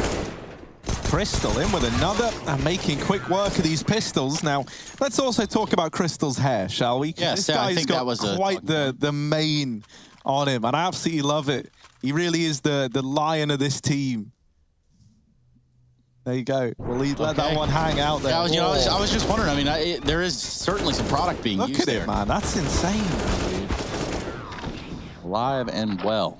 I've actually been contacted by our resident Dane, Bastian Faber, and he has confirmed there is no G in Farley. Yeah, but he's Danish. Yeah, exactly, Trace. We can trust him.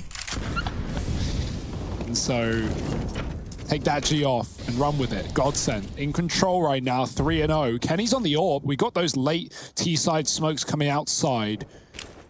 Lined by Farley and Madden. Farley. You can say what you want, Trace, but you know, I'm not copying you. I'm my own man, and I will say what I want. Okay. Do you, boo-boo? Kenny can't see the cross, and it's a sneak cross as well for Godsend. I like this in the first gun round. It's a bit worrying for G2. Do they want to push in, or do they want to take lobby when they don't actually know if anyone's crossed or not? They've seen nothing. The smokes are good. There's no gaps, and Godsend get down B. Jax is here. He has been that early rotation, leaving Kenny on ramp to fill the void. Godsend, they are taking this on so slow and so quiet. It's going to be an explosion on this lower bomb site, and Stiko's still in the lobby to deny any further aggression from G2 if they want to throw it that way. Doors open, Jax. Oh, he has gone unchecked, and now almost in with a double, but it's Farley to get rid of him. Not to be confused with Farlig, the non-Danish version. Zen following up with another, and Amanek will at least trade onto him. Now Kenny found at ramp by the late lurk of Stiko. Still left in this 2v2. Madden's looking to make a bit of a difference, and in a way he does, but not in the way he was hoping for. He's left it all on Stiko in this clutch. Window breaks, but Amanek gonna swing the doors, and now Stiko fixated on this window room, goes back to the double door and doubles up in the process. Godsend, they take 4-0, and they're looking to make a bit of a statement here versus G2, who now have no money once again. It's back down to pistols and armor. And Godsend, this T-side's only just beginning, but it's off to a very, very strong start.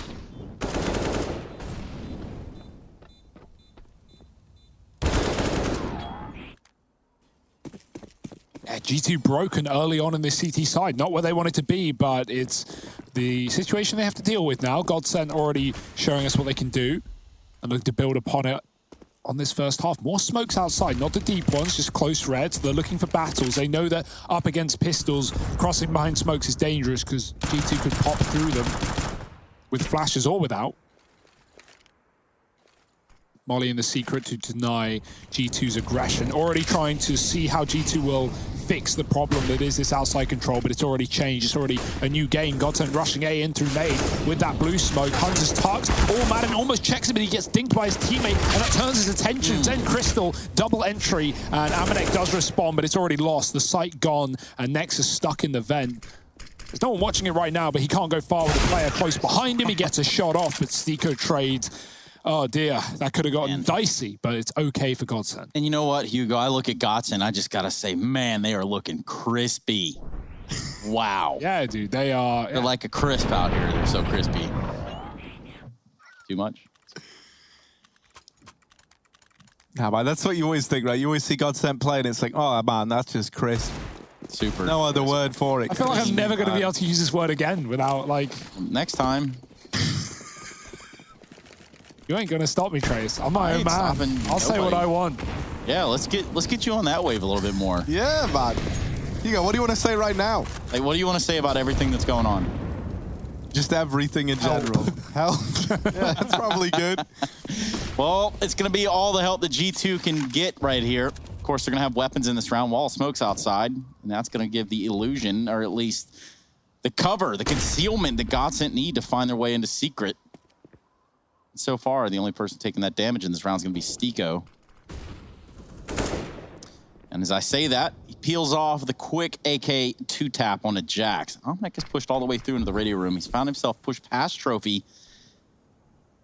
And he's got full lobby control right now, albeit Stiko not far. Definitely not to be confused with Farlig. Who? Farley? Farley, yeah. Oh, the timing. He got confused. He was thinking about it. Yeah, he turned around, is watching main, and Amanek comes in on the lobby wrap. G2's taking control, but not for long. Zen Trades, he's had a great start to this game, 12-2, and looks to continue on this A site. Godsent, they've taken A from every position possible. They came main last round, they've run through the hut, now they're coming up through heaven, and even though Hunter knows about it, there's so many players to trade. All dear the secret rotation, a few seconds too late. Hunter gets one instant response. Nexa trying to stop the AWP from crossing in, and he does. That sets G2 up for the 2-on-2. Yeah, they only know about Nexa here, so Kenny is still the question mark. They haven't been able to spot him yet. Madden gonna get naded there. Not the most damage, but softened them up with this M4 now to that one shot. Well, never mind. Madden just gonna go ahead and respond with the double kill from the back of the site. He'd been very, very quiet in these first 5 rounds of play, but here we have him breaking that silence. And once again, breaking the money of G2. My word, like they've had 2 sets of buys thus far in this game. Trace, aren't you so glad that you confidently said before this map began that Godsent were going to steamroll G2 and it wouldn't even be close? Don't recall that, but I guess we'll go back and watch the VODs tonight, as we always do. No, I don't know that G2's showing up right now. It's going to take a little bit. Perhaps they're going to wake up. Perhaps they're going to give us a show here because of right now, only one SMG, and, well, there's the show. Hunter has put it on. He takes out Crystal. Things begin to slow down just a little bit again. Number advantage in favor of G2. Again on an eco here. Yeah, Godsent were really hoping that would at least find an opening kill so they could push off the back of it, but with an immediate death. Not a lot of info. He sees 2. Godsent don't want to throw everyone into that A site. G2 holding on all around the map. They haven't got any lower control either. No need with the vent being covered. And outside, they're just gambling that it's open. Nexa can watch the cross to hell, so that's not a worry. But they know that Godsent, if they want, they can walk down to B from Secret anyway. So just a gamble for G2 on this pistol round. Now the vent play coming through. Hunter, he's dropped off. He's so blind. And so is Zen, I think, looking at the top of the hut. Open to Nexa in the back. Stiko does go down, but now he's got to come back up for the bomb. If he gets this and gets away, that will be impressive. But this fade is coming through, and Hunter waiting will find his kill. Farley has too many angles to choose from, and Madden now waiting for the smoke fade. There it is. Better late than never. 3 from Hunter, and G2 on the board. Yeah, that all got very, very awkward after the first death, right? The Mac-10 death charge into the A site. And you were bang on, like, you know, looking at the ground as well, so he didn't get flashed, but then in turn, that gives you even less information to go off of. Hunter was like, yeah, all right, I'll take that. And then that was just kind of the mantra of G2 throughout the rest of this round. Like, yeah, we'll take that. Ooh, another one. Yeah. Like a little buffet, and they were just helping themselves one piece at a time. If they got the second player down the vent, Stiko does get down, but the bomb gets stuck, and that makes all the difference. If the bomb was down, then Godsent could have, who didn't need to rush A, they could have just played around that plant. Crystal's been spotted, and he does not know it. Jax is so close. And so no one needs to peek outside for G2. Jax has his confirmation, and Crystal is desperately looking for him, but he has no idea yet. Stiko's gone on ramp meanwhile, and then Crystal dropped as he climbs up the boxes by Jax. So this is a great start again for G2. Yeah, seemingly from nowhere, right? This was looking like it was going to be a guaranteed 7-0 scoreline, and then with the force buy, they find their first, and now they sit on the precipice of taking a second round. That's probably the biggest word I've used while casting in a long while. I like it, though. Yeah. Precipice. Precipice. Respect. Well, Respectipus. Respectipus. Is that one of Nip's magic? Yeah, it's right up there with Hampus, Rampus, Respectipus. Respectipus. It's on, I think, on all the Swedish coins. How many legs does a Respectipus have? Oh, Well, less faces than Zen has, that's for sure. He just gets his removed. Farley left in this one. He does deal with the first man, but that's probably it for the tale of Farley in this round. I like the strap on that outfit. That's pretty cool. I'm here to offer like a look at the... Is it a backpack though attached? No, man, that looks like it's like a little holster. Godsend merch is cool. Pretty that's popular. Fashion. Okay. Yeah. Sorry, I don't understand. Fashion. Godsend merch is cool, man. I'll admit that. Godsend have some cool things out there. I think the most audacious thing I've seen Hugo wear while we've been here was a checkered shirt with Burberry trousers. Burberry now? Yeah. I'm really sure what that is. Oh, that's the pattern on your jogging bottoms, man. I know all about. Been looking at his bottoms. Yeah, man. Of course, you know. Cut Nice. the line, guys. Cut the mics. Well, that'll be that. I'm just kidding. They didn't cut us off. But yeah, not yet. Yeah, not yet. We do see the AWP back in Kenny S's hands. And here we go. Finally, it's gonna be G2 that have some firepower here and an advantage over Godsend. Just one AK there on Farley, not to be confused with Farley, but they are the same person. And so far, the Molotov has actually stopped everyone in their tracks.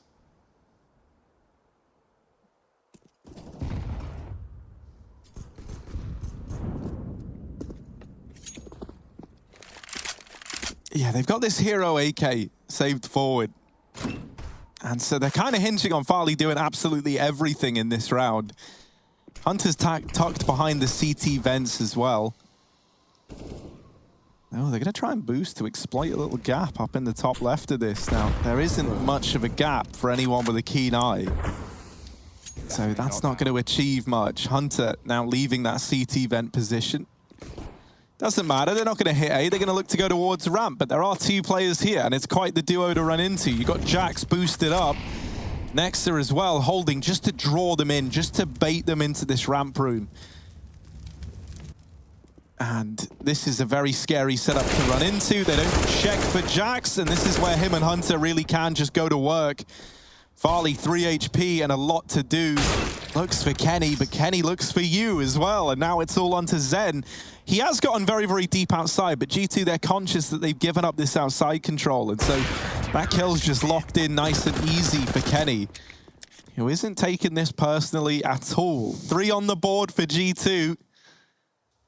And the money has recovered for Godsend. It's only going to be Farley who is a little more limited here in this round, but the rest of the gang should be fine. Yeah, that just stalls the AWP out though on this T side, which is a bit of a shame. That being said, Godsend already have like the building blocks of this half. 6 is fine. Obviously, you definitely want more when it's your map pick, and this game's pretty T-sided right now anyway, especially online.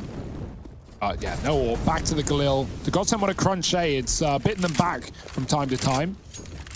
Hunter falling off the hut roof. Crystal's out, dude. He's waiting on the reload with the flash through. That's perfect. Not quite, actually. Crystal falls. He had the drop on him, but shooting too early. Amanek burning. Has to drop a smoke. He hides behind it as Farley goes for the cross. Oh, dear. Amanek's now trapped. There's no nades to get rid of him. And Kenny's on the flank. They turn around and deal with it. Not fully committed to that A site with Godsend. And now Ramp is an opportunity. There's 2 CTs here. The AWP is posted for Farley. He takes down Jax. And Nexa's now trapped. Farley doubles down. And this is where you want him on the big green. He's found himself 2, 3 in the round. Amanek has dropped lower in time, but in a 1-on-3 with 30 HP, even though they won't expect him, well, they will be able to deal with him. Stiko shuts it down, and Godsend 7-3. This is a great T-side right now. Yeah, you feel like it's gotten even more deadly now with Farley getting his hands on that AWP, right? And no less, it's Kenny S's AWP, so that's a scary prospect indeed.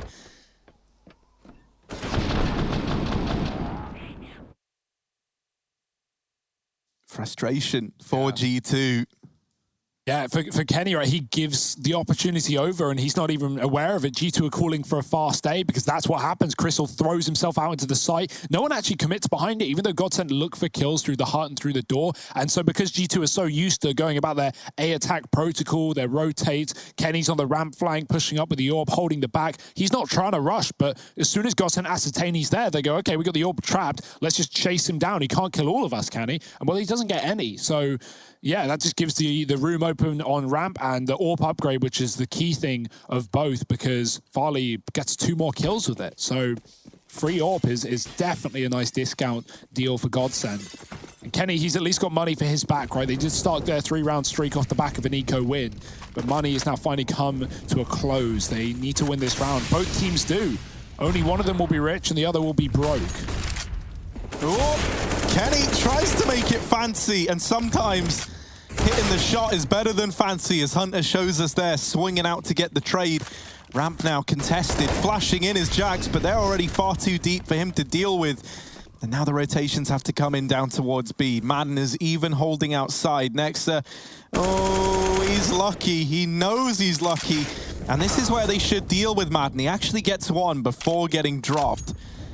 And so for Amanek and Nexa in this 2-on-3, the temptation might be there to save, as the money has never really been in a good spot for G2, and this round would really solidify that. So it will be the save for these two remaining players. This B play is really causing some problems for G2 right now. They have had some good solutions to it, right? But you can't double ramp every single time in the way that they have been with like these boosts and these deep setups. And that has often been the solution, but it's just trying to time that so that Godsend aren't exploiting other avenues on the map. And they've been very good at that as well, right? Like, it's hard to find solutions in a CT side of Nuke when every round the T's call something different, and you're always kept on your toes. There's so many options for the T's to do, and the CTs don't want to play over aggressive because we've seen how that can, you know, hurt you.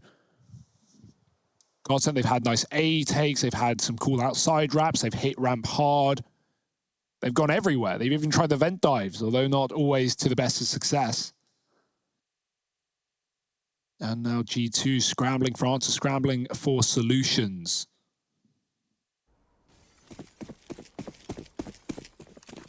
Before all of that, an eco. Got to rely on Kenny and Amanek to do the heavy lifting in a round where only 2 guns have been saved. Kenny's taken his AWP towards door, moved away from the ramp room. He can assist outside, but he won't hang around for long.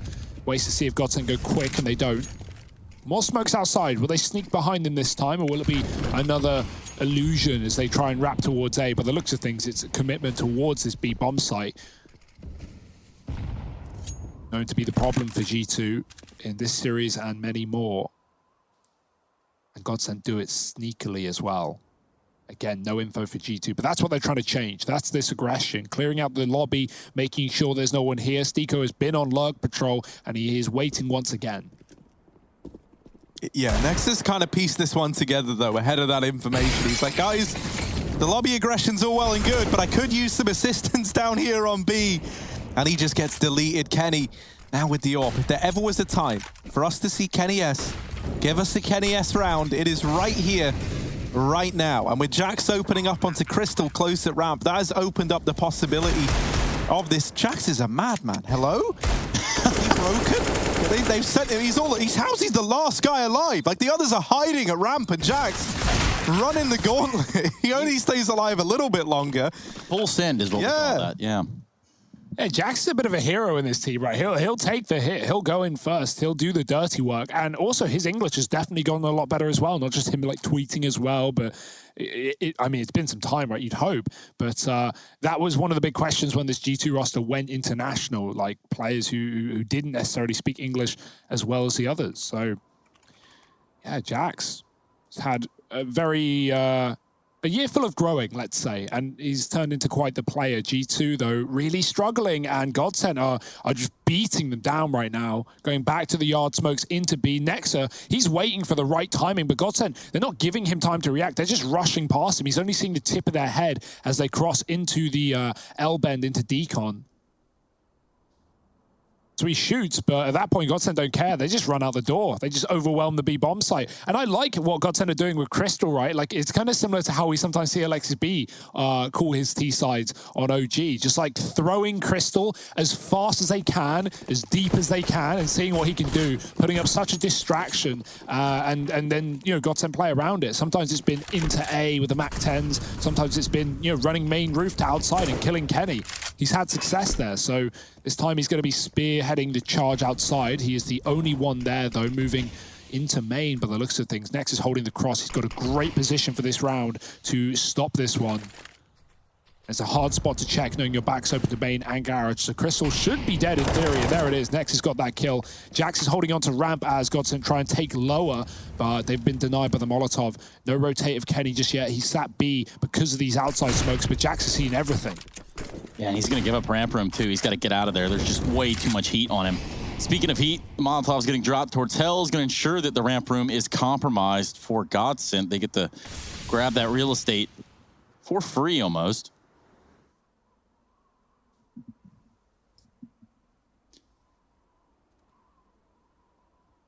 Yeah, Godsent are looking to hit them with the old fake, though. And G2, they've not over-rotated here. They've played this one pretty safe. Just 2 players down on B. Kenny is waiting at the base of the vents to deny a drop and then maybe come up on rotation if needed. Talk about combat opping. Good grief. Look, I'm sliding on out of the squeaky door. Amanek from the Raptors. Some might even call it Mustang once upon a time. Reaches in for 2 before he's eventually traded out. Stiko has the frag. 2v3. 20 seconds on the clock. That flash was excellent. It pushed Nex out. He had the cross. He could have denied the bomb with 10 seconds left, but now he's got to wait for the plant to come through. G2 can play retake, but no kit means time is of the essence. And a Heaven plant with no position for G2 up there. It's covered by Stiko. Kenny came up the fence. Stiko watching his backline. He needs to care about the ladder too. That's where Jax waits for the right time to strike. If he flies up, Stiko has to hit a flick, and now he definitely does. His attention diverted. He looks around at the right time. 1-on-2 for Stiko, and they're in the site. He knows about it. They don't have a kit, but that molly's going to keep them back, and no one's on the bomb. Finally getting the stick in. Nexa takes a nade, and Stiko going in. He's got to check this one out. He's killed Kenny. Going down. He's got the second, and there should be time, but it's going to be close here for G2 as they pick up their 4th round by the looks of things. Oh, to get off the bomb there with only a few seconds remaining for Nexa, that was a hard call to make, but with Kenny dead, it was the right call. And you wonder for Stiko, you know, it's obviously passed through his mind. Do I run through this Molotov? I've got to be wary of that second player. He actually gets that first frag, and then, you know, he's able to pull him off the bomb. It's just not enough time. That Molotov was everything for the side of G2. Yeah, and Nexa right there shows us why it's important not to just reface off the back of losing an angle, right? When Farley flashes him off main and he backs out, he doesn't immediately go back in and look for the fight. Farley was posted with the AWP. That would have been Nexa dead, and that would have been Godsent winning the round. So sometimes it is better to play safe, wait for your team, and yeah, get that defuse in. Nexa does it. G2 live to fight another round. Outside smokes allow Crystal to cross, and it's looking like they might try and split this B bomb site. Now G2, they haven't seen anything outside. Oh dear. Jax has somehow lived to tell the tale there. And now has the rotation from Kenny. So in this situation, G2, they are looking to contest this ramp room and fight for it. But losing Jax and Kenny going back in for more. There are a lot of bodies on this angle now. Kenny drops the flash, and it does get them off the angle. That gives him a second chance. And Kenny's not the man you want to give second chances to. Now on the back of holding down ramp room, G2 have just afforded a lot of players into this A site. The bomb might try and drop down the vent. Stiko's throwing a smoke into main in the hope that that can help get them there. I'm assuming that's the idea, especially with Crystal still down in this B bomb site. But it doesn't matter because G2 know that this bomb was towards ramp. And Kenny in with another. This is 3 in the round for Kenny S. Finally, they lay him to rest. And while this has happened, Crystal is wrapped into ramp. And G2 don't know about it. They've got no idea. So now there's a path opened on the back of this wrap from Crystal down into the B site. And G2, they're going to be nastily surprised as this plant does come in down at B. But Godsent had to run, and that gave away all the info. So G2 are actually already here before Godsent have the plant in. Nex is ahead of the Molotov. Crystal has no clue. Oh dear, pick a side, and he's got the right one. Flicks back for Nexa and sprays down the second. That looked like it was lost. He looks away for the plant. Crystal sees the barrel and swings, and Nexa does deal with them both. Oh boy. Yeah, like you said, that should have been a surprising plant, Harry. Like G2 weren't considering it, but because there were only 25 seconds, Godsent start to run. They actually could have snuck a lot longer there, but they wanted to leave themselves ample time to take B. And in fact, with the running, it just allows G2 to early rotate. Kenny is so mobile in this game as well, right? AWPing ramp, running back to A within seconds. He's dropping B as well when we see these lower takes if he's still alive. Yeah, I like the mobile AWP on the CT side of Nuke. That being said, G2, they're just trying to bail out water from this sinking boat because Godsend, they've got 19 rounds. This is excellent for Godsend. If they can find double digits in this half, they are well on the way to taking their map pick. Oh, Crystal tries to peek ahead of the smoke.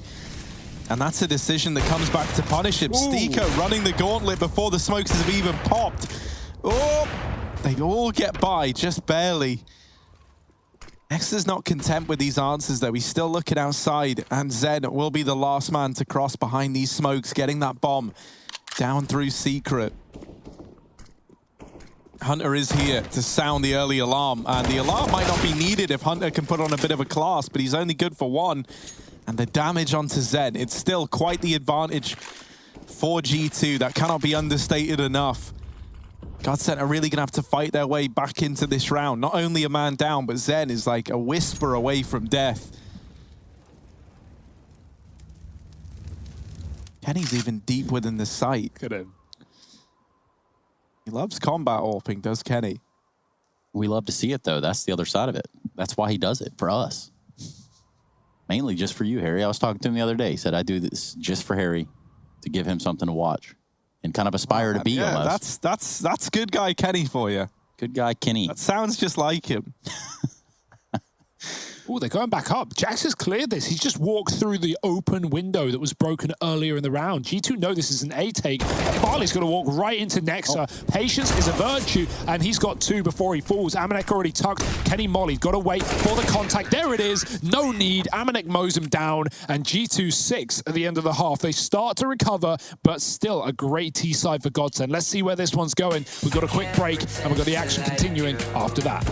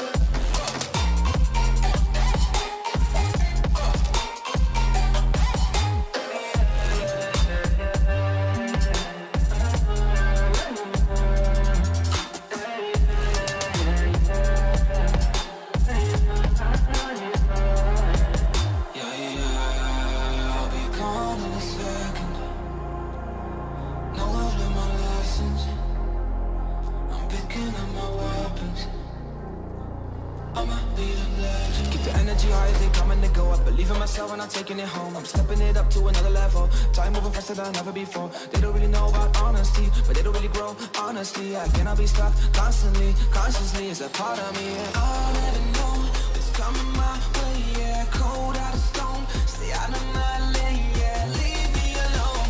This is my moment. Finally found what lights up my fire.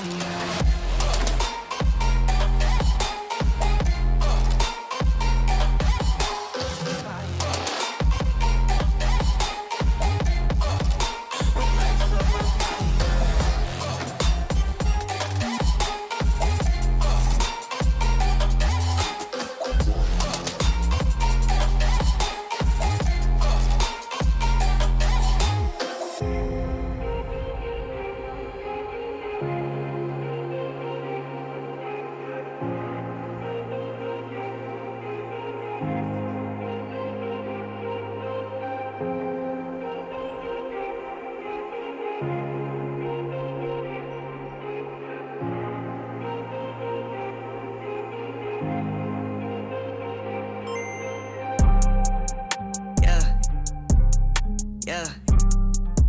Black sheep, black sheep, black sheep, black sheep. I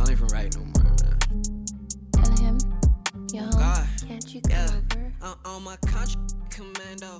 Pulling up with clips extendo.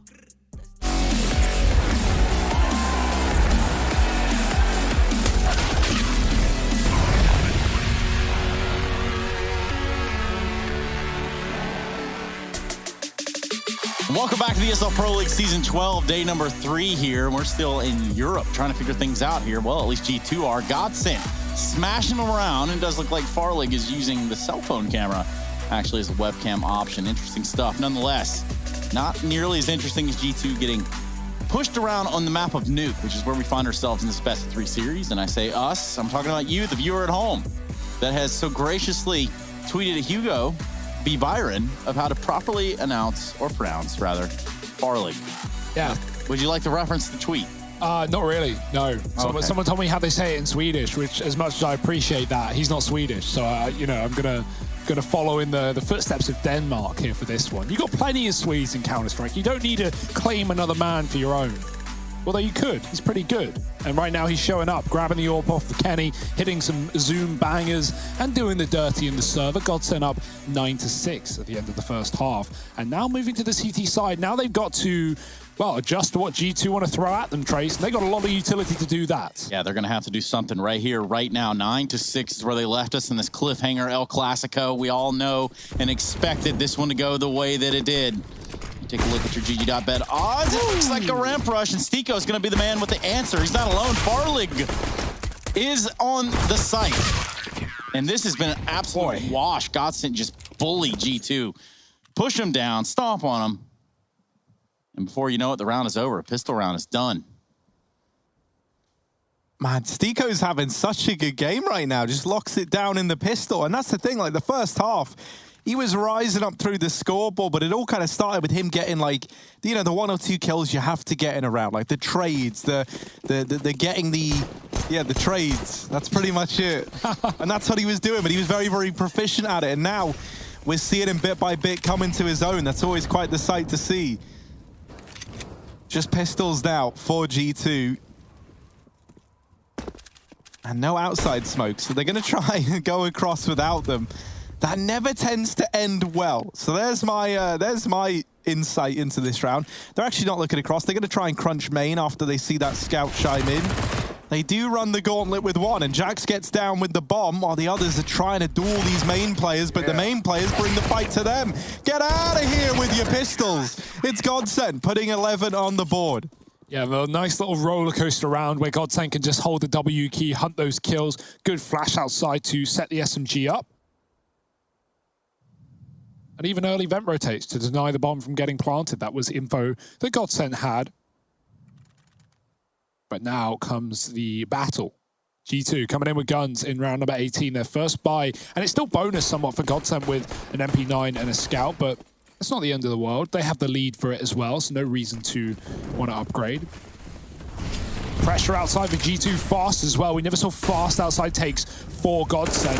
Oh dear, and they've already done damage. Farley gets taken out in Hellside. Then going to swing wide, but Kenny's got his number as well. 2 kills for G2, and they don't even need to drop lower, not with that one, as Amanex now found another one. Everyone's throwing their bodies outside. Godsent trying to stop these Ts, and instead, well, they will just dig themselves deeper. Stiko stuck down below, and G2 are all above him, making loud noises. I said he was great at getting the trades, and he would need to get 4 to trade this round back out into a 1v1.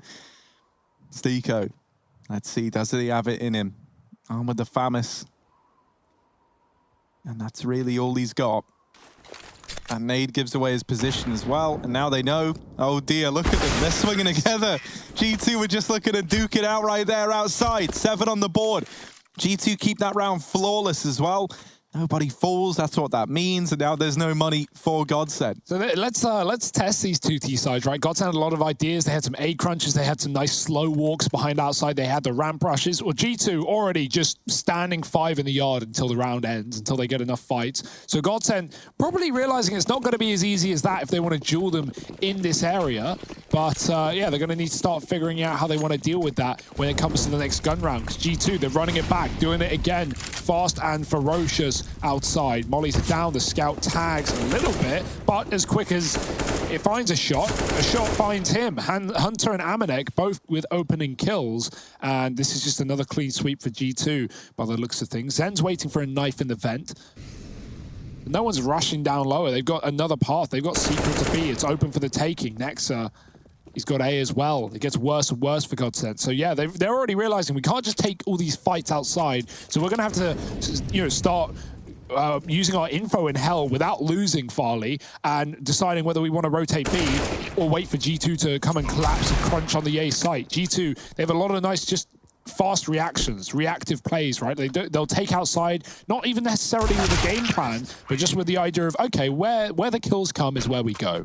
And that's that round for you. Nice and quick. 8 for G2. Godsend, their first full buy, chance to show us what they got.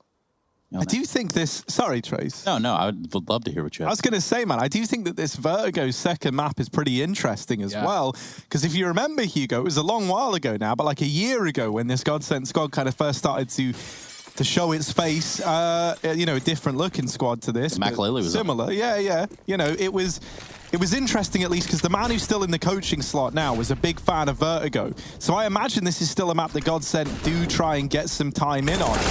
But I'm going to hold that thought because Zen has opened this round up, shutting out Hunter already. It's looking like G2, they just wanted to crunch this A site, and on the back of burning out Zen, they do slow it down somewhat now, especially with Farley making his presence known over here towards Hell.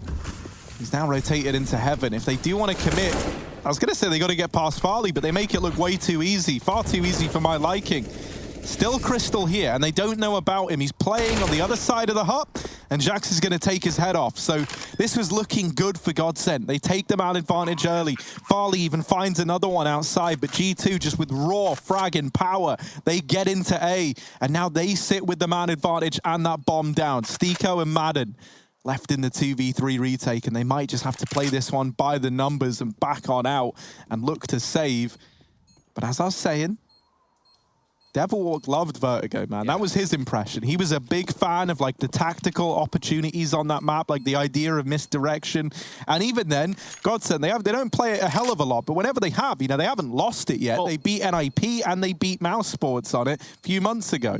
So, they do have a bit of a record there. It's not like they're going into a map blind and going, oh my goodness, like what's going to happen? We don't know. Yeah. Let's think about Vertigo a year ago as well. I mean, there were not a lot of teams that were just grabbing Vertigo by the horns and saying, hey, we'll take this map on full force, whereas Godsend, when they did find that sort of rhythm and that success, why would you not continue to run that, G2, well, we're also one of those teams, funnily enough, right? Like, it's not a go-to for them, but it's one that I think, was it DreamHack Tour, Harry? Am I saying the right event? The first event where we worked, when Vertigo came out, and G2, I remember them playing it in the final. Maybe they lost. I know Mouse Sports won that event with a new roster. Maybe I'm thinking of the wrong event. No, I think you are thinking of the right event there, Hugo. Thinking going on around. Yeah, there's a lot of thinking. Too much of it. There's a lot of, not events, just regular events as well, that maybe would have been the plan for G2, but actually it's just this fast A play.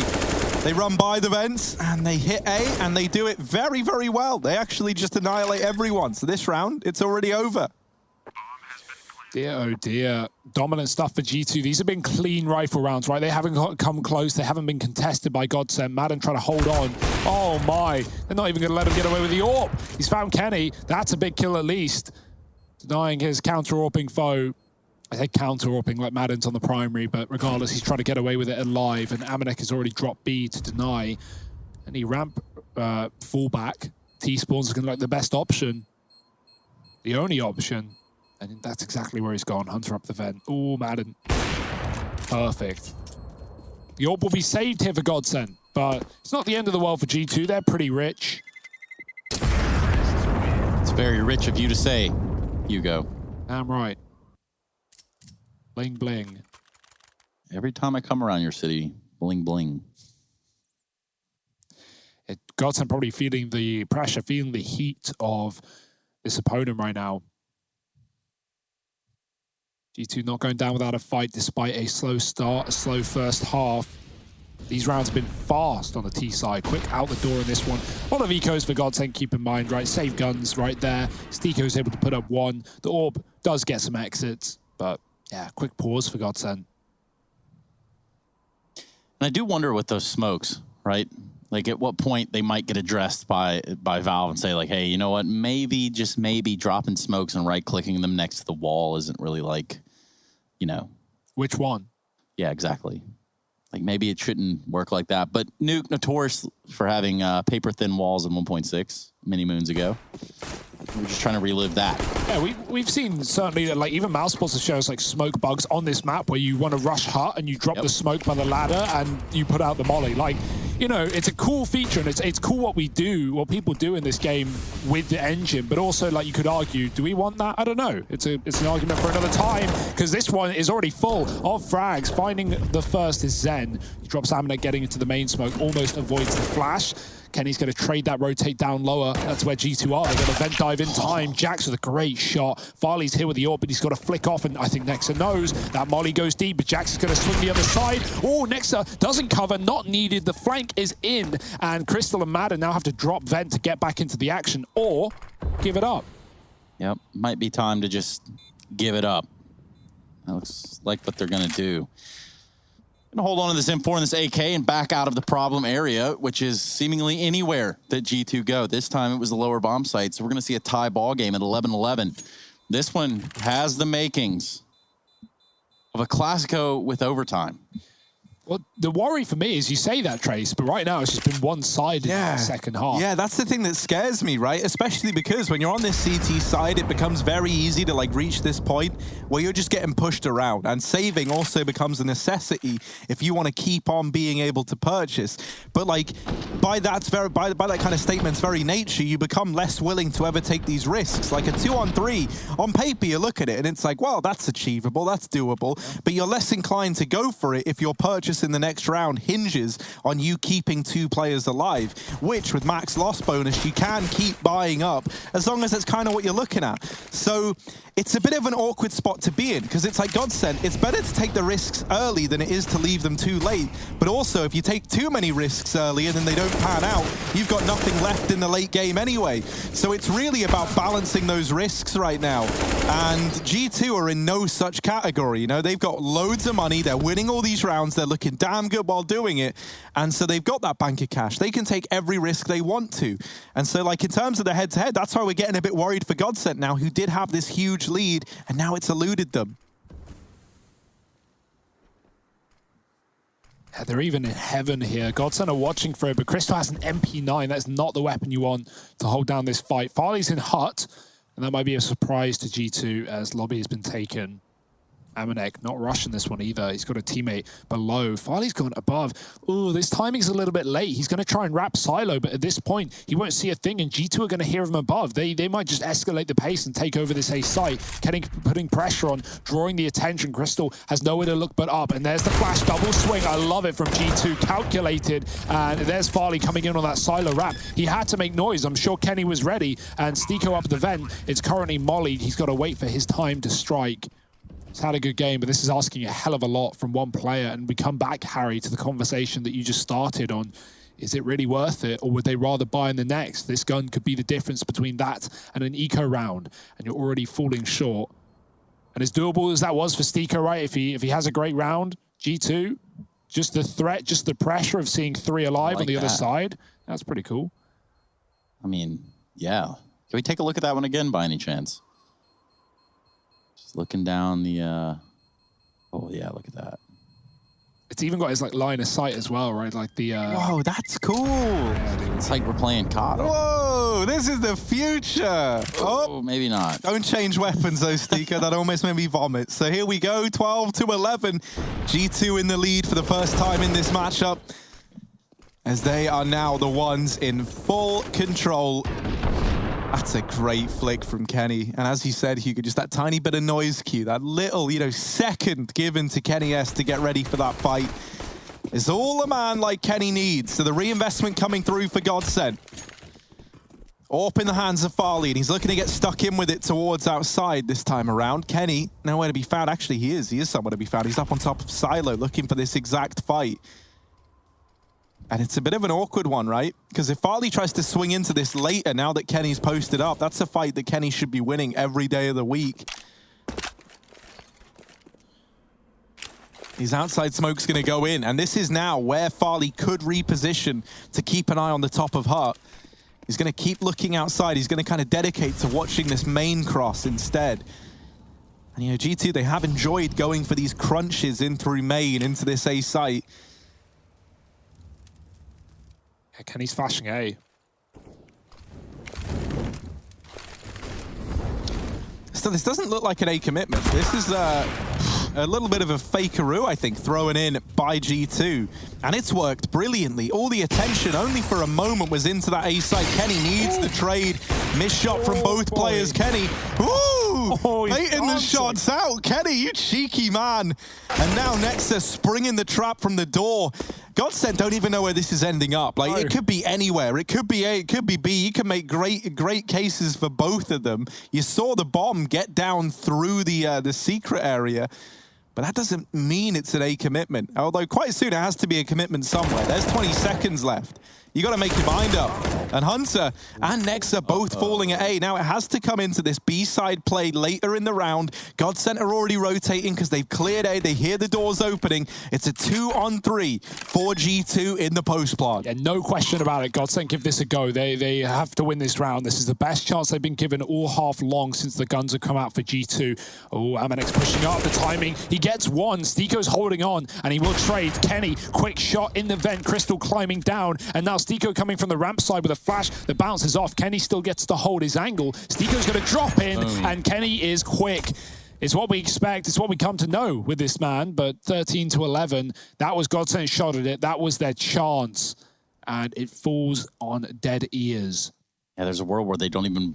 I think it was Amanek there at ramp. There's a world where he doesn't even win that or get one right here. And that probably changes the face of that round. But Kenny, good positioning. And we'll set up for this last one to take down Stiko. So I actually really like the take as well. Right? Like Harry said, like they did look like A. If Nexa didn't die to Crystal swinging out vent, that probably would have been Kenny coming back out secret and going, you know, into A. He just didn't want to get seen by the AWP in heaven that was hanging around. But once they know it's looking A and the kills come through for Godsend, G2 go, well, we have secret. We can just go B. We know there's no rotates. Godsend is scared of A. Are they? Oh, well, Zen try. He was literally a second away from hitting the timing as well. Really, a second earlier or later would have suited him well there. Crystal with the scout desperately trying to find something through this smoke, but they are already past him. Down into the B site they go. They're going to leave Kenny S and Nexa to keep dueling outside. Kenny, what can he offer? Oh, missed shot onto Crystal.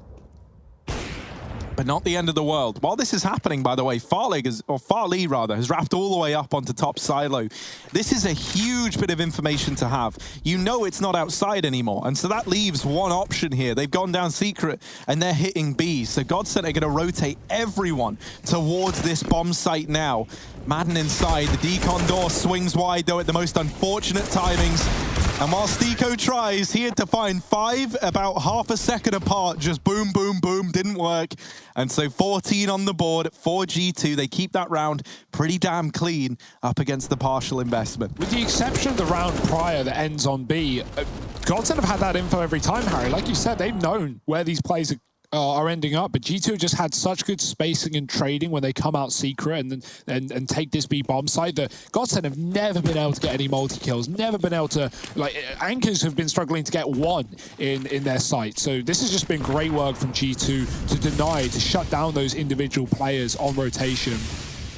More fast yard control, it's only Amanek. Farley. Oh, that's perfect. Amanek drops the smoke. Farley picks the angle perfectly, and it takes him down. The rest of G2 going ramp. Stiko, he's about to get this info. He has a grenade. It could do damage. It goes far, but it's hit a good bit of health off. The AWP fires off, and Kenny trades Nexus death to Farley. Now a 2-on-4. Okay, 2-on-3. G2 won it last time, but this is Godsend's round through and through. G2 would need to do so much to make this theirs. No one's watching heaven. That's my only worry. But Crystal should be able to turn around on a timing eventually. Shouldn't stay here forever, especially if G2 start to make noise. So there it is. He falls off the top and starts holding instead. G2 roaming around looking for kills. But Godsend, I like this aggressive play there. They're not just waiting around and gambling 2-2 on a site. They're looking for info. They're looking for G2, and they might just find what they want. Oh, timing couldn't be worse for Kenny. And now Crystal should have this kill locked in. This might be 12 for Godsend. Hunter, 1v4, and an insane 1v4 to have to pull off. They've still got one player down in B, but now a third man rotates in to reinforce the A site, and Crystal was there, ready and waiting. So Godsend, 12 now on the board. And the way that they navigate that 4-on-2 is great. They don't give breathing room over, as you say. They do just hunt down these remaining players. But this is one of the problems, right? G2, the money was always in their favor, and that much hasn't changed. You know, these buys are still coming in regardless. And so you do have to grind your way back to a victory if you're Godsend. It's not the case that, you know, winning that one round there resets your opponents, and then you've got a nice, easy path to the finish line here on this map. No, couldn't be further from the truth. Amanek's got max money almost, for crying out loud. He can buy till the end of time. He's all fine. If G2 on CT side, then maybe that could have done it, but not on the T side. They hit 8 rounds in a row, Harry. So yeah, this is not an easy one for Godsend. You know, even though they get away with 4 alive, all it would take is one reset round, and the map probably falls in favor of G2 at that point, because they break the cash back and have map point on Godsend's pick. That's Nuke to start this series. We've got Vertigo coming up after this one, no matter when that will be. And that's going to be an exciting matchup, as this already has tended to be. Madden running through the Molotov, taking A, dropping the smoke. Oh dear, it bounces past the body, goes in deep as well. He's going to try and fight with it. It's perfect. They have nades out. Kenny caught next to Trades. They're going to try and hit A, but into the shotgun they go. Jax getting 1 for 1, and these anchors are finally holding. Godsend are trading effectively, but as soon as I say that, Amanek strikes back. The rotate on upper is good for Farley, and it's perfect for Godsend. 2 players standing. Farley does the damage, and everyone traded 1 for 1 there until Farley shuts it down at the end. So that was what we wanted from Godsend all this time along. A 4-man A setup that works wonders. The climb back. Well, they're back in the game now, but it's G2. They're going to have some money to spend here. So let's see, perhaps, just maybe. I'm not saying, but there's still a chance here for G2.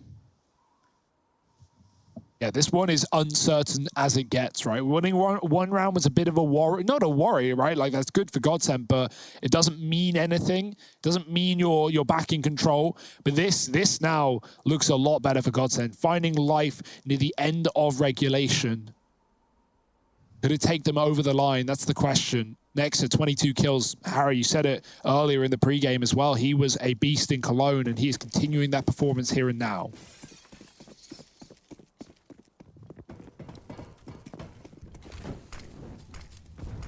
Yeah, GT do have to be careful, though, because while a lot of them still have cash, that doesn't apply to the whole squad, and they are kind of teetering at a point now where Godsend, if they pick this up, they can leap, skip, and jump their way to a win here on their map pick of Nuke.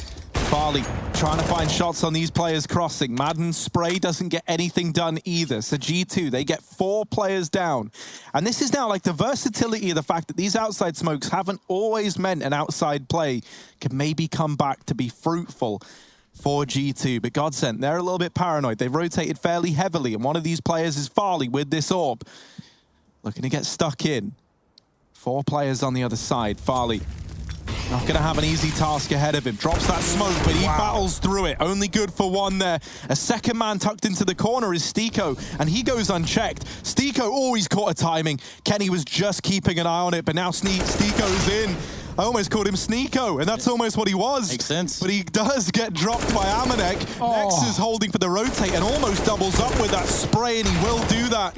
Crystal does manage to trade, but it's a little late in the round, and this 1v3 feels unwinnable, looks unwinnable. It's not a nice spot to be in, and he might just have to... I was going to say he might have to save, but he's going to flash himself for a peek down through the vent. Yeah, he's got to aim higher for that one. That one was pretty cool, though. Oh, I love that flash. You got to aim higher and a little bit to the right. It looks like you know what you're doing in that moment. Yeah. Until it lands, and then... It's really good when you get it right. It pops at just at the bottom of the ladder. It's great for popping your teammate in, but the timing's good for you to do it as well. Unfortunate, Crystal. He's got his tricks on this map. Maybe not all of them as refined as the rest, right? We saw them actually Godsend win a series over, I want to say OG, at 15-14 from Crystal doing the silent drop off of Heaven, if we all remember that one. Yes. Good. And yeah, that's also a fairly easy trick to learn. It looks hard, but do it a few times and you'll get the gist. Yeah, so Crystal, he's got his tricks. Not all of them saving his bacon in this round, though. 15-13, and that was a round of timings, like you said, Harry, from Stiko catching one into B and Amanek faking the bomb because he had no cover. Great awareness from Amanek. We've been sleeping on him, but he's up there on the scoreboard as well. To even Nexa hiding in door, looking away, getting checked, but Godsend thinking it's clear, and then he peeks in a second later and gets 2 kills before Crystal trades on the lobby flank. Like, that's so unfortunate. Crystal's probably calling like lobby clear, and lobby, well, it was not clear. 15-13 for the money now. Zen, he has no idea. Oh, he's going to realize the hard way, running forward and into Hunter. Madden, his turn of the action. He gets a dig, nothing more, and this is falling apart. Yeah, this might be it. Stiko with the dig, only good for 1. We needed him to go huge there. Farley falling, and it's Crystal once again left to clutch. Wasn't able to do it last time. He made noise on the molly, so they know, and Hunter is ready and waiting to go. 16 for G2 on the map pick of Godsend. They go 1-0 up in this series, and now Vertigo right around the corner. A bit of a classic for G2 as we get ready to head into the remainder of this best of 3. So stick around because you don't want to miss it.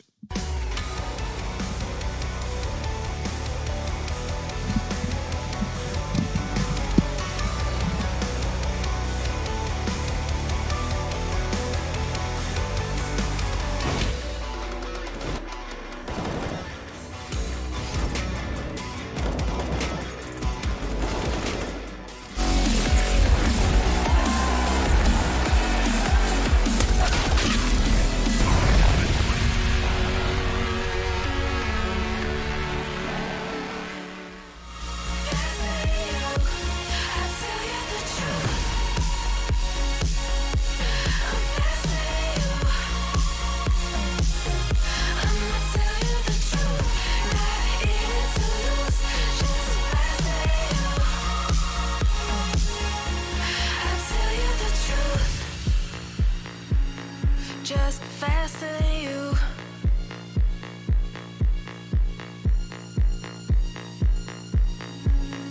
Just faster than you.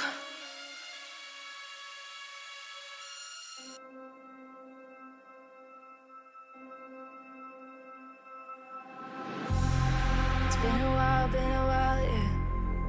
Safe to say over a year. Still it feels like I saw you every day. Tired of hanging around the ones that always need an explanation. I don't need to every day. Explain myself, don't hold it against me if I'm somewhere else. Put all the masks that I had on the shelf. Wish I could stay, but it's bad for my head.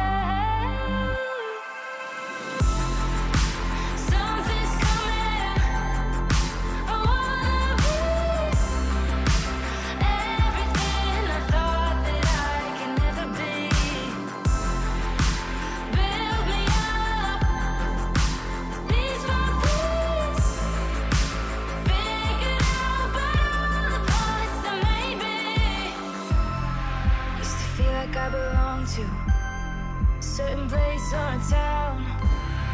Feeling safe, feeling sound when I'm still around. But there's something in the distance. I wanna know what it's like. Don't worry, I'm still with you all the time. Explain myself, don't hold it against me if I'm somewhere else. Put all the masks that I had on the shelf. Wish I could stay, but it's bad for my head. Something's coming.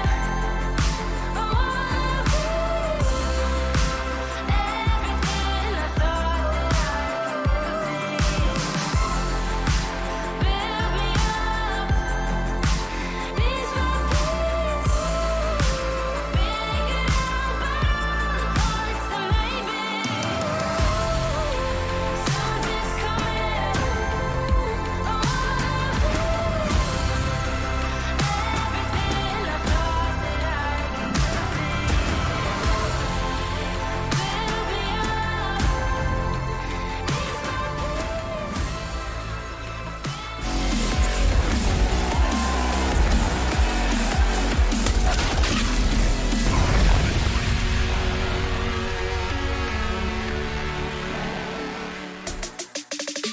We've got the conclusion of our first map, and it's all laid here as the groundwork by G2 on Nuke, and it looked like it went back and forth the whole entire way. That's because it did. 16-13. Welcome back to the ESL Pro League Season 12.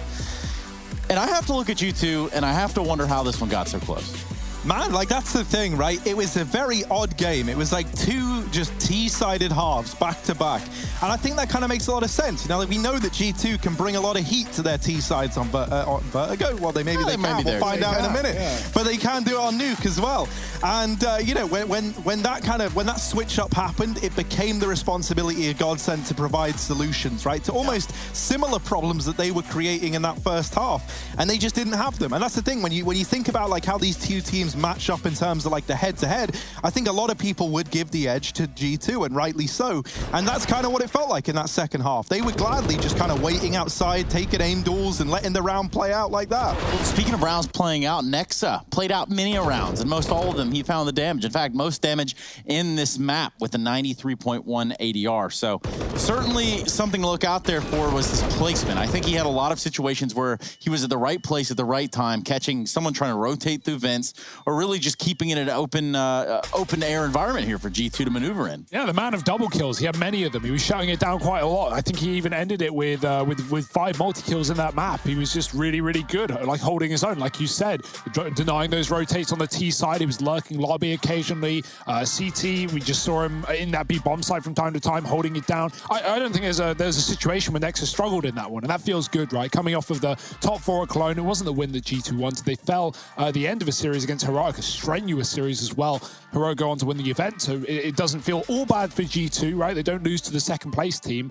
but at the end of the day, I think they wanted more. And here, maybe in the Pro League in Season 12, this is where they can get more, especially inside of their group. Well, they've already started. I mean, they've got more opening kills in the first map. They get the first map. They've got what it seems to be to win the series. However, we're not quite there. I mean, I want to talk a little about Vertigo. You started that a little bit already, and I think Hugo has the floor first. Yeah, well, thank you. I think we both agree. Thank you. We both agree with this one, right? It's one that the G2, they frequented, they like, it's all good in the hood for them, but for Godsent, it's not one that they actually get to play a lot, whether that be them not picking into it or teams not picking into it against them. That's fine. What it means is there's not a lot of data to go off, and in the 2 games Godsent have played, they've won against NIP and Mousesports, one of them being like a double OT win as well. So yeah, there's not a lot of data for G2. I doubt they're sitting here anti-stratting Godsent anyway, but that pays well for Godsent, right? You don't know what you're going to expect necessarily, and considering that one was already close, this one could get closer. Yeah, and speaking of close, things are close over on the B stream. Gen G, Triumph, going toe-to-toe right now. And it's Triumph. They're ahead 14-13. They're on round 28 of Inferno.